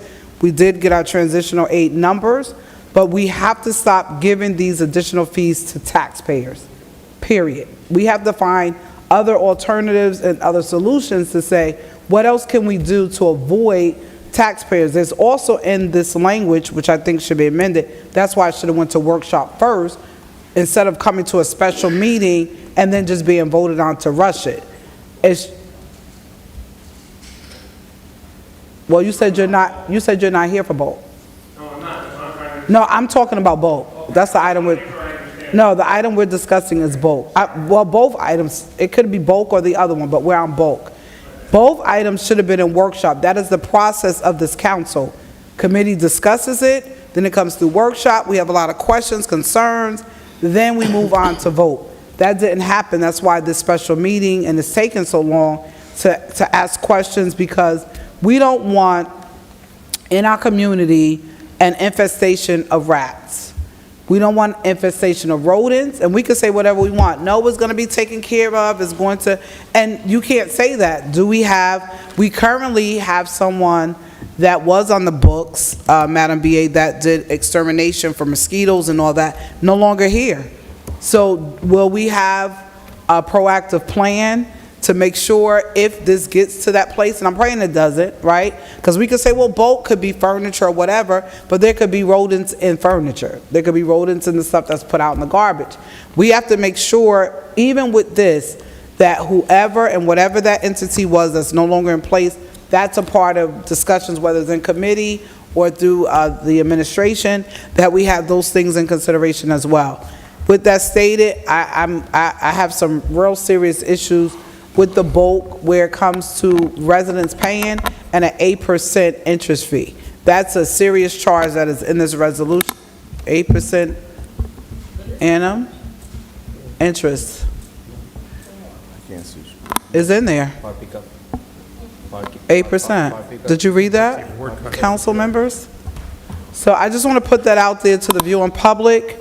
I can't support anything that's going to put additional fees on the backs of our taxpayers, and then if you don't do what you're obliged, there's an 8% interest. So I know we have a couple more people, but I'm ready to vote, Council President. Definitely, thank you, Councilman Mims, and I'm just going to reiterate the reason why this item is in front of us as a special meeting. We've been extending Roselli's contract in a multiple occasion and paying way more money for every extension. We finally have a contract that have a significant saving, and the $10 million saving is that if we compare the contract that we have with what we pay now, but then the bid that we have, it was the same company that we have right now with $50 million, and this company with $25 million in change. We're talking about $25 million difference, and I don't know what will be the impact in our taxpayer if we will have no other choice or to pay $50,261,000 for the new contract. That is the reason why we have that discussion, and I've been giving all the participation to our council colleagues, because we have it in front of us, and if we adopt it October the 1st, we're going to have a new company. We've been complaining about Roselli for years, for more than 3 years, or I don't know how long. Come on. And we finally got a new player on the game, setting different rules, new truck. I mean, this is a great opportunity. That's the reason why we're having that discussion. So, Councilman Modin has another question, then Councilman Abdelaziz have the floor. Councilman Modin. All right, thank you, Council President, after many attempts. All right, so I believe that I can speak for everyone, but I can speak for myself that I'm kind of satisfied with the trash collection and the amount. Let's not talk about that part. Let's go to the bulk pickup, and that particular part, and I need Madam Bia's attention on this as well, Madam Bia. So, as we spoke on the side, that if someone drop off, they have to pay $25 per drop off. If DPW pick up, that $50.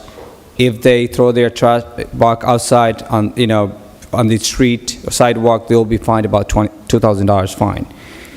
And here's my concern that I want to raise, that let's say you're speaking about the pickup or drop-off. Let's talk about drop-off. Someone can drop off from outside. Yes, they can use ID, but again, they can use underlying connection with the other towns. That's one thing I'm concerned about. May not happen. Pick up about call or emails and picking up on whatever calls comes. To me, it's a kind of hassle. Let's say you are not available to pick up tomorrow, but people are waiting on, they're complaining on this. Oh, I called, they're saying, taking 2 weeks to come pick up my trash. And again, $2,000 fine if they throw their trash outside before the day comes. What I propose, and I'm you can see whether it works or not. Average kind of like payment we are charging per drop off or pickup, let's say $30 per drop off or pickup. That's the average amount. Not everyone using these services. Now, if we really throw this to everyone's shoulder, yes, we all are paying high taxes without using these services. Now, what I would propose, and I think it's going to be less work to oversee the small amount, like who's paying $25, who did not pay $25, is going to be on lien for not paying this $25. I feel that we can have a membership. Let's say you have box issue, you throw this, maybe we can have only 1 day collection on certain part, a particular day that I have to call the DPW for their box. But there can be a member that, let's say $300 per year, and that this particular property is under this membership, then these particular days you can pick them up. So that you don't have to worry about who's called, you are late or not. I feel that's more feasible. That's what I feel. I'm not sure, what do you think? That's not a reservation pickup then. Then we can't control the pickups and the putouts. We need a reservation-based operation with this. Correct. Right. Correct. Thank you. Councilman Abdelaziz?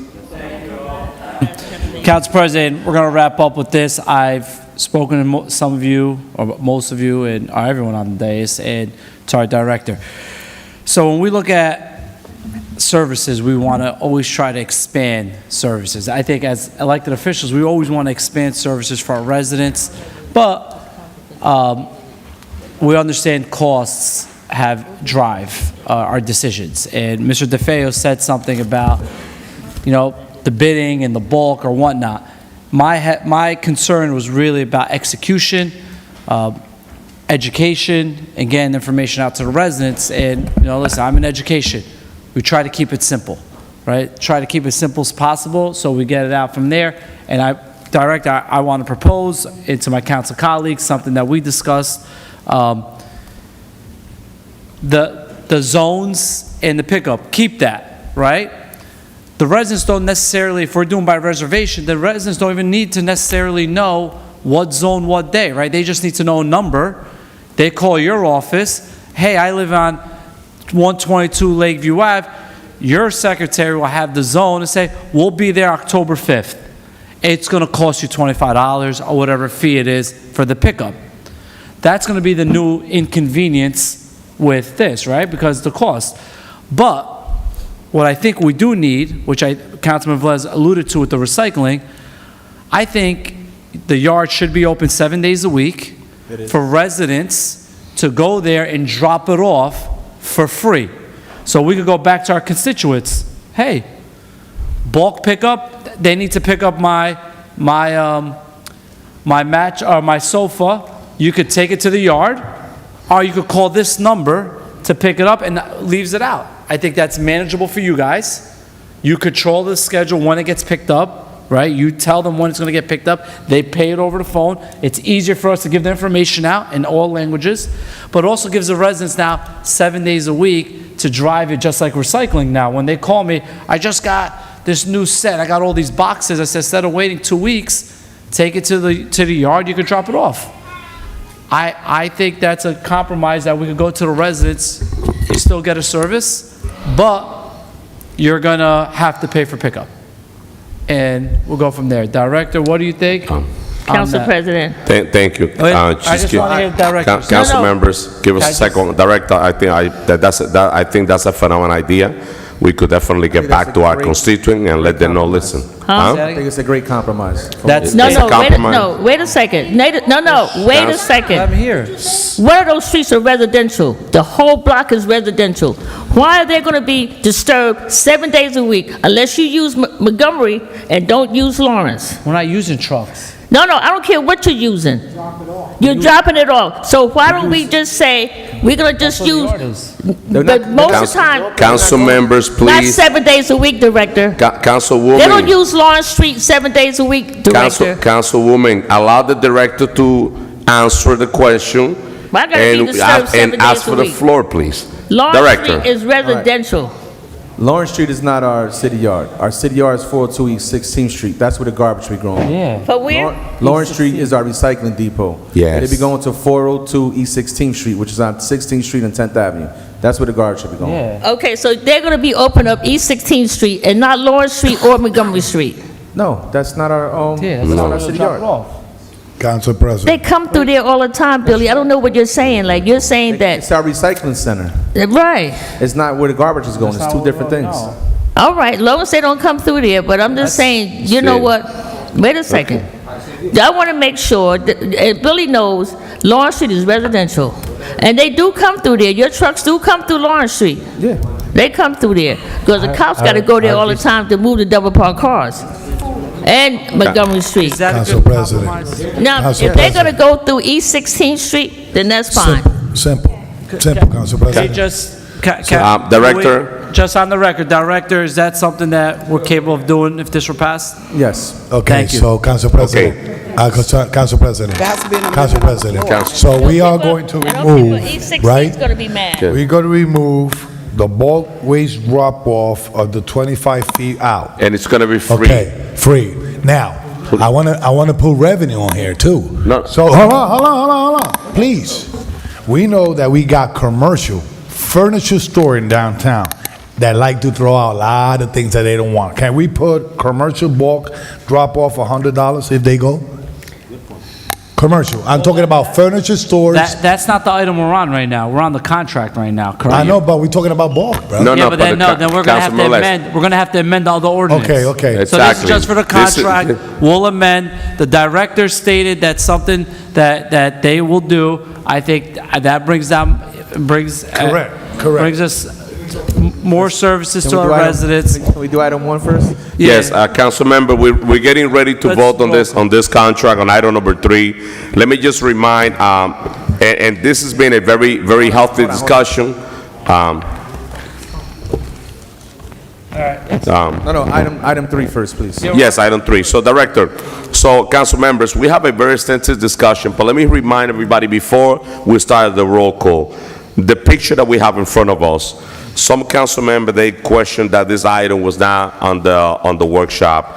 And I explained It the should reason have why. We met with had a whole DCA. We month. have a conversation with DCA, and DCA urging us to take action on this matter because we're talking about millions of dollars that will be impacted. So that's the reason why this item is here. I have a lot of council members complaining about the current company that we have. Now we have a new company that we're saving $10 million with the contract that we have now. But if we don't take action now, council members, and we say no for any reason why, what's going to happen is we're going to be stuck with $50 million. Let me just remind everybody, it's not 10. Let's say that you don't like this because X, Y, and Z. So guess what? Instead of $25,153,000, you're going to be stuck with $50,261,000. Let me just remind everybody. Roll call, Madam Clerk, on item number 3. Roll call on item number 3 for approval. Councilman Abdelaziz. Thank you, Council President, for managing a healthy But who moved it? dialogue. And who Director, seconded? Who moved you it? saw where I was coming from in the beginning. When I look at contracts like this, I look at services. And this is where we meet in the middle, right? We understand there's cost drivers, and we also have to realize on this council, we talk about cutting spending, making sure we're doing what's fiscally responsible. This isn't just a Paterson problem. You read anywhere else between recycling and garbage pickup, Wayne didn't have something on the neighboring us in the north. But with this, Director, you committed to me that your yard will be open 7 days a week, right, for bulk drop-off, free of charge for Paterson residents. We're going to debate that on the next ordinance. That's an expansion of a service that's currently not there for the residents of the city. If they want it picked up, there is going to be a service charge now because there is no luxury anymore of providing it for free. Okay. But this cost savings. So, Council President, you said it absolutely correct. From $54 million to $25 million and expanding a service to the residents for free, I'm taking that right now, so my vote is yes. Thank you, Councilman Abdelaziz. Councilwoman Cotton? Thank you, Madam Clerk. You know, I understand about lowering the price of the garbage contract. I know for a fact that we don't have enough city employees to do what we need to get done.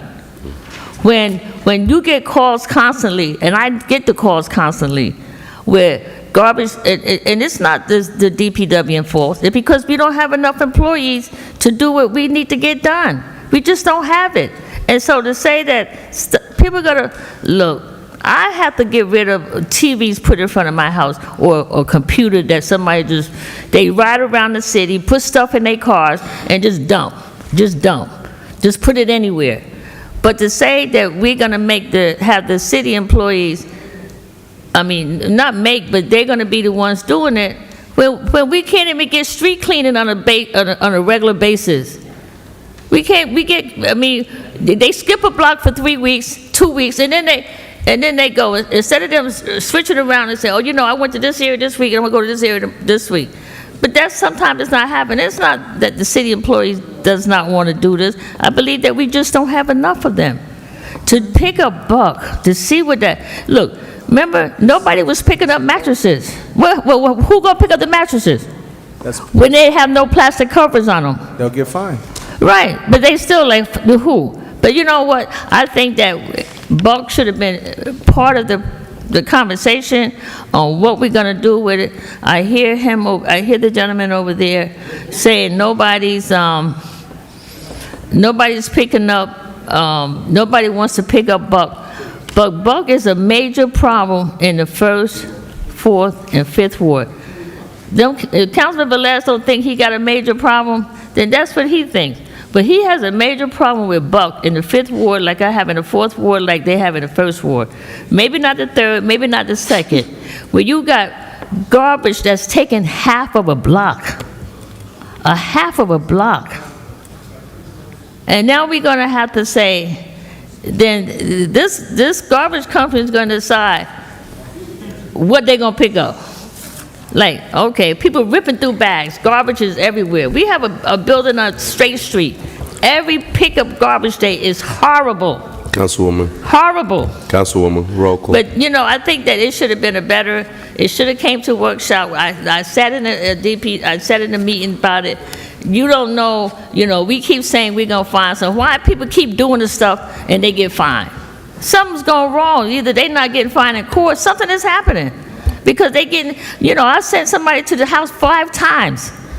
Well, I'm still sending this person to the house 5 times. When you going to correct it? When you going to start issuing summons? Where you going to start? So with that being said, I can't vote for this contract for now until we get a better understanding of how we're going to handle that buck. Like I said, buck affects my ward badly. Director, I don't need you to stand there and shake your head, please. That's all. I don't need you to do that. Because you know what? You know what I get. You know the kind of calls I get. You know. But we talking. You know what I get, Billy. You talking. I know, but I'm just saying, okay. I'm gonna start. She already voted? My vote is not, no, I did not vote. You just said. No, she didn't. Councilwoman, no, she have no. But I You said did I not can't say, support, okay. right, I didn't say no. Yes, she. Councilwoman, go ahead. I can't vote for this because they don't know, and when this happened October 3rd, when they not picking up Buck, then I'm gonna reach out, make sure I reach out to everybody, when they not picking up Buck in my 4th ward. Madam Clerk, my vote is no. Thank you, Councilwoman Cotton. Councilwoman Davila. So, this is what being fiscally responsible is all about. Jimmy Neutron. I know. Jimmy Neutron to my right. On a serious note, I think I've said enough. I support this because this is something that this council has been talking about for a while. And I'm with Councilman Abdelaziz that as long as our site where they can go drop off is open 7 days a week, understanding that if they need to set up a date, then they'll have a charge. I think this also gives an opportunity for someone to create a small business. I truly believe that. So with that said, once again, this is what being fiscally responsible is about. Making sure that our constituents that have not been getting their services, we have now added additional services to them. So with that said, my vote is yes, Madam Clerk. Thank you, Councilwoman Davila. Councilman Jackson. Thank you, Madam Clerk. Yes. Thank you, Councilman Jackson. Councilman Kalik. Thank you, Madam Clerk. There's a saving of $25 million over 5 years. And this is how you get things done. So the taxpayer, instead of putting the burden on taxpayer and being careful, I think this is a no-brainer. And my vote is yes, Madam Clerk. Thank you, Councilman Kalik. Councilman Udin. Thank you, Madam Clerk. So again, thank you, Director, for your time and answering all the questions. I think that was a very effective discussion anyway. So again, yes, about the buck pickup or drop-off part that as we discussed, yes, our residents have opportunity to use the free, they can drop off without any charge. And I think this is one of the best bids so far. I'll go with this. My vote is yes. Thank you, Councilman Udin. Councilman Velez. Madam Clerk, what is the count of vote, please? So far we have 5 yeses, 1 no. 5 yeses and 1 no? I think it's going to work. My vote is yes. Oh, thank you, Councilman Velez. Councilwoman Mims. So, we're voting on item number 3 on number the special 3, meeting. okay. So for me, it's about principle. And when it comes to, and I think the idea that was recommended, I think is a great idea where you allow residents to drop off 5 days a week. But I think about the residents that can't drop off 7 days a week. I think about people that can't drop off. The median income in Paterson is very low. You have people that can't afford to rent a U-Haul, even though it may be minor to some, it's a lot to other people where they have to rent and get people to help them and put the stuff on the truck. It's a lot for them to do it, even if they say drop it off is free. For some people, they're able to do that, but then you have a lot of people in the city that are not able to do it. Then my other concern is the yard. And I'm in the yard. And they already have in the yard where they put the stuff. So I'm just imagining when if it gets to a place where they really start dumping there, I'm thinking about the rodents. I'm thinking about the health and the welfare of the employees of this city that are in and out there every day that have to deal with whatever's being dumped and dropped off and all that. Because a lot of times people are not saying, this is household appliance. They put everything in there. It's going to be everything in those bags. When they start dumping off, and I'm just afraid because it's right in the middle of the 4th ward. It's right there. It's right in the middle. And that's a concern for me.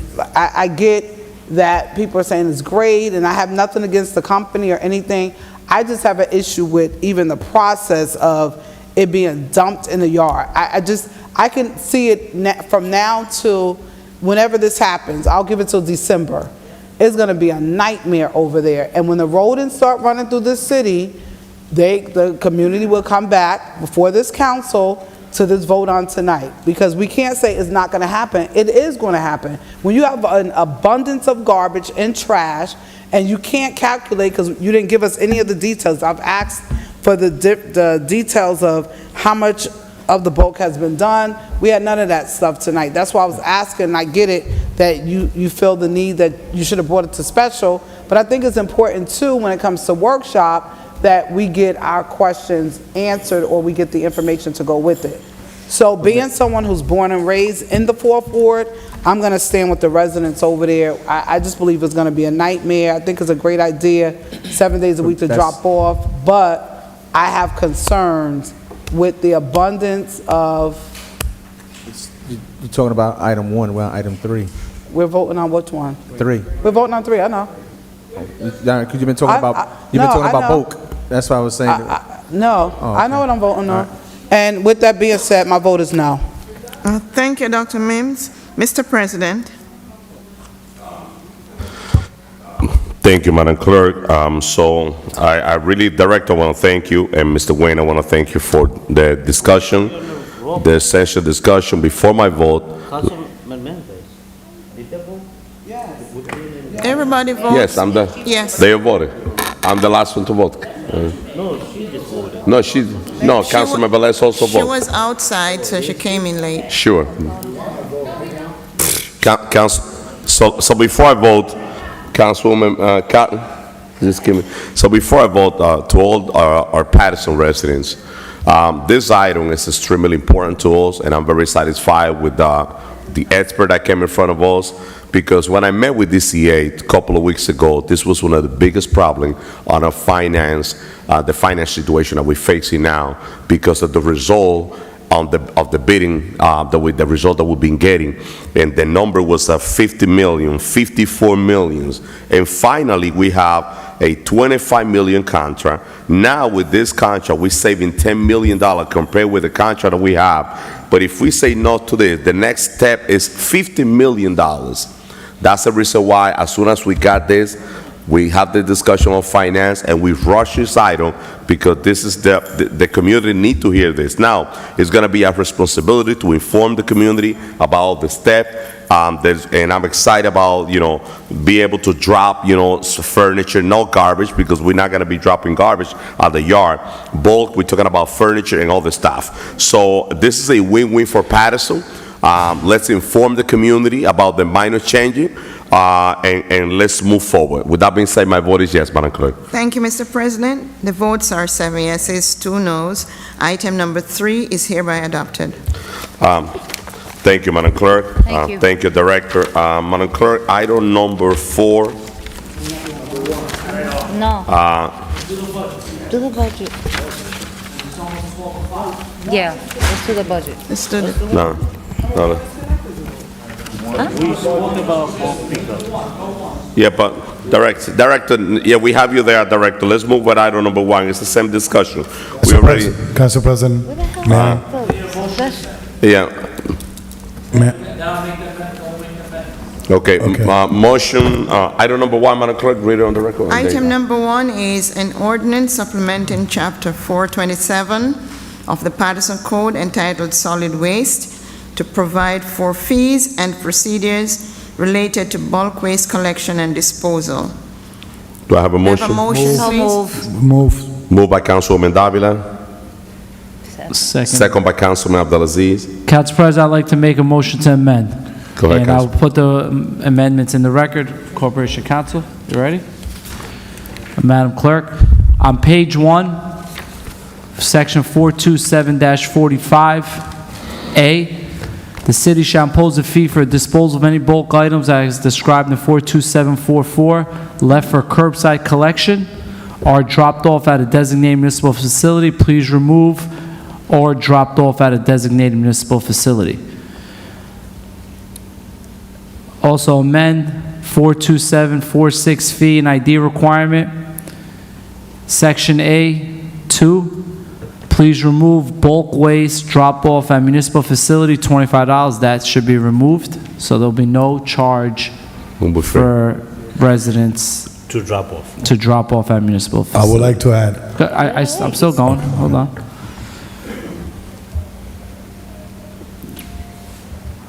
Okay, I will like,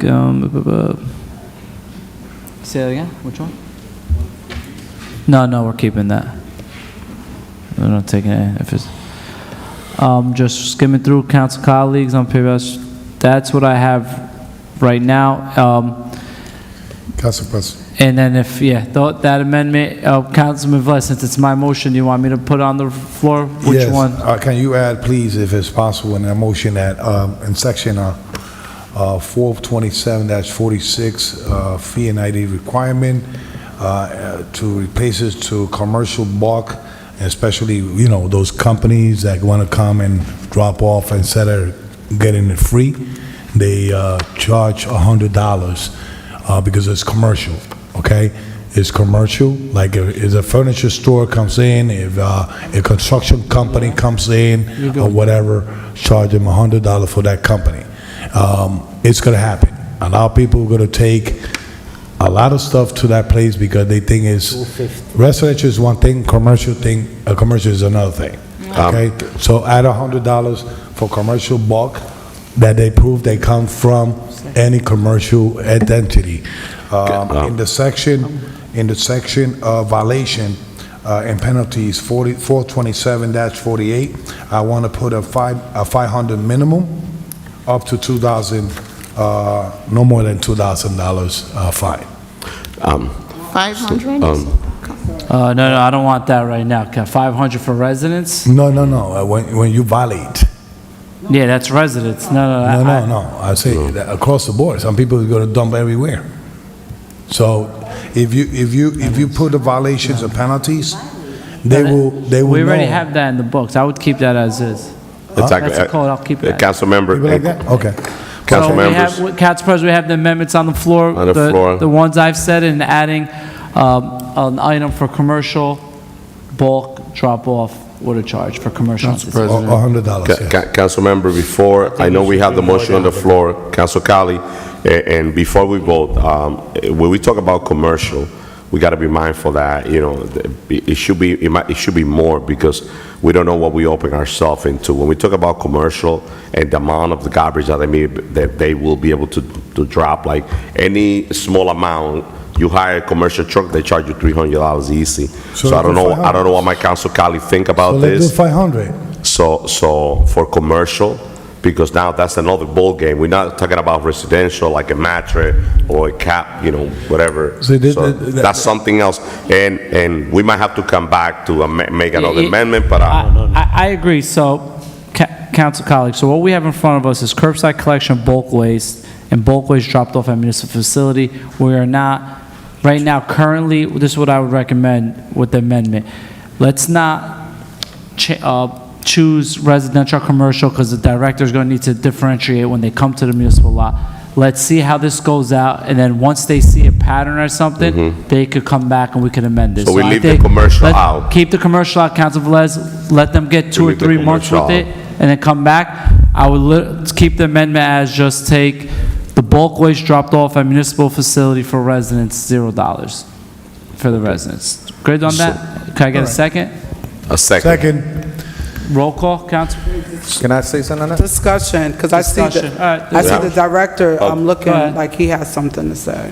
Go ahead, Director. So I have 2 council members, Councilwoman Mims and Councilman Jackson, ask for the floor. So before we vote on those amendments. In my opinion, I believe the pickup and drop-off should only be for residential. I don't think we should do commercial. So Commercial should be. we leave commercial out. took I know, commercial it's a out. different animal. We understand, Director. We took Commercial is commercial out. We took commercial, it's only residential. Different This is- animals, so that. Were you afraid of commercial? Isn't that, wait, just Director, isn't this what you currently have? We didn't change anything other than Yes. removing, so it's only residential. Yeah, commercial's not in there. Perfect, and then we'll revisit it. Yeah. I agree. So this motion, an amendment, Madam Clerk, is removing what I said, or dropped off at a designated municipal facility, and removing bulk waste dropped off at municipal facility, $25, taking that out, because it's Okay. 0 now. Perfect. Councilman Jackson. And this is only for Paterson residential only also. Correct. All right. Yes. So I just want to be clear, Director, Madam BA, this is important because it should be bona fide residents people who live within an apartment not an apartment complex, unloading all of their bulk waste in a dumpster and then bringing it over there.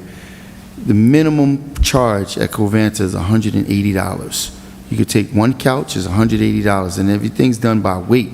So charging $100 is definitely a benefit to the residents, but the process, are we, we're verifying, checking IDs, making sure that, so, I mean, I just want to make sure that. We're having an inspector and a supervisor in the yard, checking all IDs, making sure that they line up with the reservation from the SDL, make sure that, everything lines up.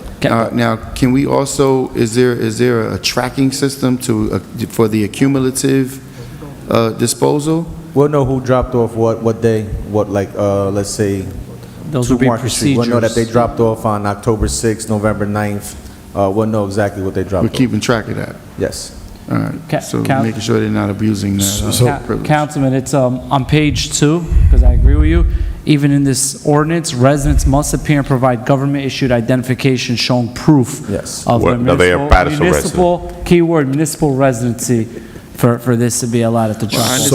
I understand it's in the ordinance, but having the ability to facilitate it and track it, because a guy just like, yo, show me your ID, and they just flashing the ID is a completely different thing I than agree. taking inventory of someone and actually realizing it's becoming a habitual scenario with someone and being able to track that. We should have data when we come back to this. Where are the trends coming from? Which wards or which areas, or is it large-scale development centers, or is it senior citizens that's being evicted? We should be able to track those trends, so if there's other situations that need to be addressed by other departments, Health and Human Services, and things of that nature. So, Council President, I got a question, Council President. Councilman Velez. So, for example, we have a lot of people in Paterson that like to clean basement and all that stuff, right? And put it in a pickup. I go, hey, I want to drop this off. This is my city, my ID. I live in Paterson. Here comes the same guy. I clean another apartment and bring it there. How are you going to control that? My guys in the yard, we'll have inspectors. We're going to take down license plates, IDs. We'll know exactly what truck we match up with what address. We have videos, we have cameras in the yard that watch every transaction that happens in the yard. Councilman, and I just want to reiterate, not to jump in on this. This is something new. They're going to put procedures in place. They're going to see trends. They're going to see something. This ordinance is going to come back. Oh, yeah. You're right. If we see a resident that's coming every day, they may say, Al, our council, we need to come back and max it at 5 drop-offs per year. Correct. 10 drop, and then so we're going to see, this is going to get amended eventually, but this is a stepping stone, our first step for residential to get the free Correct. drop-off. I'm sorry, Council President, if I may, Councilman very Jackson. quickly, I think, and Director, maybe we can move forward with this, but it needs to be explored a little bit further. I'm going to tell you why. A senior citizen is not going to have the capacity. She won't have a truck, right? So, Billy, can you do me a favor? Joe, can you do me a favor? Can you come help me? So, there should be a mechanism in there with the tracking, maybe license plate tracking as well, but there should be something that's monitored of whether or not, because Councilwoman Davila said something a little while ago that didn't quite sit well with me. Somebody could start a business with this. I would hate to see someone running a business and now they're doing it for a resident, but I would also not want to see the resident, because they don't have the transportation, be denied the access. Maybe they have to travel with them, but we got to come up with a procedure. That's one of the things that we talk about since we got the bids back, is how we're going to track that. Like the old lady who can't get there, that's going to get the neighbor to bring their truck. And, we're coming up with ideas to try to, get all that correct. And just if somebody's going to make it out of their drop-off point is not going to be the city yard. It's going to be Covanta or Coastal. And Councilman, just to reiterate, just not to do that, senior citizens, on this ordinance, we're not amending. The first pickup is for free. So if the senior can't pick it up, they could schedule with DPW. They get the first pickup for free, and then moving forward, there'll be a charge. So that's a compromise. So, could we vote on the? Sure, I think, right after Councilman Velez, we'll vote, I think we're ready to vote on it. So I was looking at the contract, and it says, I was looking at the contract, all right, and I got a specific, I got to point it out what part I was a little bit concerned. In the contract, it says, collection for public housing. Remember this, collection for public housing in the contract. So when you talk about seniors, seniors drop their furniture, their items, their mattress in the same complex of the building. Who's going to schedule from the housing division, the housing authority, who's going to pay for that pickup in that building? The senior citizen, senior building on Carroll Street, any senior building, multi-dwelling buildings from housing. Here says collection from public housing. Yeah. It's garbage only, right? But who's going to pick up their bulk? I go to Presidential Boulevard, okay? I go to any senior building, Governor Towers, they put everything in the back of the building, in the lot. Who's going to schedule and pay to pick up that from that building? Parking authority. Who? Parking authority. Who's going to pay for it? Who's going to pay for it? Housing authority. Housing authority. Oh, really? Where's the memorandum of agreement saying that the housing authority is going to pay us for that bulk? Now we have a situation. See, well, we could go forward, but right now, we're talking about seniors. That's out of the whole city. That's one thing that we can control right there is the housing authority, because there's certain sections. Yeah, I just want to ensure that they that's don't. controlled. That's controlled. We have a relationship with them where they could drop off, we could pick up whatever it is, and then we could come up with a monetary payment. Exactly, those to figure it out. And as some of the council colleagues mentioned before, I mean, we're gonna see some amendment, because definitely on this legislation, on the time and the amount. So roll call, Madam Clerk, on item number 1. Roll call With the on amendment. item number 1. On the amendment. As On the amended. amendment. On the amendment. Councilman Abdulaziz? Yes.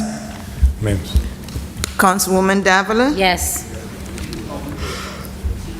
Councilman Jackson? Yes. Councilman Kalik? Yes. Councilwoman Mims? I would have loved to see that language identified, possibly that there will be discussion with the entities that will be impacted, especially entities that are not like Housing Authority or any other entity. That language should have been a part of this amendment, because we can't just say these are the numbers and we have not had a discussion, because they're going to be impacted. With that being stated, Madam Clerk, I'll stick with my first vote. My vote is no. Thank you, Dr. Mims. Councilman Udine? Yes. Councilman Velez? We met in the middle, so I guess we should vote. I'm voting yes. I'm sorry, Councilman Velez? Councilman Velez? I'm sorry. Oh, let me vote yes. Thank you, Councilman. Mr. President? Yes, Madam Clerk. The votes are 7 yeses. Where you 1 going, no, Director? 1 absent.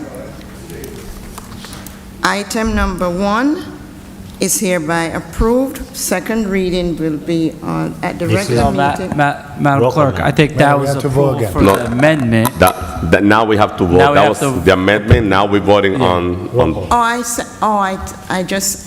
Oh, if you're when I good, read that's it, I good. said we're voting as amended. Perfect. Oh, as amended? Okay, we're good. So we move.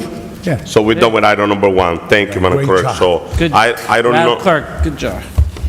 Good job. So, council member, let me take item number 4, which is the budget right now. Item number 4? Item number 4. Yes. Item number 4 is a resolution authorizing reading of the calendar year 2023 municipal budget by title only, and the introduction of the calendar year 2023 municipal budget. It's a finance resolution 23:508. Motion. So move. May I have a second, please? Moved by Councilwoman Davila, second by Councilman Udine. Discussion. Discussion. Madam BA, can you, Number 4. tell us what will be the tax increase in this introduced budget? 2.95. Thank you, Council President. And yes, Councilwoman Mims, the tax increase for this is a total of 2.9%. Per our MOU, the tax increase is 2%, and so we increased it just slightly more than that to 2.9%. 2.95, I'm sorry, as the CFO confirmed. Which I know that the council had the state long sheets as of Friday.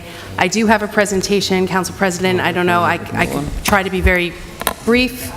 Yes. To go through it. Yes. I have a copy for everyone here as well. So should I wait for my questions? Sure, so council yes, members. if you want to hold quiet. Madam BA has a presentation. She will go through the presentation. Right after the presentation, we'll open the floor for discussion before the vote. Sure. Thank you, Council President. We did this, and I know the CFO is finishing handing out copies so that you can follow along. We did this a little bit differently than we have in previous years because we have had continued conversations throughout the year, and everyone was aware that we pretty much, as of fall of last year, we were already anticipating this deficit. We didn't know exactly how much it would be, but we knew that it would be in the area of $15 million, maybe more, because we already were given some of the calculations about the increases to state health benefits plan, pension, and we already had seen some of these early bids that we ended up discarding for solid waste. So from the start, we had to be creative. We doubled down as of last fall and all this year on expense management, and that ended up saving us about $3.6 million for the introduced budget versus what we were presenting last year during the budget hearing. So there's the three areas that we really focused for cutting that $18.5 million gap that led us to the budget that you have in front of you today. So the first side is that increasing revenue. So we ended up with final revenue increases of about $4.2 million. Again, we thought that we were going to maybe even have to go up to 4% as a total tax increase. But we were able to have more revenue come in for cannabis that was originally anticipated. We're using American Rescue Plan revenue, as we had noted, for that continued court shortfall, but we are seeing those numbers go up. So last year we ended up having to use about $2.5 million. This year we're using about $1.5 million. And again, it's less than a 1% tax increase on top of our normal DCA required 2%. For going forward, we do need to continue to right-size any of those outdated fees that will help us not have to rely solely on tax increases. Again, they are user fees for people for very specific things. They're not for all taxpayers. In addition to increasing revenue, decreasing expenses. We talked about the biggest one today, solid waste. We continually went back and tried to go back to the drawing board to make sure that we weren't paying for a multi-year contract in the $50 million range, but in as we have today. So that included savings. So just these last 3 months of the year, we're going to be seeing over about $700,000 in savings. But next year, instead of paying that $700,000 a month, you saw that our bid was down much lower. That's about $2.7 million in savings next year alone. So these are important things. And again, we talked about this from the start. We froze our vacancies and our hiring, knowing that we could not increase the budget for salary and wage. So we talked about increasing revenue. Decreasing expenses is about $4.3 million. The other one was about $4.2. That's $8.5. And you know where the other rest of the money came from, an additional $10 million from DCA. We were guaranteed to get $15 million from them through the transitional aid program by doing what we used to be able to do every year, decreasing our ask from the previous year. Last year we got $18 million from them. We could have gotten $15 million automatically. We asked for 25, we got 25. So that's our total, how we were able to close that $18.5 million gap. Part of the reason why we got that extra money from DCA was really because we continue with the council's assistance to look everywhere for additional for revenue increases and expense decreases. And that includes, again, the solid waste. They were very involved in this process. They knew what we had to do, and they were with us every step of the way to get to the final product that we had today. We just wanted to show these are the numbers as you see them in the long sheets that you have. Our total budget is $298,987,610. You see the general area where this is, again, where the revenue comes from, taxes versus state aid versus pilots versus local revenues and so on.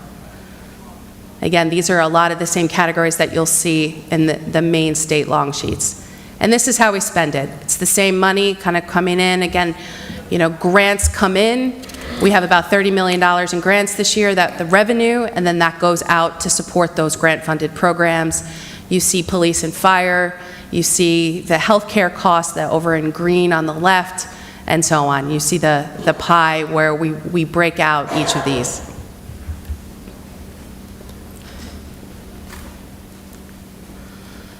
And here we always try to give some examples of particular houses, and again, where one tax dollar, how that is represented.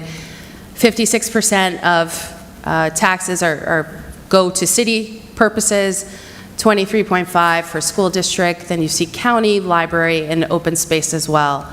The next few slides are different examples of how this plays out, and the tax increase in particular for over the last few years, inclusive of this year, how it plays out for different homes at different assessed values. I won't go through each one. You have them in front of you. I'll go to the last two, and we can kind of show the distinction between the two and all the different pieces of that dollar that you saw. So the city is the very dark green one. This is a home assessed at $293,900. You see the city's portion. In 2020, the city's portion was $7,491.51. In 2021, it increased by $202. Again, that's kind of those 2% increases that we see, and you see the total there of $76.94. The year after, you see a similar change, $202.79. Then this year, you see the 2.9% is coming in at $241 compared to a 2% of $202.79 the previous year. So over the course of 3 years, you see that total of $646. That is the city alone. That's why we know the elected officials in the city do not want to see repeated increased taxes over 2%, and we're doing our best. Again, this year was a little bit challenging, but we were able to, instead of have a 4%, we're able to have the 2.95. You still compare that, the total change over 3 years, you can see the county, open space, school district, library, how it sort of compares to that. You would look at the same thing, that the other slide is the home assessed at $372,400. You could see the same patterns across for the city. The change from 20 to 21 was $256. In 21 to 22 was $256, and then this year it's $300. Again, for that slight increase, for a total over the 3 years of $819 compared to some of the other, and you see what the other increases were. So that's really, there was sort of a shortened version this year because we've been in communication with council members all year as we've been trying to solve this issue. Council President. Thank you, Madam BA. Council members, right after the presentation, I will open the floor for discussion. Councilman Jackson. Thank you, Council President. You know, it's alarming, disappointing, but it's not at all surprising.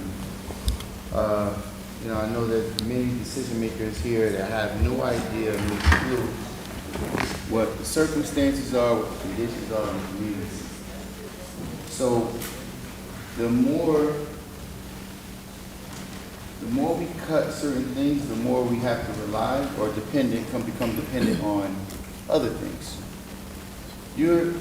we're gonna charge for recreational services already, where in this community,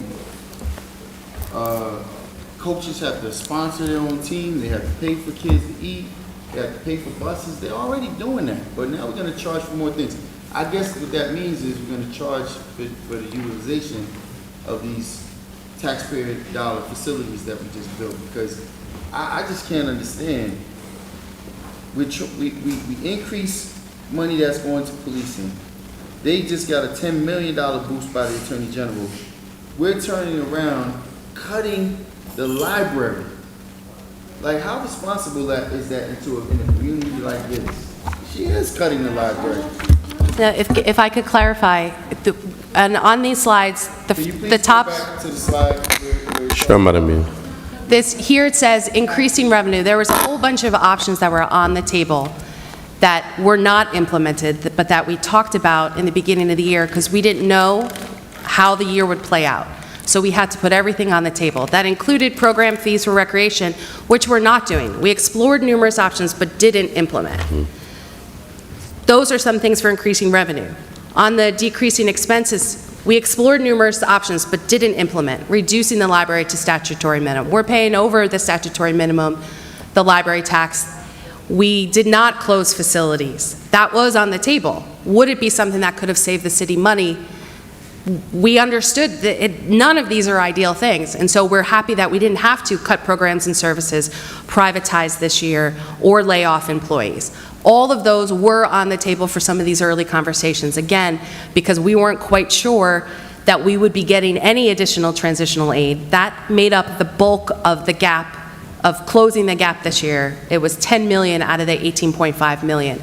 But we couldn't start there, so we explored all of these things. But thankfully, we didn't have to do that. Does this slide represent what's being done? It says solid waste, It says the adjusting, final expense decreases. We gained about 4.3 million by decreasing expenses. That's 3.6 On this slide, it from says freezing vacancies decreasing and it. hiring, and about 700,000 from solid waste. Yes. and so we're not cutting programming. No.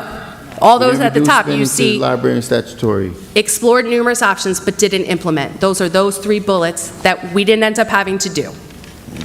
What about freezing vacancies and hiring? That is something that we had to do, and we talked about that right from the start, and we've been managing that with all of our departments throughout the year. So, listen, I mean, I have no reason to dispute if these items aren't being cut, but from what's being presented right here, the library is being reduced, and there's going to be additional charges in recreation. So, I would like to see that further outlined, and what guarantees do we have? Because, for example, in the freezing of vacancies, this example with the current economic development director, that position should have been frozen as well. Now, we gave out raises. We're in this position because of the poor decisions that was made to begin with. The healthcare and all of these other decisions that was made early on that put us in this position, and now what are we gaining from it? So is there an increase in the library budget to make sure that we could possibly have a reduction in what we need to spend on policing? What does the community have to gain if you're telling me we're not cutting it? If you go back to the slide that has the dollar representation, look what the library's portion is. So when we do things like this is how you see a community suffer. Because we put absolutely no effort into making sure we did some corrective actions or things that's being put in place. We're increasing police budgets and doing things like that. 1.114 for the library budget. So, man, I'm not excited over it. If they're saying, if you're telling me that there's not being a cut, but look who we are. Look at what's being with the representation of that. And recreation budget, even though it's within the city, is still maybe a half a point above what the library budget is. And we're talking about the deficiencies within the community, we're doing the same old stuff. I'll rest it, let you guys do what you want to do. Councilwoman Mims? Yeah, so I have a couple questions. 2 questions. What was the tax levy from the school district? What was their percentage of increase that they voted on? 11%.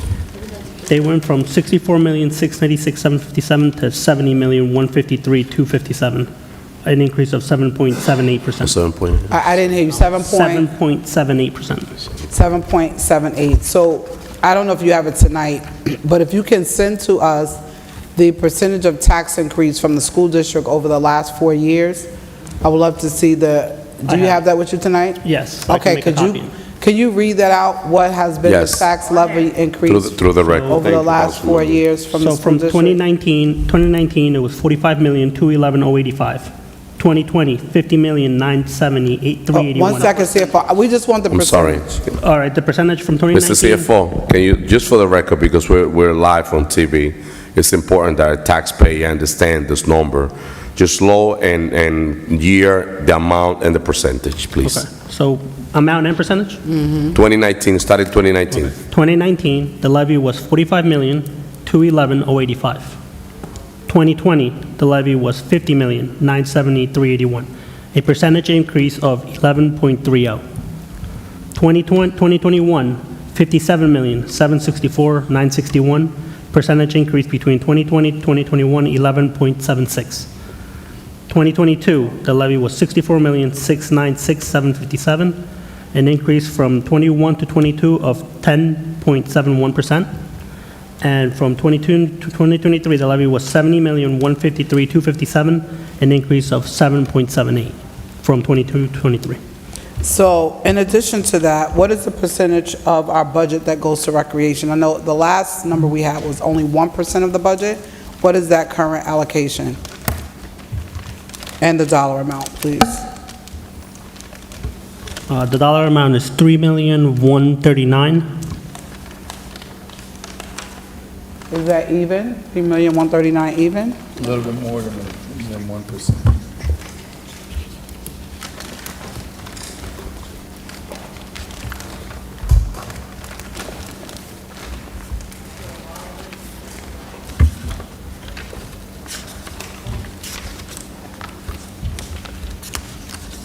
$3,139,850. 3,139,815? 850. 850, 50, okay. And what percentage is that of the budget?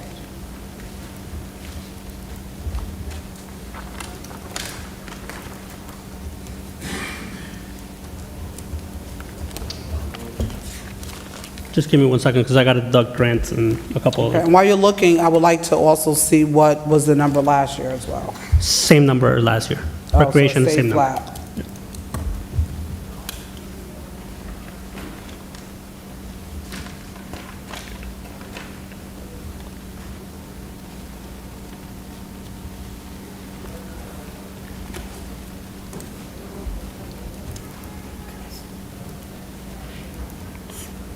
I know you're looking what, you have it? Yeah, it's Okay. 0.0001%. Okay, I'm sorry, can you repeat that number? What did you say? 0.0001%.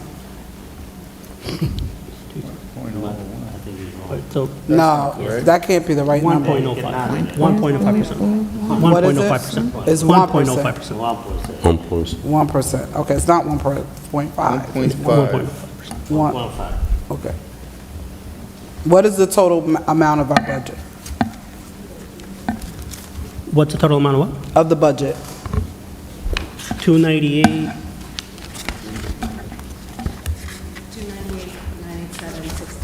298. 987,610. No, I know it's there. I want them quoted it because the public is watching. So I have the documents and I have it at home. So, and that's why I asked the question.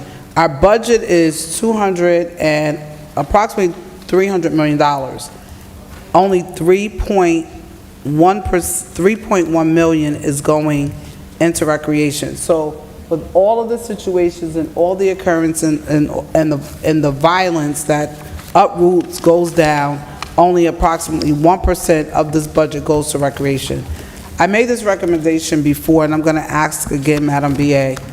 A lot of our youth in the community, when they play on some of these sports teams, they have to pay for their uniforms.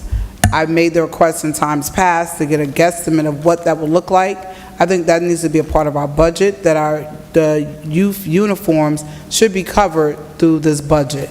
If we can take a look into that to see what that cost would be, I'm not sure, but at least some of, whether it's uniforms, helmet, whatever that looks like, it should be paid by the city. Those are our youth, and at least only 1% is going to recreation is the least we could do.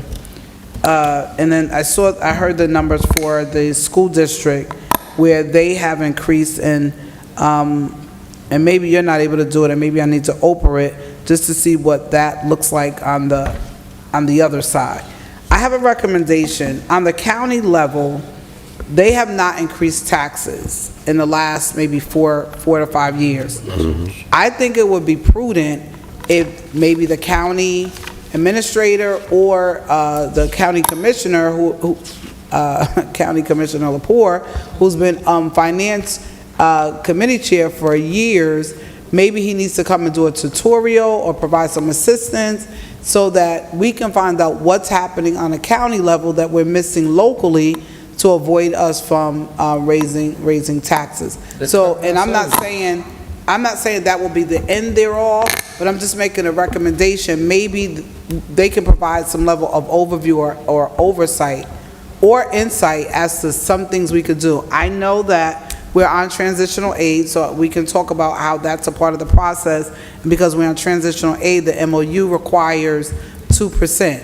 But as stated when I first asked the question, this is a 2.9%, so 3% increase to the taxpayers. So I'm just putting it on the record that I think we need to look at some best practices, whether through the county or through the state, and find some ways that we can balance or stabilize, because we have residents in this community that just can't afford to live here. I know sometimes we say there's only $15 more or $100 more, but some people can't afford $2 more. They're going to be out of the city. So I'm putting that recommendation to the BA and to our CFO on the floor, that there could be some level of oversight and tutorial guidance that's provided from the county. Thank you, Council President. Thank you, Councilwoman Mims. I mean, well said, point well taken. Also, we got to keep in mind that we have to have a conversation. We're already putting on the schedule with the board, with the commissioner for the Paterson Board of Education to talk about Madam BA's shared services agreement. And as the CFO mentioned before, the impact of the increase of the school in our budget has been huge in the last 4 years. And it's really, affecting the taxpayer tremendously. So we got to talk about shared services agreement to help us as a city. Councilman Shaheen? Thank you, Council President. Madam BA or Madam CFO, you see the page you provided with revenues? It said budget is 298,900,000 something, whatever, but collected 213 million. You see the difference? Yes, that's only because we're through 3/4 of the year. So, like, taxes for fourth quarter haven't gone out yet. There's certain pilots for fourth quarter haven't come in yet. So the last 4 months for certain things haven't come in yet. Great, but we already have collected 213, more than 15 million more than what our budget is. So why are we raising the taxes? What are you saying? 298 is the budget. Oh, I'm sorry, I was thinking 313. I'm sorry. I misread. I was thinking that we collected more. Council President? And, hold on. And another question that I have is, if you look at this page 12, so last 3 years or 4 years, I see like every entity has raised some more taxes. County, to school, to library, every one of them. Is it true, or? Well, that's correct. The county bases their taxes on our assessed value, so their taxes, they fluctuate based on what our total assessed value of the city is. So they may not raise taxes, but if our assessed value goes up, then taxes would increase on the county side. Thank you. Thank you. Before Councilman Jackson, Madam BA, can you just clear this up on the record? I understand during the presentation, when we start having the discussion about the budget, I asked the administration, since we received COVID money from COVID, and we'll still have millions of dollars allocated on the side, and the situation in the city, our economy, our taxpayers have been suffering tremendously because of the tax increase from the school, from the municipality. I request to use some of the money to cover the increase and give the opportunity to our taxpayer to just have zero tax increase. I know we got 25 million from the state with the condition and the commitment that we're gonna have, that we're gonna have that taxpayer gonna have a portion on that. How much money do we use from that, from the COVID money to just cover the $18 million deficits? Yes, so we noted it's about 1.5 million that we're using of American Rescue Plan money. Why we couldn't use more? Well, in part, it's because the practice is that it's revenue loss. So we're looking at it, so as we do all our reporting with Treasury, we can show that there's the revenue loss from municipal court revenue, which was the biggest revenue where the city of Paterson saw a loss. Other towns saw a different type of revenue loss, their parking fees or hotel fees or the like. For us, it was municipal court revenue. Do we check? That is starting to increase now. So now we're getting about $3 million of municipal court revenue, whereas last year we were getting, I think it was more like 2.5 or 2 million. Now we're back up, so we can use about 1.5 million that from our American Rescue Plan from that revenue loss category to fill that gap. Do we check all the department, like building department and or any other revenue loss city-wise? Most of the other revenue, building departments, some of those are increasing. So it's different. This was really just for the municipal court. All of these reasons are some of the reason why we're able to keep it to less than 1% tax increase. And again, we are thinking 4, but we continue to use American Rescue Plan, and the cannabis allowed us to keep that to just the 1%, slightly less than 1% increase. Thank you. Councilman Jackson. Thank you. So, it's a very good point, Councilman. I know that there was a report that was sent by one of the engineers with regard to some fees that have been neglected to be collected. Do we have a report on that?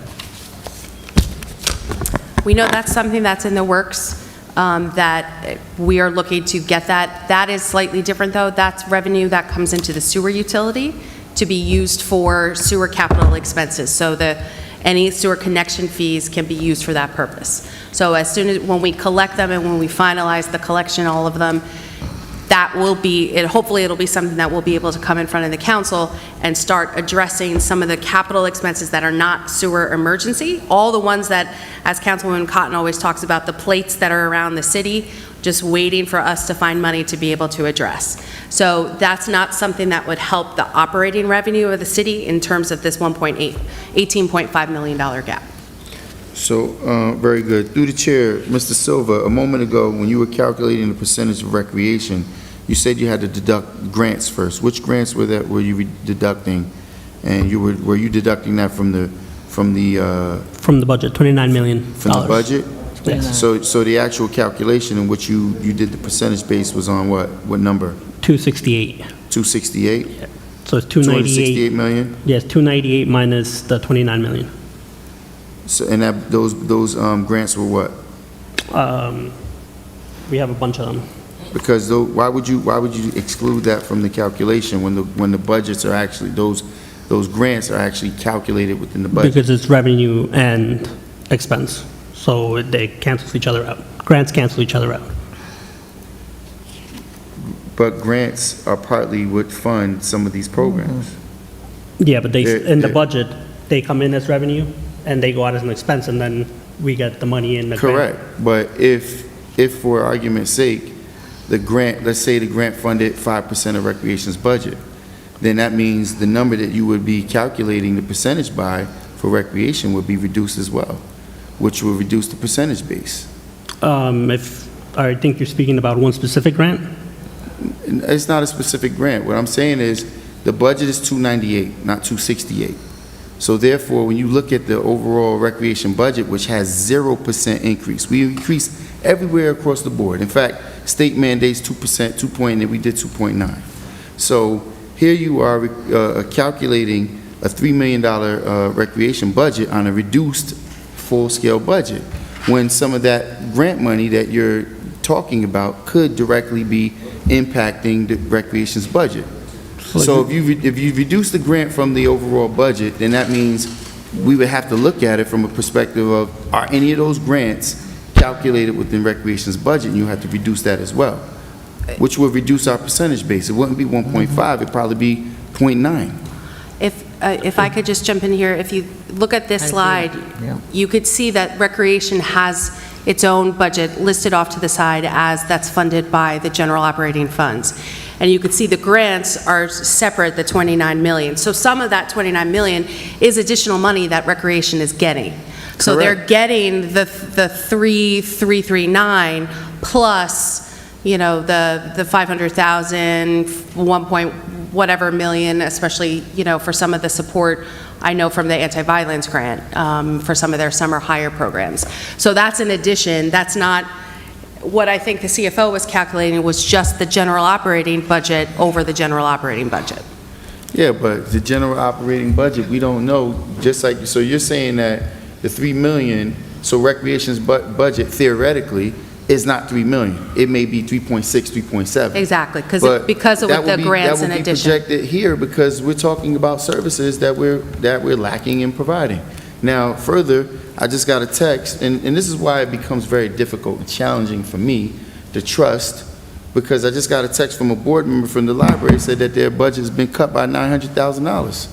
So we're saying that we're not cutting library, we're not cutting recreation, but yet a board member texting me saying that's not true, that our budget just got cut by $900,000. No, well, we can go back to what, I don't know exactly what the board member was texting you about, but what I could tell you is that the budget for the library tax for the library this year is $3.4 million.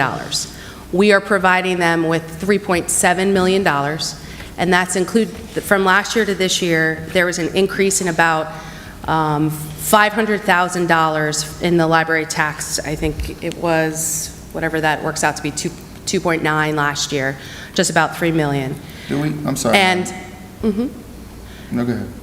and so they are getting, what we had said to them when we met with the library board was that that increase in their library tax from last year to this year, because we started the year budgeting the former amount, this year, and Javier can point you to, I think it's sheet 20 in your state long sheet packet.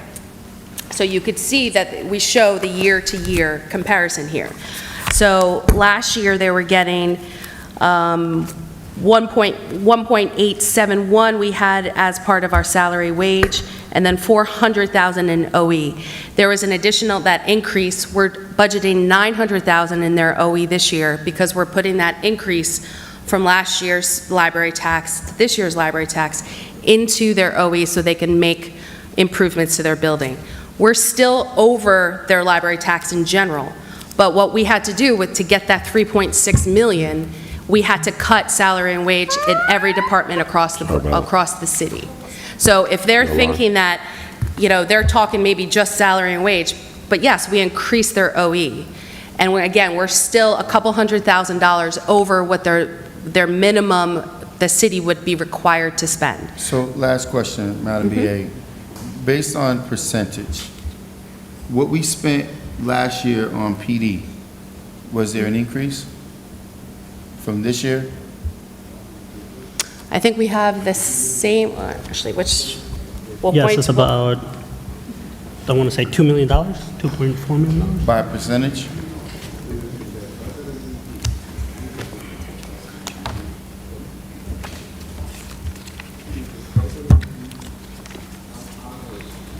I can calculate if you tell me the numbers. We'll just point you to the page. So they went from $42,450,000 to $44,600,000. So 42,450,000 to what? $44,600,000. And again, a lot of that money is to cover, we're out of contract for 4.5 years. It went, there was some contract increases, so so the majority of the increase was salary and wage? That, all of the increase was salary and wage. All? Not all. The OE went from 1,349 to 1,501,000.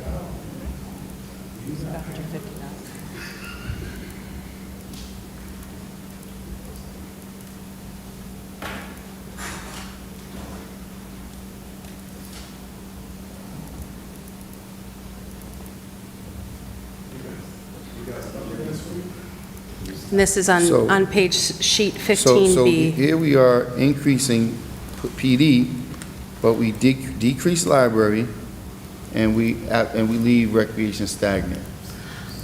I think, and Council President, if I could address. Go ahead, again, Madam A lot of, any of these salary wage lines, you have to take into account numbers of individuals within that salary wage, and like we said, contract increases. Other contracts, the library contract, for example, was already finished. We were able to absorb their increases as part of their contract. We have to make sure that we have the ability to do that here. But essentially, other than that salary wage line is remaining the same. We're not able to increase numbers. We're, focused on managing that overtime as well. The Attorney General's office is getting additional resources like they did with the summer violence program, that they got additional resources to supplement our budget. Have you included that in this, these calculations? The 10 million is not included, correct? Part of grants. That would be one of the items under grants. The 10 million? No, we did not receive 10 million.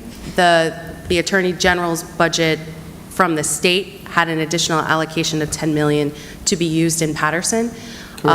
We do not have the full details of that spending, but we know we received so far about 900,000 in additional money, and we anticipate receiving more. Again, some to help our overtime, some for additional training, some for other initiatives by the officer in charge. But that's not included in our municipal budget. The only thing would be some of the grant that we already have, and if before adoption we get additional grants, we will show that as part of the adoptions, information that we could present to you. And even after adoption, we could still take in additional grants that the city receives that were not included in either introduction or adoption. Council President. I just have one simple question here. Councilman Jackson, are you done? I'm done. Okay, so we have Councilman Mims and Councilman Velez. So I have additional questions. In this budget, and I made the request before, but I didn't see it, do we have security guards allocated or funds allocated for security guards by all the schools for our children? Yes, that's part of the police budget. Okay, I would like to see a breakdown with the schools and the allocation of where they are identified. We said that in the past, and then we had some turnover, so that's why I always ask before school starts, because we say we have it, and then we find that schools, there's no crossing guard. So I would like to get a copy of that information to see if that's an accurate statement. The Go ahead. The other question I have, one second. When it comes to the allocation for, you said for recreation, it's flat, and then there's some other areas where we froze for hiring and salaries, correct? We froze. Is that across the board, or was it certain departments? We did a payroll projection, and it was different departments. Another question, or maybe a question and a recommendation. Based on what's in your packet on page 6, the small template, it shows that we have 12.6 million of delinquent taxes. So I remember in the times past in our budget hearings, I asked if we had a debt collection agency that we can bring on board Because if we're short 18.6 and that's 12.6, that would definitely help to stabilize the taxes. Have we made any movement towards bringing the debt collection? So far, we collected 9.5 this year, and we have a tax sale every year for anything that's past year. So there's an updated slide?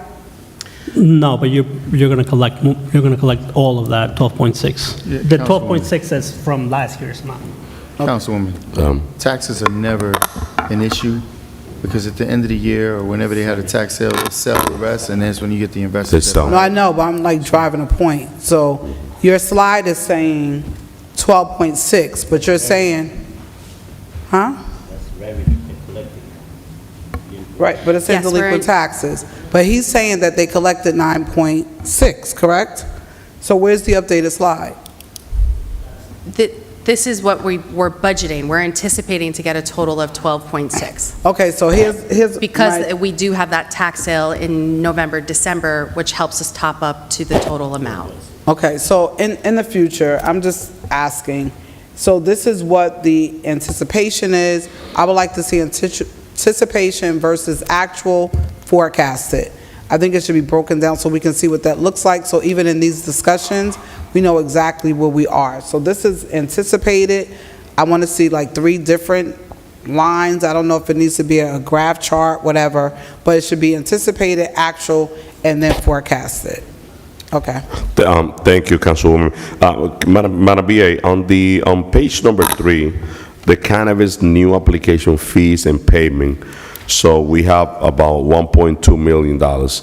So when you're talking about the fees, those applications, those are new application that we're including in this budget? So it's a combination of factors. It's both new application fees that we received, but it's also some payments versus what we were budgeting. So we had about $1 million that we were anticipating in the budget, and now we received about $2 million. So about $1 million is from actual revenue from both transfer tax and the social equity tax from our current cannabis business. And then about $200,000 is from some of the applications. Is that about right? It's 1.7 million from the 2%. 1.7 million from the 2%. From the 2%, and then about 300,000 from the fees, the application fees. Because So we had anticipated some of that, and so some of that was already in our budget, and it's about 1.2 above what we were anticipating.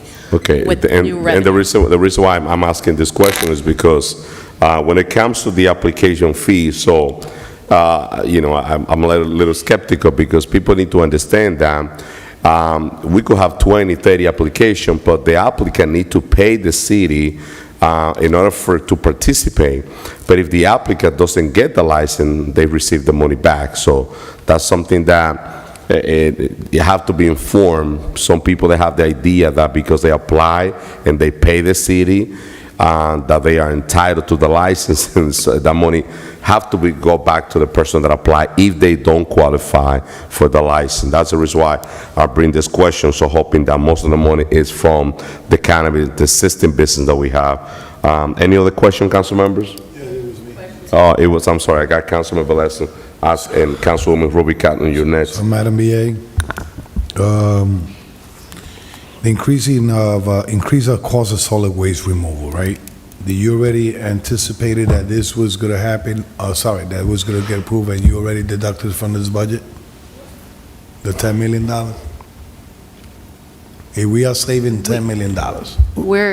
Yes, but it's broken out by calendar year. Okay. So this year, we're saving about $700,000 versus what we were originally budgeting. Correct. Or anticipating. So that's the 3 months. And then next year, compared to what we were paying for most of this year, we're going to be seeing about $2.7 million for a full year. Okay, so in the other page, page number 3, when you say, I believe, let me see this, page number 3. No, page number 4. Are you still planning to close the facility of Firehouse? No. See, Motor pool? those items at the top, I'm sorry that this is confusing. I tried to say, here are the things that we thought we might have to do and that we put on the table, but we're not implementing them. Not even privatizing EMS? No. Okay. Not as the part of this budget year. None of those items are happening. Closing facilities, cutting program services, privatizing, or laying off. So the big dollar that you have out there, breakout with Paterson taxes, okay, I understand the city 56.34%. Can you tell me, I'm trying to figure it out here, but can you tell me if since 2020, all the way down to 2023, had the district increased their taxes? They gave it to us. Yes, and that's what the CFO detailed, some of those increases over the last So the few school years. district charging more tax? Yes. The other big question, did the county also doing the same thing?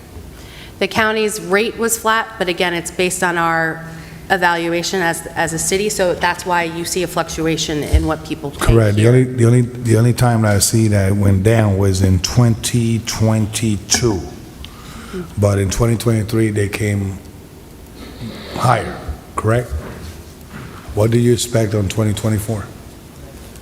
It would probably continue on that because our assessed value of the property in the city of Paterson is not as stable right now as we're not in the reassessment program or revaluation. Now, I know that we did not renew pilots this past year, the Governor Towers. I believe the other one back here, all the pilots that came here. Correct. It's all here on page. What kind of revenue that bringing us? All the one that all the one that we decide not to approve. The ones that we denied. Like Cole's Arms, like, like Cole's Arms, like Golden Towers, like, the other one that we got is a year contract is like, How much? I've been sitting here all day. Is revenue coming into that, right? Supposedly they went to full taxation. Yeah, I would have to, do you want exact numbers? I would have to figure that out for you. Okay. All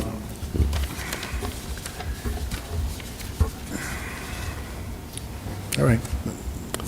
Thank you, Councilman Velez. And yes, Councilman Velez, the school district is the one that impact this budget the most. 2020, 11.3%, 2021, 11.7%, 2022, 10.1%, and 2023, 7.7% increase. So And Council President, the reason I'm saying that is we need to do. That's a lot. We need to That's a do an lot. emergency meeting.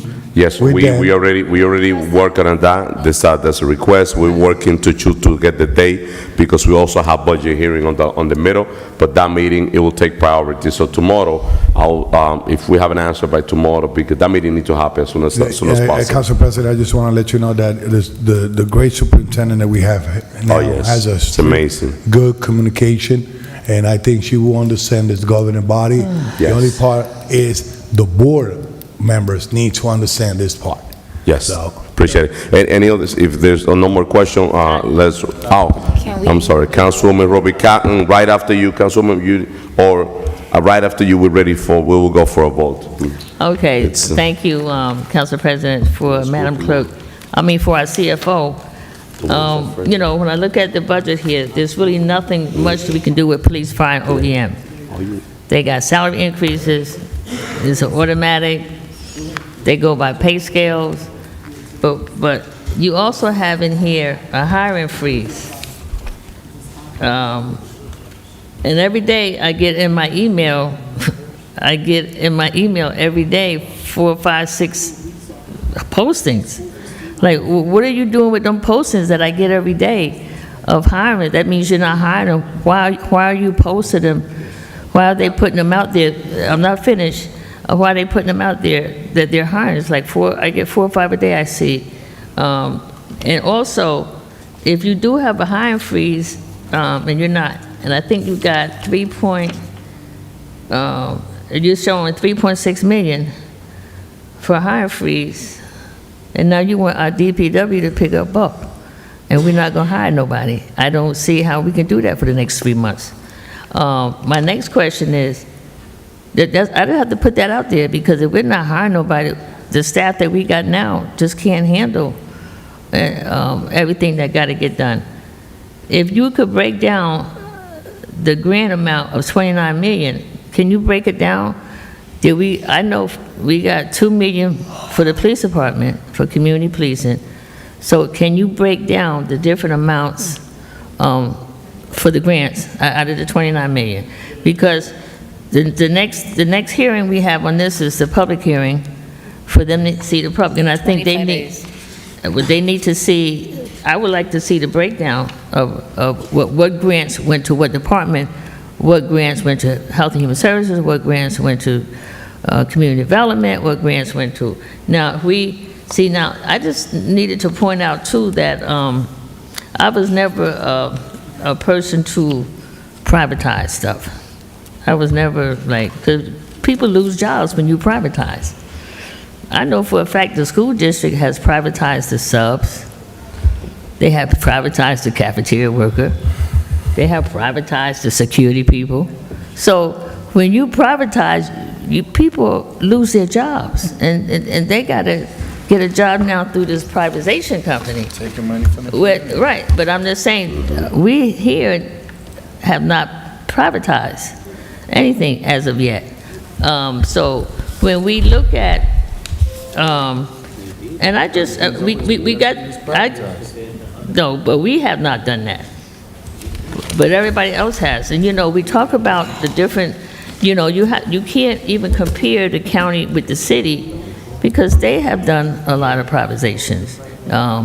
So that they'll be able to keep their budget down some. But I just need to break down, and we would love to see the recreation department increase. Because we need more, like, I know what it is, because you got to come up with $500, $600 for your child to play a AAU game or be part of a team. That really costs a lot. And for us not to have more money going towards recreation. But what I find is that there's certain departments here, and I believe that we need to change the DPW status and the way they're paid. I'm used to getting paid by steps. You got 5 steps, you got 6 steps, then you max out. I have not seen our people pass. I remember when I first came here, it was 25,000. Now they're up to 34,000. And that was because, we kept asking that they be increased. But I can't see why the budget can't come up with, you get hired, next year you get a $3,000 raise, the following year you get a $3,000 raise, the following year you get a $3,000. Those are what you call steps, that it goes up each year. The only thing DPW get is 2%. That's all they get. Even the secretaries all over there, it gets 2%. I think that what I would like to see is that if we got a clerk 1, I don't care if she's in the city council office or she's in the DPW office. If she's a clerk 1, they all should be making the same amount of money. Different departments you find council members. Yes, you can. Different times. No, I'm saying if she comes in on level 1 and she's a clerk 1 or she's a clerk 2, you coming in at 45,000, whether I'm in economic development, whether I'm in community development, whether I'm in health and human services, we're coming in as a clerk 1. But you find all throughout this entire city, everybody's making something different. And they're doing basically the same type work, but they're getting paid. Council President. No, but I'm saying, that's what I would like to see. Thank you, Councilwoman. Wait a second. I'm just saying, can I have that breakdown for the grants? Can I email it to you? There's nothing we can do, huh? There's 62 grants, so can I email that to you? There's 52 grants? 62. Yeah, I want to see them all. I'll email it to you. Right, and which went to what departments? Because I know where some of them might have went, community policing, the opioid problem, health and human services, community development. Those are grants that went to, because when you look at this, you just have one set amount, and we really do need to try to see if we can put more money into our recreation department, because we got to do our best to help our kids and to keep them off the street. Thank you, Councilwoman. So we have one more, Council Brothers, you have one question? Yes, through the chair, Madam BA. I know we're talking about this budget, but we haven't seen the contract of police come in front of us. I hear a lot of rumors that they're pulling out, they're pulling out, they're pulling out, they're pulling here, they're pulling that. We don't want to lose police officers. We want to keep the one that we have. We want to have the one that move forward. We need to see this contract. We need to take action. It's almost 4 years that without contract. This officer, the morale, they working as it is. And when this come to conclusion that the contract is approved and everything, that's going to cost us money too. Because now they want their money. If they waited 4 years, they want their money. So I don't know if you budget for this. Is this here?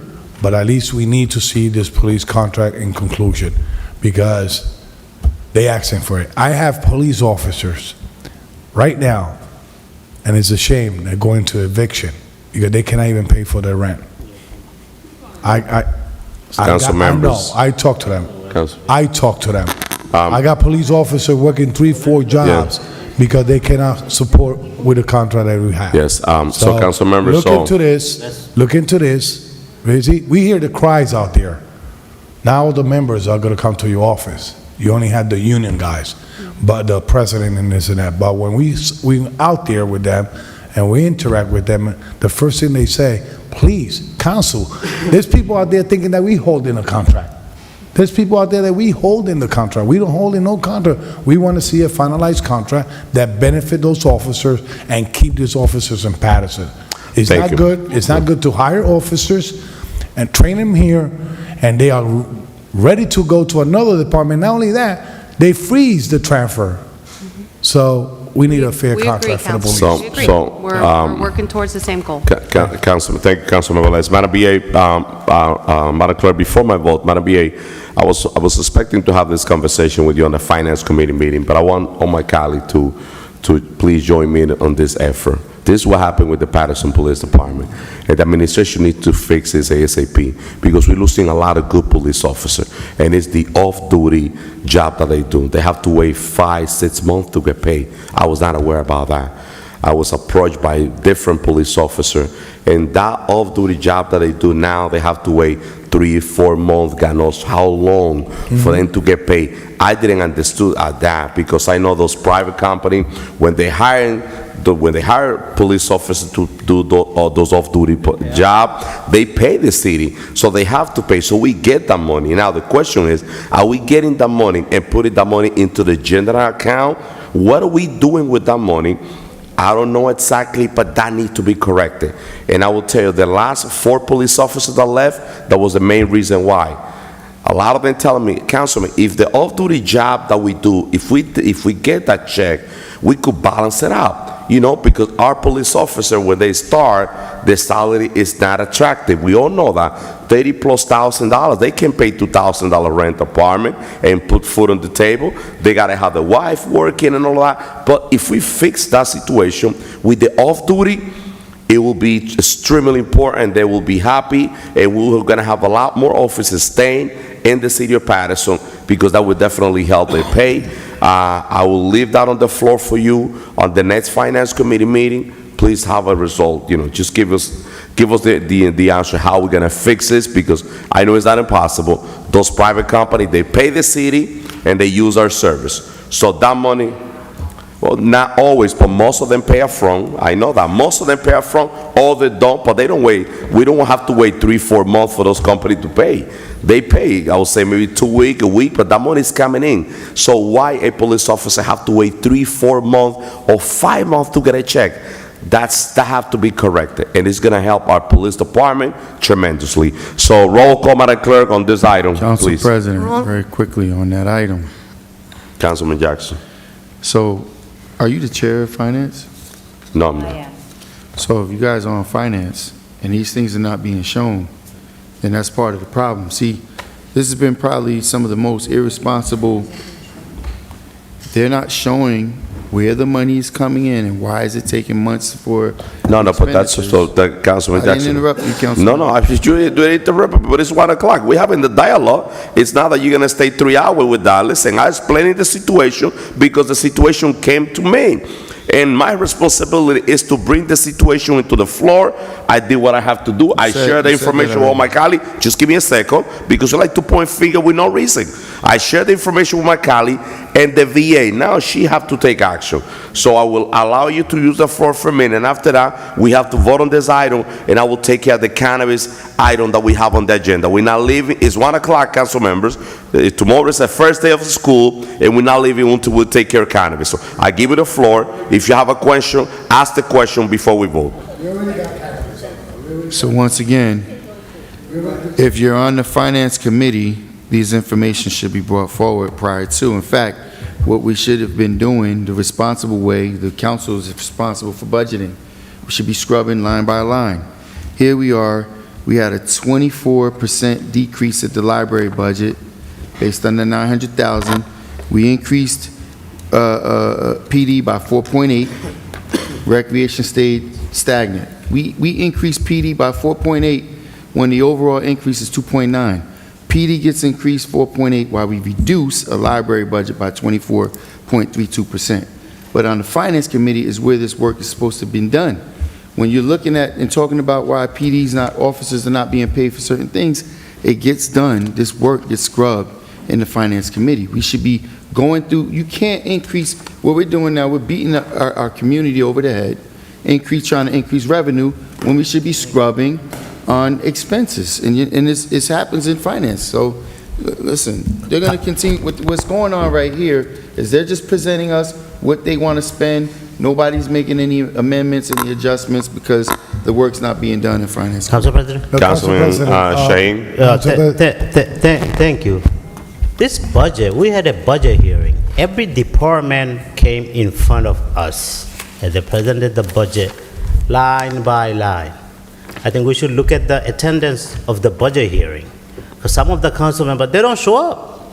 And all of a sudden, they know it all. You should come, you should have came in the budget hearing and said, line item, these should need to be reduced. Or they presented a budget item, or even tonight meeting.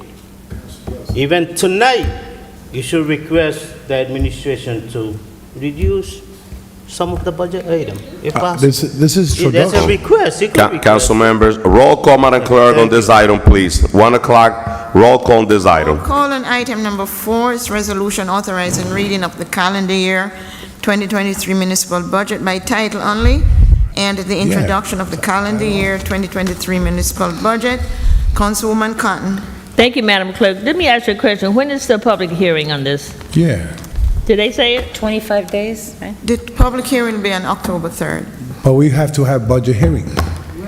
No, we ain't talking about Point the of budget order, hearing. we're in the middle of I'm roll sorry. Yes, Councilwoman. The budget hearing that we're gonna have this year is for next year. For the It ain't next got nothing year. to do for 2023, Yes. right, so we gotta get the public here to come in and voice their concern about this budget. They gotta come in. Madam Clerk, my vote is yes. Thank you, Councilwoman Cotton. Councilwoman Davalin? Yes. We haven't had. Councilman Jackson? Thank you, Madam Clerk. To the members of the public, because I love the commentary, and yes, I make no qualm about excluding myself from certain parts of the fiasco, because you see certain members already have been they're riding the pony all the way home. So yes, I've been very consistent in every single item that I've requested, that I've said would take place, that I voted no against responsibly, has come to fruition. Just as I requested the list of lawsuits that we never had a discussion about that. Where is that in the budget item? But I requested over and over months ago a list of the lawsuits, that not only the ones that we've already have to expend, but all of the ones that's coming down the pipeline that everybody else continues to sit here quiet on. You know, you could keep playing the game of who showed up and attendance. I'm not going to show up to something when you've already cut the backdoor deal. What's the point of that? Anyway, I cannot support anything that continues to neglect the community. 24.32%, and then they sit right here and lie to us and say, no, we didn't cut the budget. But if you're on the Finance Committee, you should know that already. Especially when you're making such a big deal about items, I sat and drafted legislation. The council president didn't take note and say, you know what, I have some concerns here, some concerns here. He wants them to do the legwork and send it back to a committee when it has everything to do with them. They've already talked about cutting the fire chief's salary. But yet, this council is neglecting its obligations. We have a fiduciary responsibility to be fiscally prudent, and it falls on your shoulders, the council president. You sit in the finance committee, and you sit here and ask questions as if we're doing something, and they make cuts. They render poor services to the community. It's reflective right here, and we're getting what we're allowing them to do. Madam Clerk, my vote is no. Thank you, Councilman Jackson. Councilman Khalid. Thank you, Madam Clerk. We have to move the city forward. We have to get things done. We talk about crime and stuff every meeting. And so police department has an increase in their budget. Police department is the number one source of preventing the crime and having the city safe. So we have a problem with that. And I don't know, let me not talk about it. My vote is yes, Madam Clerk. Thank you, Councilman Khalid. Councilwoman Mims. So tonight, we're voting on the introduced budget for next year. We have not had the public hearings as of yet, so we can't check the attendance for meetings that have not been had. The meetings are scheduled. We did get those dates in our packet. They'll be coming forward, but if we talk about the attendance, that would be the past budget that already passed. This is a new introduced budget for the 2024 year. There are some budget hearing dates that, you'll attend or not attend or whatever the situation, but even if you're not in attendance, you can always give your recommendation or ask questions to the administration. In this budget, I asked a lot of questions and had some concerns, and I want another question responded to, and I know we're in the middle of roll call, but I would like to know of the $65.7 million that we got in ARP dollars, American Rescue Plan. I would like to see what we have left, and I would like to see where all the money that has been spent, where has it been allocated. I would like to get a breakdown of that. I also, in this introduced budget, because it's the beginning and it's a lot of work that still needs to be done, I would like to see the actual, the anticipated actual and the forecasted. That always should be a part of these discussions so that we can know possibly how to recommend, or maybe we can look at what the numbers look like, or possibly make some decreases or deductions. I also would like to see what the numbers would look like when it comes to our children and the recreational opportunities. They play on these teams and they have to pay for uniforms. I want to get a guesstimate of uniforms and that amount to be added to this. I'm sure it's not $1 million, but we should be covering uniforms for our kids. That's the least we could do for Paterson, for our children in our community. We know that this budget has a 2.9% increase. The MOU says that we have to increase by 2%. Doesn't say 2.9, which is approximately 3%. And because of that, I cannot stand for an increase for our taxpayers. My vote is no, Madam Clerk. Thank you, Councilwoman Mims. Councilman Velez. When it comes up to budget, we need to look at deeply. No, I gotta say it loud and clear. To be able to have new parks, more police, safer streets, clean city, better employees, and benefit for those employees, we need to do a budget. We need to vote on the budget. I don't understand people vote no on budget, no, but still the city continue moving forward. That means that we're doing something good when we vote for a budget. See, budget represent what we're going to give back in different ways to the community. In different ways. Public safety, DPW, health, senior services, all that stuff. I don't understand how you want to move a city forward if you're in the negative always. Thanks God that we have council members that understand that we need to move the city forward, and that's what we're here for. The administration is have to spend responsible, with responsibility. So, saying that, I don't regret what I'm gonna say right now, but we need to move the city forward with this mayor, with the other mayor, whoever's gonna be mayor. At the end of the road, we still had to be fiscal responsible, so my vote is yes. Thank you, Councilman Velez. Councilman Abdelaziz. Thank you, Madam Clerk. So to the administration, and to the residents, the MOU states we have to raise it by 2%, and there was a lot of financial difficulties that we had, primarily with our health care, right, that we can't really control. And as my colleague stated, Councilman Khan, to me, this is for us to introduce the budget, right? And there's time, right? And to my colleagues that voted no, please come to the table with some cuts. You can't vote no with no solutions. And then you can't vote no and then take pictures with the progress that's going on, right? That's like the friend that you invite to dinner, they take a picture of the meal, they eat the meal, but they don't want to pay, right? That like, a budget supports what you take pictures, that's what's positive. The Eastside Park tennis courts, the road resurfacing, the things you advocate for, that's in that budget. That's in that budget. So when we vote no on it, don't go there and say, I did this or I did that, because the primary purpose is supporting something. So I want the residents to realize that in this budget, I'm gladly going to say that there's a lot of things that gets done in the city of Paterson and in the 6th Ward that I look forward to work with the administration to get the job done. I'm sure you guys will talk about what's in the budget, but let's just be honest. I want to hear from our colleagues how we're going to bring it down. That 0.9%, work with Javier Silva. I know I've been trying, me and the CFO have been looking to cut. But let's be real, don't sell false hope. Don't say, if we don't support a budget, all the stuff that's getting done, you didn't support. Plain and simple, you have to pay for it.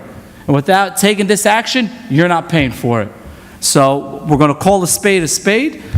I would like to see this introduced. If we could get more cuts, I would love to hear from the colleagues that vote no and find some solutions. Because the less that we can find that's not going to impact the residents is better. I just saw a contract about reducing the cost for the garbage pickup, and then people said, no, we can't. We're reducing the cost so we don't increase taxes, and then you can't have it both ways. We have to speak the facts. We got to balance our checkbook, because if you're not doing the right thing, and then we're going around saying we're doing this and doing that, this is what we have to support. My vote is yes. Thank you, Madam. Madam Clerk, I want to reconsider my vote. Okay, Council.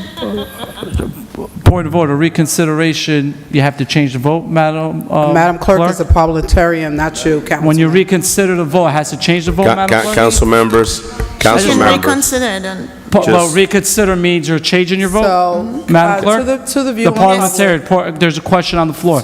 When you reconsider... Reconsider, you change what you did in the first place. So she's reconsidering, she voted yes or no? She's reconsidering, I'm Her not no sure vote? what she's To the saying. viewing public, I have the floor. Oh, so To she's the gonna- viewing- to the Council viewing- members, Councilman Mims asked to reconsider her vote. Yes. You got the floor, Councilman Mims. To the viewing Council members, public. 120. Let me be clear. Tonight, we're not voting on the final budget.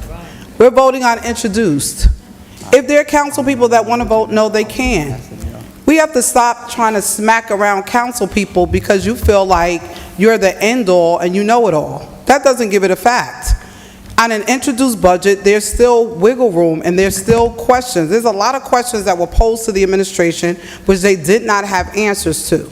When there are not answers and they have to get back to you with information, you vote no until you get those details, until you're comfortable enough, or you can look through the budget and say, these are some things. I made some requests. You were not in the room. If you stay in the room long enough, you would hear that. You were in the back room talking.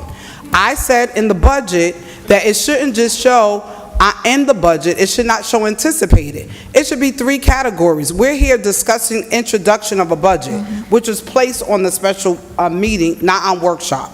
It should have been anticipated, actual, and forecast. When you're really doing budget and comparative analysis, that is the right way to present it before the council. That was not done. I made that recommendation. By the time we come back into the October's meeting, then we can vote or make recommendations based on the perfect data or the anticipated, actual, and forecasted that will be aligned appropriately, which is not here. There were some questions that were posed about money that was reduced or taken away from different budgets that's not outlined here. Whether that's true or not sure, they're going to get that information as well. There were many things that were requested on tonight, and I'm not here to do a back and forth, and that's the problem. When a council member votes, they can vote any way they want to. If you don't give me the information that I need when I'm sitting here to vote responsibly for the community, and guess what? If I vote no on an introduced budget, you got time before final to vote and say maybe yes at this time, I'm good with it, or no. You have time. We haven't had budget hearings. We haven't talked to the directors. All that is coming. That has not even happened yet. This is introduced on tonight for the 2024 budget. So with that being... Council members, Councilwoman Mims has the floor before we continue with this. Yes. Before I vote. So with that being stated, to the viewing public, there is questions that are on the floor. There's information that has been requested that the administration and the CFO has stated that they will provide. I am looking forward to getting that information and reviewing it to make a more fiscally sound vote towards the end of the final. We're at introduction, we have some time, and that's what we're supposed to do. You elected us to be responsible legislators, and that's what I'm doing. I don't have the information. I'm not going to vote no without having those details, and if people don't like it, so what? My vote still stands, Madam Clerk. I stand with my no vote. Thank you. Council members, Madam Clerk, I'm it's my time to vote now. Madam Clerk, I'm reconsidering my vote. Point of order. It's my time to vote. Point of order, It's Council my- President. If Councilmember everybody's Legge, going to consider the vote, I and to understand make that. statement and go back and forth, it's I not considered understand a that, vote. and it's not, So and it's, at the end of the night, whoever want to go back and forth could do it, and I go home. I understand, Councilmember Legge, Because- thank you, but now it's my time to vote. Now, to the member, to my Paterson resident, this has been a ongoing practice that some council members, they ask for the floor to change their vote, but in reality, they don't want to change their vote. They want to have additional time to make an additional statement, which in fact is 1:20 a.m. and we're 1:25, and we try to vote on this budget. So now, let me just bring some clarity in this. We're not voting we're voting on the actual budget that is going to finish. Our fiscal year is going to finish at the end of this year. So we are almost 3 months and a half away for this budget to finish. We're not voting on a new budget. This is the last inning for us to approve this budget. Yes. Let me remind everybody, you're not voting on something new. This is the last inning for us to close this fiscal year, and in January, we'll start a new fiscal year. So with that being said, a lot of people talk about being responsible. But now, during the budget hearing that we're going to start for the fiscal year 2024, is when you have the opportunity to ask questions, to go back and forth with the administration, to make requests. Councilman Jackson never been at one of those hearings, and he's talking about being responsible. Or show me some proof that you've been, because I never see you in one of those budget hearings. So now it's you, that's your responsibility to come here. But now I have to call you because constantly you're calling Council President, so you're gonna have me. And I'm way open. I'm responsible. You know why I'm responsible? I've been fighting with the administration to make sure that they use part of the $64.7 million that they got from the state to help our Paterson residents. Madam BA, I've been on top of the administration during the budget hearing, right after, to help to make sure that they use it. I met with the state. The state told us you could use only for the loss of revenue a percentage of that. I also have a conversation with the monitor from the state. This is one of the biggest responsibilities that we have, because if we don't take action on this, what's going to happen is what they did in Camden, that they come here to the city and they impose a budget for us, and the number will not be, we will not be happy with that action. But once again, for those council members that are talking about being responsible, I'm looking forward to see you on the budget hearing that we're going to start for the 2024 budget. not 2023, because this is the last inning of this budget. I'm not happy with the administration because I don't believe that they put enough pressure to the state to help us with the additional money. I also understand that they gave us $25 million, and the conversation that I have with the state was that, listen, we give you $25 million, now you got to do your part. For me, this conversation is extremely important. I don't call any council member with names, but if you address me, I'm going to address you back. Being responsible is what happened with the police department. The information came to me. I share the information with my council colleague because I'm not here to grandstand. I'm here to try to conduct the meeting on the way that we move forward, and I pass the information to the administration. Now it's our job to make sure that our police department get that resolved, get their off-duty job paid on a timely manner. That's what you do. We're not here to take punching back and forth. October 3rd. Thank you. With that being said, Madam BA, I'm looking forward to have a better conversation on the next budget hearing. I was against all the additional fees increase from the beginning, like the street cleaning $100, because that's an additional hit for a taxpayer. I understand the responsibility that we have in front of the state. I also know that a lot of the projects that happen in the third ward, they are in this budget, and that's the reason why I'm inclined to support this and start the next budget hearing as soon as possible for us to find common ground to get those reductions. Next year, with the new contract, we have a window for us to say, listen, how much money can we save? So we took that out of the way. So I'm looking forward to have that conversation this coming. Every council member that we have, the calendar, to make sure that we all here having that discussion. My vote is yes. Thank you, Madam Clerk. Madam Clerk, before you call the vote, I'm going to wish to reconsider my vote, please. Madam Clerk, after the president vote, there's no reconsideration. That's not true, sir. Please understand the way things work. Come on, man. Thank you, Madam Clerk. I did not announce the vote, so. Very good. And I'll be very quickly because I'm compassionate to you, Madam Clerk, but I'm not going to allow him or my other council colleague to spew off in statements that are totally incorrect. There has been no other council person in my full tenure that's been more responsible. The $1.7 million trailer that you voted in favor for, sir, that this guy said will beautify the neighborhood, does not even get used right now. I begged you, please. The $110 million that was just expended at the stadium, that through this expenditure, we're paying for bonding. The residents are paying through their tax dollars for bonding. There was just major events that took place at the stadium. Do we see revenues on that side? We absolutely do not. Where's the audit reports that I requested, sir? You're the president. You appointed the chair of finance. You guys are not even doing your job. But now, I was quiet. I was quiet because, as I always do, these are facts. I don't talk about people being irresponsible. I'm not sitting here looking for your attendance rate because it doesn't matter. You change your vote even on the publicizing of the televised workshops. The moment you got the seat and the moment the mayor gave he allowed you to kiss his ring, all of a sudden your position on things have changed. Here I wrote and spent hours writing legislation to make sure our fire chief isn't sidelined or mistreated. And as the council president, the responsible thing to do, what do? You push the item back to table it. But everything they ask for, you ask a few questions, but you give them everything they've asked for.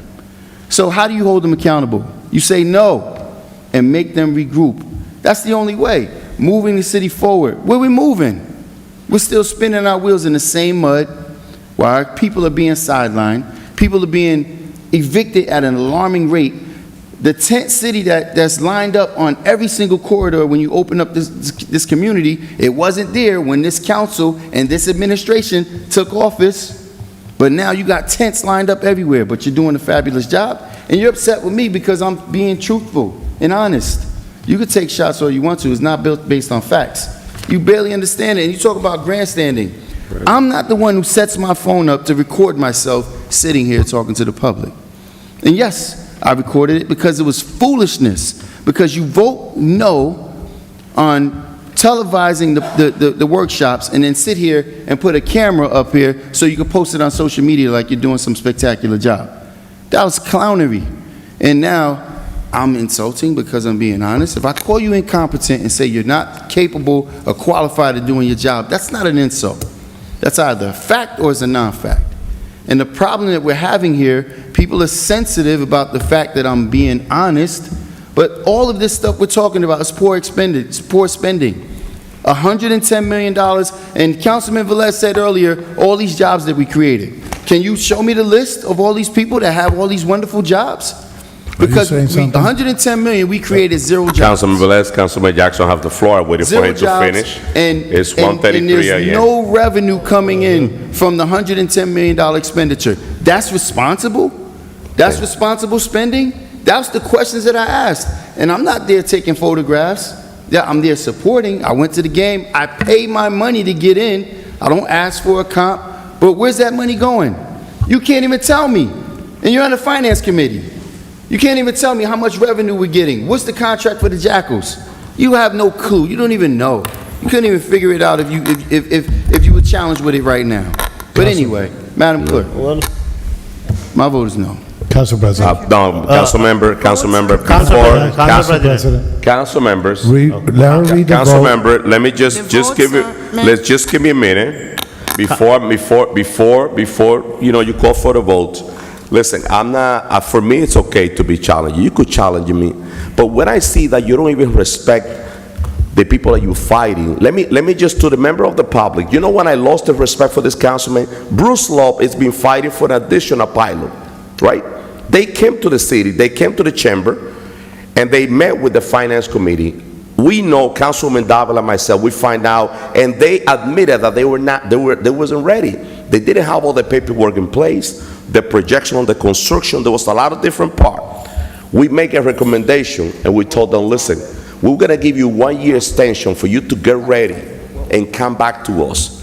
The same councilman that said that he's fight for the people, he was saying, he was arguing against that decision. He was arguing against that decision. My and when they argument came, was I have the floor, Councilman. I give you the floor. I have the floor. Please don't interrupt me. I got the floor. I got the floor. So we gave an additional 1 year pilot program, and when he saw the reality, he admitted he voted yes on the thing that we're proposing. Ladies and gentlemen, this past weekend we have one of the most beautiful festivals in the city of Paterson, the Great Falls. Hundreds of people, Paterson residents, enjoy the Great Falls Festival more than ever. This community, thousands of families with their children, this community need those events. We were close to not having that event because Councilman Jackson refused to vote on that item. And I'm like, are you here for the people? Are you really, or are you here for your show? So we have to put a special meeting, and I call my council colleague, and I want to thank all the council colleagues that attend the meeting, you didn't attend it, to be able to have the festival, 4-day festival for Paterson residents. And it, because of you voted against that. How that work? The meeting that I put for the downtown parking issue with the parking authority, with the director, the problem that you have is that you cannot work with anybody. You cannot work with a corporation council. You can work with the VA. You can work with nobody. I put that meeting, and I told you, Councilman Jackson, I want you to sit on that chair to help your constituent. You never appear. And now, in another note, you're talking about being responsible. Come to the workshop, have the discussion, the committee meeting. You're talking about putting backroom deal. How irresponsible you are. At least respect your council colleague. At the back, right at the committee, there's no backroom deal. We got DPW committee meeting, economic development, finance, and I recommend you. You want to be part of the finance? I move out, and I invite you to join the meeting. I want to move this city forward. And if you put a good project on the table, I will support you. But you know what you do? You put a legislation that have a financial impact. You don't talk to nobody because you're too good to work with everybody. You got a problem. You got a serious problem. And I'm going to keep doing my job and moving the city forward and making sure that we bring respect to this chamber. So with that being said, Madam Clerk, announce the vote. let's close this meeting because we have a couple of other items at the workshop. So I'll announce the votes on the introduced budget. It's 6 yeses, 2 noes, 1 absent. Second reading and public hearing will be on October 3rd, 2023.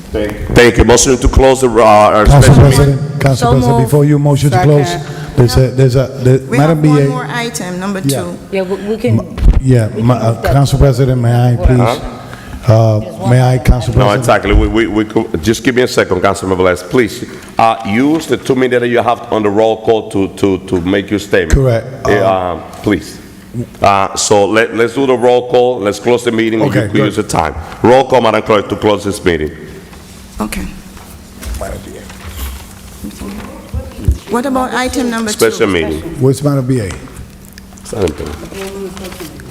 Huh? Yeah, but there is an item number 2 on the special meeting. put it to the next. Item number 2, resolution amending Resolution 23-415 for the annual meeting notice. Oh, we're not moving now. Madam Clerk, if that's not time sensitive, because there's a difference between the actual resolution and the title over here on the agenda. I spoke with Corporation Counsel. If my council colleagues are okay, so I have no problem, we could cover this item.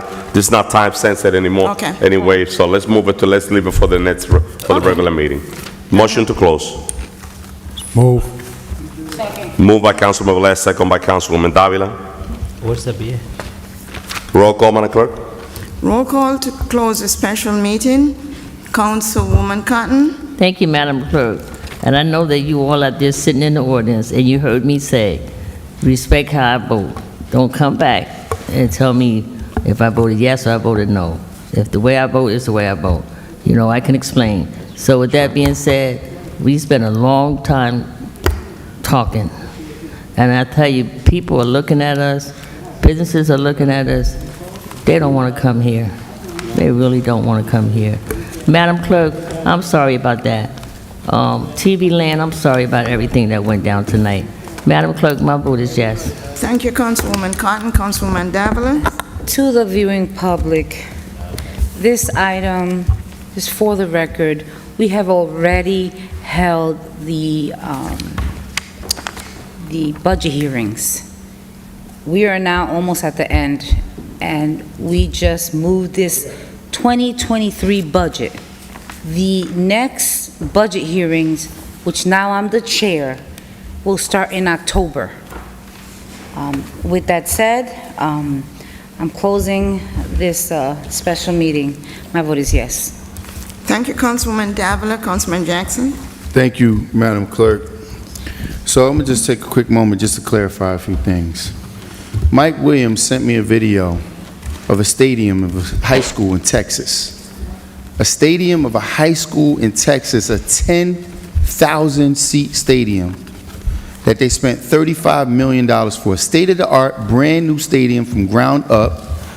We did a refurbish to a stadium for $110 million, and we had no expenditure reports, no list of expenses. There was zero jobs created. They came to the podium and claimed that they was going to create all of these jobs, and they created none. Tomorrow I will do a live. I'll show the video that the council president is so graciously recording of himself, and I'll show this $35 million stadium in Texas. And you know, football is Texas, is all about Texas. Cheap construction. Cheap construction, state of the art. And what we have is a patch-up job for $110 million. There was an event in the stadium over this weekend, wonderful event. Everybody was included, but and I'm not even going to say anything about the event. Where's the revenues? Where's the revenues? See, we don't own the stadium. This is their take. It's our stadium, and then we gave. Excuse me, can you please do your job, sir? Decorum. $35 million for a 10,000-seat stadium, 110 for a refurb on a 6,000-seat stadium. We don't have any expenditures. It used to be ours. We gave the developer 100% of the money. It was our money they used. We don't even have an expense report of what the developer put in.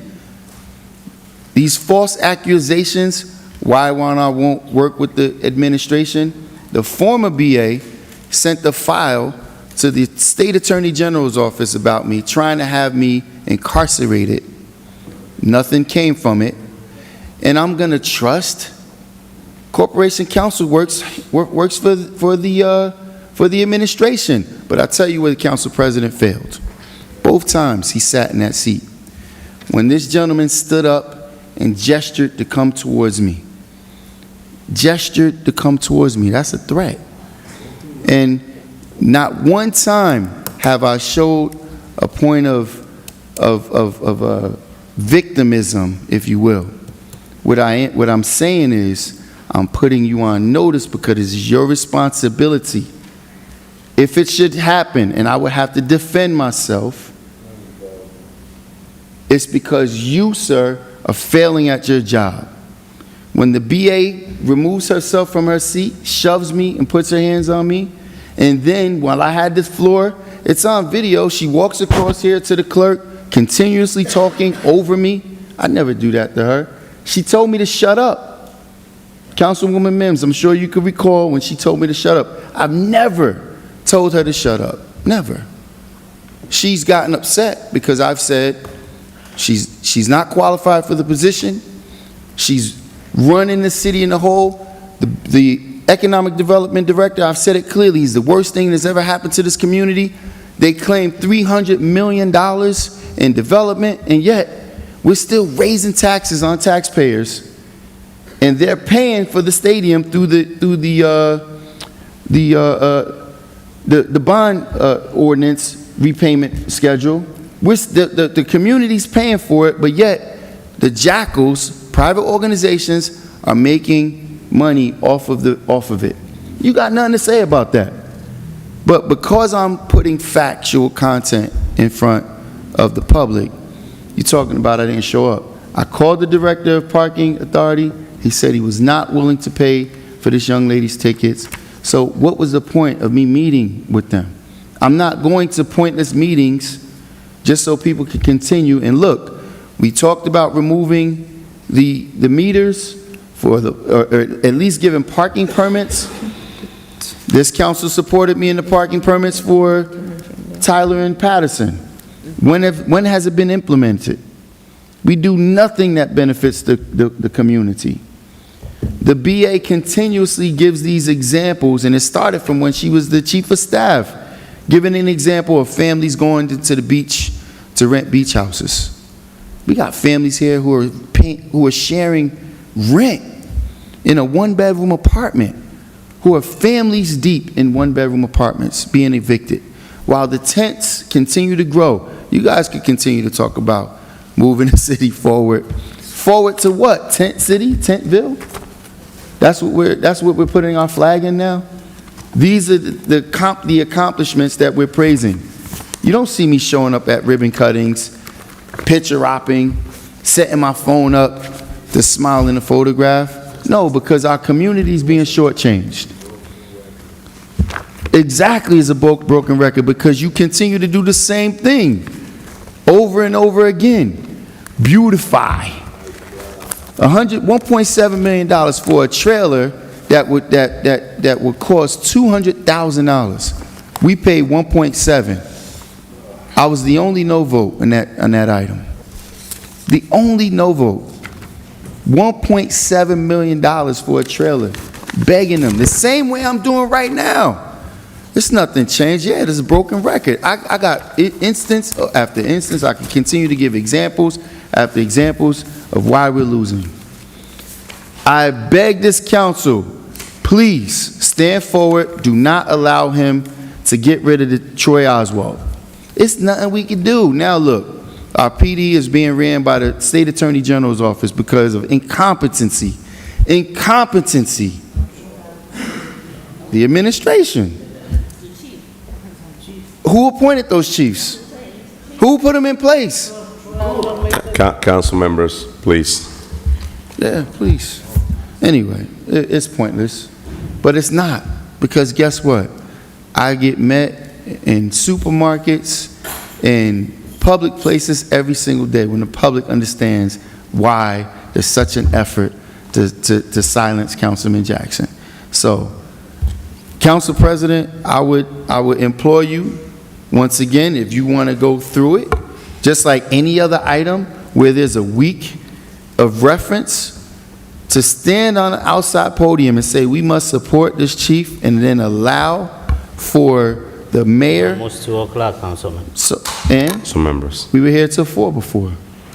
Councilman Jackson, we allow you to To use the allow floor. the mayor to but- do that, I wrote the ordinance that allows the council to utilize its authority in creating the salary ordinance for the chief to ensure it. Everybody said we're in support of him, but all of a sudden, we don't want to support him getting the raise that we talked about. Councilwoman Mims and Councilman Abdelaziz both acknowledged, you know what, he's from the city, he should be paid more. If there was any issue, maybe it's with the scale, but we're talking about setting a salary ordinance for this fire chief who sat here for 28 years, almost 30 years of his life, dedicating himself, and the mayor's and he's lying about his contractual obligations. Anyway, you guys can continue as you will. I will continue. There's nothing you can say.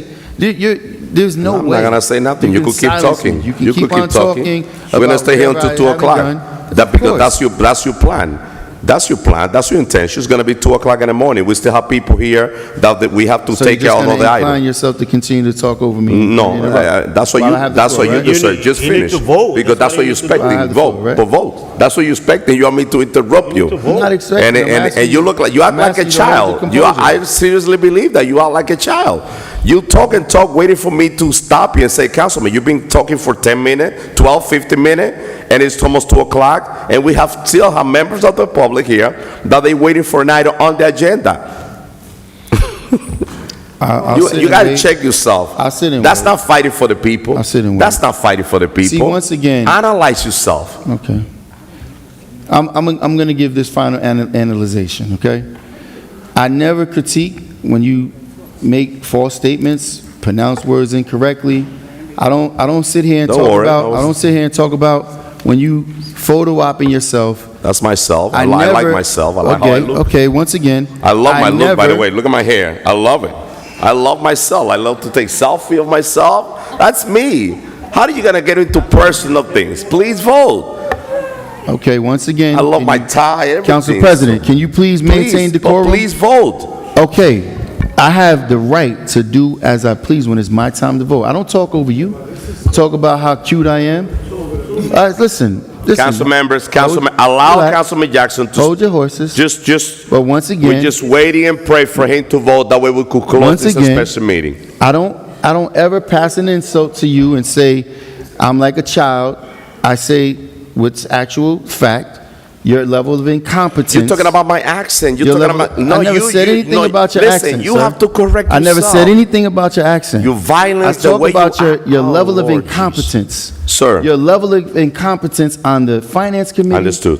And as a council person, Understood. your voting track record, you're Understood. flip-flopping. You calling somebody? You're flip-flopping. No. Just council members, council That's members. not disrespectful. Council member That's left not the disrespectful. Look at the dictionary. That's all not you need to do. disrespectful. Let It's not. Now all of a sudden It's not. they're bullying. Council members. Point of order. Point of order. Council Point of members. order. Yeah. Again, that's not There's disrespectful. a point of order on the floor, so let's Raise the follow point. that. Listen, if we cannot, You out of order, Councilman, just- that's it. So Councilman, we're waiting for your vote. Okay, I'm trying Another to finish. hour? I'm trying to finish. Trying to finish. Corporation Council, what is the consequence if we cannot close this meeting? Because I'm not going to allow Councilman Jackson to Madam be Clerk, this is speaking for 20 more minutes. It's disrespectful what he's doing. And we got members of the public here that they try to address the situation, and he go over and over. I don't mind that he call me incompetent because I know who you are. You cannot even compose yourself. When Councilman Khalid was a president, you went to his face. I've been watching you. I know the things that you do, instigating people to try to make a mistake on you. Listen, you got a serious problem. who But have guess I what? instigated? I'm willing. I could deal with you. I got no Council problem President, dealing with you. Council President. I got no problem dealing with you. Who Just have I finish your vote. instigated? Finish Who have your I vote. instigated? No, Let him finish the explain. vote. You Don't want to entertain. interrupt? Let him finish the vote. Who have No, I? I'm just- Who have I instigated? You Who got have the- I instigated? I've never instigated anyone. I don't need to, sir. Direct to the public, man. I don't They need listen to. to you. I don't need to. I don't need to. This is a change. My stature is very secure. That's I what don't you need to do, instigate people. You don't know that? Who have I instigated? Councilman, please, Councilman, just we're waiting for your vote to finish. Members of the public, I do apologize. It's going to be 2 o'clock. I really want to take care item 56 because we have members of the public that they still here at 2 o'clock in the morning to hear what we need to say and if the item is going to be on the agenda. Councilman, please, can you finish with your vote? I'm here since 5:30. Let's get out of here. Council members, The most ridiculous part is he doesn't even understand his level of incompetence. He continuously talks while I'm making a point to try to stop me from making a point. And what you have no understanding of is I don't care. I'll start over. If you want to talk and interrupt me, I'll start over. I don't care. Because there's a point that I'm making. Our community is being stolen from through your level of incompetency. And for people to talk about nobody wants to come here and do business in this city, the majority of people that was here tonight, none of them live in the city. Everybody's lining up to come here and make money because they understand that there's no consequences. They could do whatever they want to do. They could be slumlords in this community. They could do all these types of things because there's such a level of incompetency that's here, and you don't even realize it. But it is what it is at this point. Madam Clerk, I apologize. My vote is no. I'm sorry, my vote is yes. Council members, please. Thank you, Councilman Jackson. Councilman Khalid. Thank you, Madam Clerk. I think the word incompetency, the competence people get things done. And this whole council body, we're moving the city forward. We're voting on the items. So I think all of us here are competence, not incompetence. The person who is incompetent, who doesn't understand and doesn't get things done. So figure it out who it is. And also talk about Troy Oswald. Troy Oswald, I was with Troy Oswald to keep him here. He came with an agreement in the administration. He wanted to leave. So we let him go. He's the one who decided to go. It's not we kicked him out. So there's some misinformation as well. Stadium is a private entity. City don't own it. They have a lease with the school board, 180 days for the school district, other 180 days for developer in the city. Hey, if it's a private entity, we don't have anything to say in it. If you want to do an event, go talk to the GM, rent out the stadium, and do an event. I have done it. I have done an event. So, I don't want to go back and forth. All of a sudden now, being a bully, he want to act like he is a victim now. You don't know how many things he said in my ear. He want to act like a good guy now. He does he's a saint. You know what you said. Councilman Khalid, have the floor. That doesn't faze me. That doesn't faze me. Right, I'm still under 2 minutes. One thing I want to recommend to the council president, I think after we close out this special meeting, as a council president, you have the right to set the agenda for the regular meeting. I think it's 2 o'clock in the morning. Whatever item left, you make the decision to put it on the agenda or not. That's my opinion. He will put it on the agenda, so there's no point of going for another 2 hours. We'll vote on it next week. My vote is yes. Thank you, Councilman. It's not on the agenda to vote tonight anyway. So, first of all, Council President. So, Council President. So let me say this. First and foremost, tonight we voted on the introduced budget, and I'm going to say it again. The final vote is October 3rd, so we have time. So what was stated before is not truth. Tonight was introduced. We have time before the final vote, which will be on October 3rd. I think it's embarrassing what's going on. And we can say, is this person, that person? But it takes two people to entertain or to be involved in fighting or combating. And I think it makes it even worse because we have to be at work, well, for myself, within the next 6 hours, 5 hours, have to be at work. We still have people sitting in the audience, and we can't just dismiss it because they want to hear to make sure what's included in whatever language they want to hear it, even if it's not everything that's included. But Sir Paterson, I know you're watching, you're viewing, and I'm going to try to stay as long as I can for item 56, but I have got to go home. I try my best sometimes to sit here and to do it, but I think the respect spectrum or rod has to be on both sides. And you can't talk about, well, oh, you did this, but when you start poking or saying or jabbing, people are going to respond. They're not going to keep sitting there and not responding. But what makes it worse is it's being played out to people watching us all over the world, not just in Paterson. People are watching us everywhere. I get calls from all over the country of people that are watching these council meetings. So we have to find a way. If someone wants to vote yes, no, that's their vote. Let them stand in their conviction. We don't have to make a comment and take a jab and you shouldn't do this. Who are you? We are elected, and we have people that expect us to stand for them. Everybody's constituent bases are different, and there's an expectation across the board. But as we're coming to close this item out, Madam Clerk, I stand on,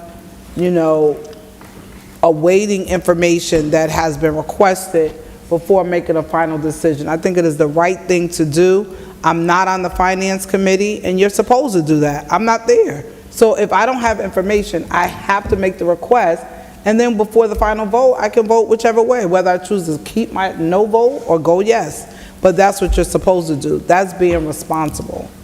So with that being stated, Madam Clerk, I'm going to try my best to stay through, but I'm not going to guarantee because I have got to go to work to our students out there. A lot of the schools on Thursday and Friday are giving a half a day out. They're going to school. It will be a half a day for our students due to the weather, the extreme heat advisory that's going on. So make sure you bring them water bottles and dress them accordingly for the weather.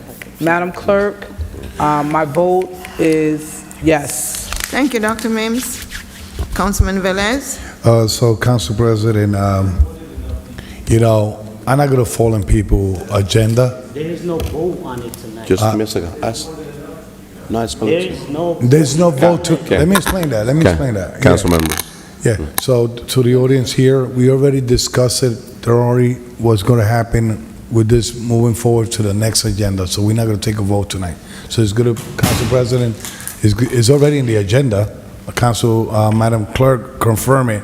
It's in the first reading next week. So, no, we're not voting the application, nothing like that. Is it correct? There is no vote. No, Council. Yeah. So, Council President, explain.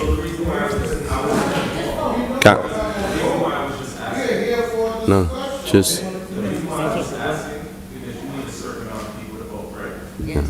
But we're not taking action. That I explain after you vote, Councilman. okay, It's gonna be. I explain. He will explain. He will explain. He will explain.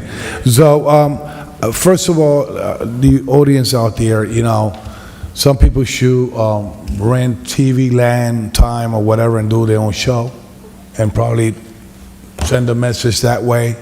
The residents of Paterson deserve better. Trust me, I'm not gonna fall in the bully attitude of other council members. I'm here to do my work. I know that the thing that we have approved, residents are taking advantage of that. The youth is using it. The field, the ball field, whatever that we have approved have been a benefit for the residents. I know what we vote for. I know the passion that we have to serve the community. I'm not gonna fall into that back and forth, things like that. Some people sound broken record and go, listen, I will say something. If I did something wrong, you know how I proved the difference? With a new action. Do something different. That's how you justify things. And then people could see that you change.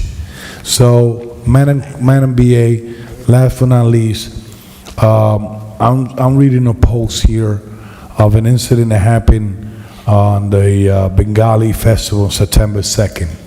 It's disturbing because they're accusing that it was an inside job from the council to detain a festival, even that we order also inspectors to go there. Can you elaborate when we finish with the vote a little bit to highlight the community? Because even the Bengali community is waiting for an answer because we cannot answer that. So can you tell us when we finish the vote, Council President, allow her to explain her, please, after the vote, please. Saying that, ladies and gentlemen, good night, man. It's having been a long night. I don't know some people using cannabis before approving over here, but that's okay. My vote is yes. Thank you, Councilman Velez, Mr. President. Thank you, Madam Clerk. Let me just, it's 2 o'clock in the morning. I want to talk about what's going to happen with cannabis. Listen, I've been elected since 2010 at the school board. I've been a member. I've been in Paterson for over 20 years in this community. People know my character. I know who I am. People know who I am. I'm a very respectful person. I would never disrespect anybody. But Councilman Jackson believed that he could fix everything being arrogant and try to fight everybody and being aggressive, number one. Number two, one of the things that disturbed me the most, and he could show any video, is what he did. I'm his colleague. He came behind my back and started recording me because I was using my phone. My daughter called me from Washington at 11 o'clock to see if I was, I have to answer people, text, and I do my thing. I like to take selfie. That's me. That's my personal life. And he came behind my back and record me, and he got that video. That speaks a lot about his character. Today, that's shocking for me. That's really concerning for me. I don't mind that you call me incompetent. I know what I'm doing here. What I'm not going to allow you to do is to continue doing what you're doing. I'm going to bring respect into this chamber. And that's the reason why I'm sitting here. I sit here July 1st. When I take the decision, I take the decision that is good for the city. And I'm here because I know that I could do the right thing for my community. Just look the way you've been acting. That's the only thing that I'm going to ask you. So for me, you could keep talking about my accent. Yes, I was born and raised in the Dominican Republic. English is my second language. I'm very proud, and I love to talk. All right, and I'm proud that I'm fully bilingual. All right, in writing and any way you want to take me. I'm proud of being Dominican American in this nation. And I love my city, and I'm moving the city forward. I'm getting things done for the third ward and for the entire city. If you need college mandates, you call me, I will be there helping you. That's who I am. God already blessed me. I don't live from politics. I work every day to put food on the table, to educate my children. But you've been very disrespectful. You talk for hours waiting for me to interrupt you. People know that game. You know the reason why I don't want the meeting to be televised, the workshop, is because of you, because of your action. You think that how disrespectful for my council colleague is that you could talk for 20 minutes and we have to wait for you. And then every time that you use the mic, you got to talk for 20 and 30 minutes. I'm not going to allow you to do that. So whether you like it or not, I love this position because I could deal with you. With that being said, we're closing this meeting. To my third ward resident, Eastside Park Tennis Court is looking great. I was there today. I did a nice video. You can look at it. So we're closing the meeting, the televised meeting, members of the public. After this, we're going back to the workshop. The meeting is not going to be televised after my vote. So let me recommend all my Paterson residents, tomorrow is the first day of the school. Let's stay on top of our children. Madam Clerk, Council President, the BA explanation about what happened in... I'm in the voting section. So let me It's finish not, no, my I need a council member. We need an answer from Madam BA. Let me finish my vote. Let it be televised. Before the motion to close, Madam BA will explain that right after that motion to close the televised meeting. With that being said, so let's stay tuned. Eastside Park is totally repaid. The tennis court is looking great. They're working really hard on that. and I know our children, they definitely going to utilize that tennis court in a great way. And also congratulations to Della Fisher for the great job that she did at the festival, the Great Falls. The whole team, DPW, they worked really hard, and thousands of children enjoyed that festival like never before. With that being said, good night, Paterson. My vote is yes. Council President? Let's the Madam Clerk announce the vote, and then Madam BA have the He's floor. going to turn it off. I don't want The the. votes, So before you announce the votes, Madam BA, Let me add to the question from Councilman Velez.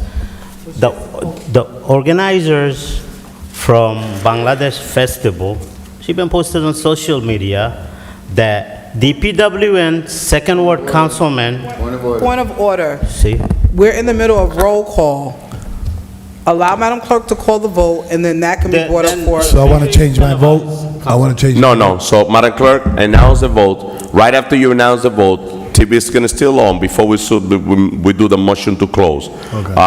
So that way they could bring the explanation very brief in a minute or two. That way we could close this meeting. okay, so the votes are 7 yeses, 2 absences. Special meeting of Tuesday, September 5th, no, September 6th, is hereby adjourned. Thank you, Madam Clerk. Councilman Khalid.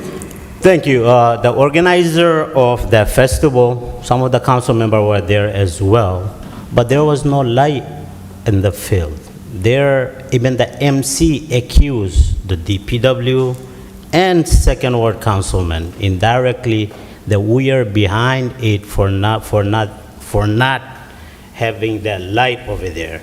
Also, the inspector for the food store went there, that I sent the inspectors. Also, there were, I think, 12 police officers there that just like Councilman Mendez was accused by another entity, same thing, that I was behind it to increase the police officers as well. That same applicant, we question here, put on the application 200 people for the event. They are posting on social media, they had 8,000 people. Thousands. 8,000 people. Yeah. So you see yeah, they're putting on social, they had 8,000 people. So you see what's going on in there? Councilman Khalid. Can you give Please us an allow Madam BA answer to for the answer. light not being there? Also, those other two questions that I had. So can you say what happened, Madam BA? Yes, thank you, Council President and council members. I cannot make any comment on the police. Again, this is something that OSA Abbasi and his team are in charge of regarding the number of officers. On the two other events, we have, or the two other issues, we have feedback from our department heads. I know Director Ramirez gave us some information, and essentially, anytime there is an event that has a permit from the Health and Human Services Health Division in particular, if a festival has a vendor with a permit from our office, it always requires an inspection. So that's standard operating procedure as part of an event. And I'm going to read directly from Director Rodriguez, who gave us an update and then provided a follow-up email. On Thursday, there was a fire at Westside Park inside the main field power source. Unfortunately, PSE&G had to cut the main power to the park. We informed the event staff of the situation, and accommodation was given to them of supply, light, and power for the event. I think that there were 2 towers that were provided by DPW, separate from the lights that were there. We're still waiting for quotes to place the power source back in operations. There might be a chance there is no power to the park until the larger renovation starts as part of the West Side Park project. So that is nothing intentional. There was an accident in the fire that was there. Thank you, Madam BA. We have a motion to close this meeting. We did the motion. Thank you, Rafael. Thank you.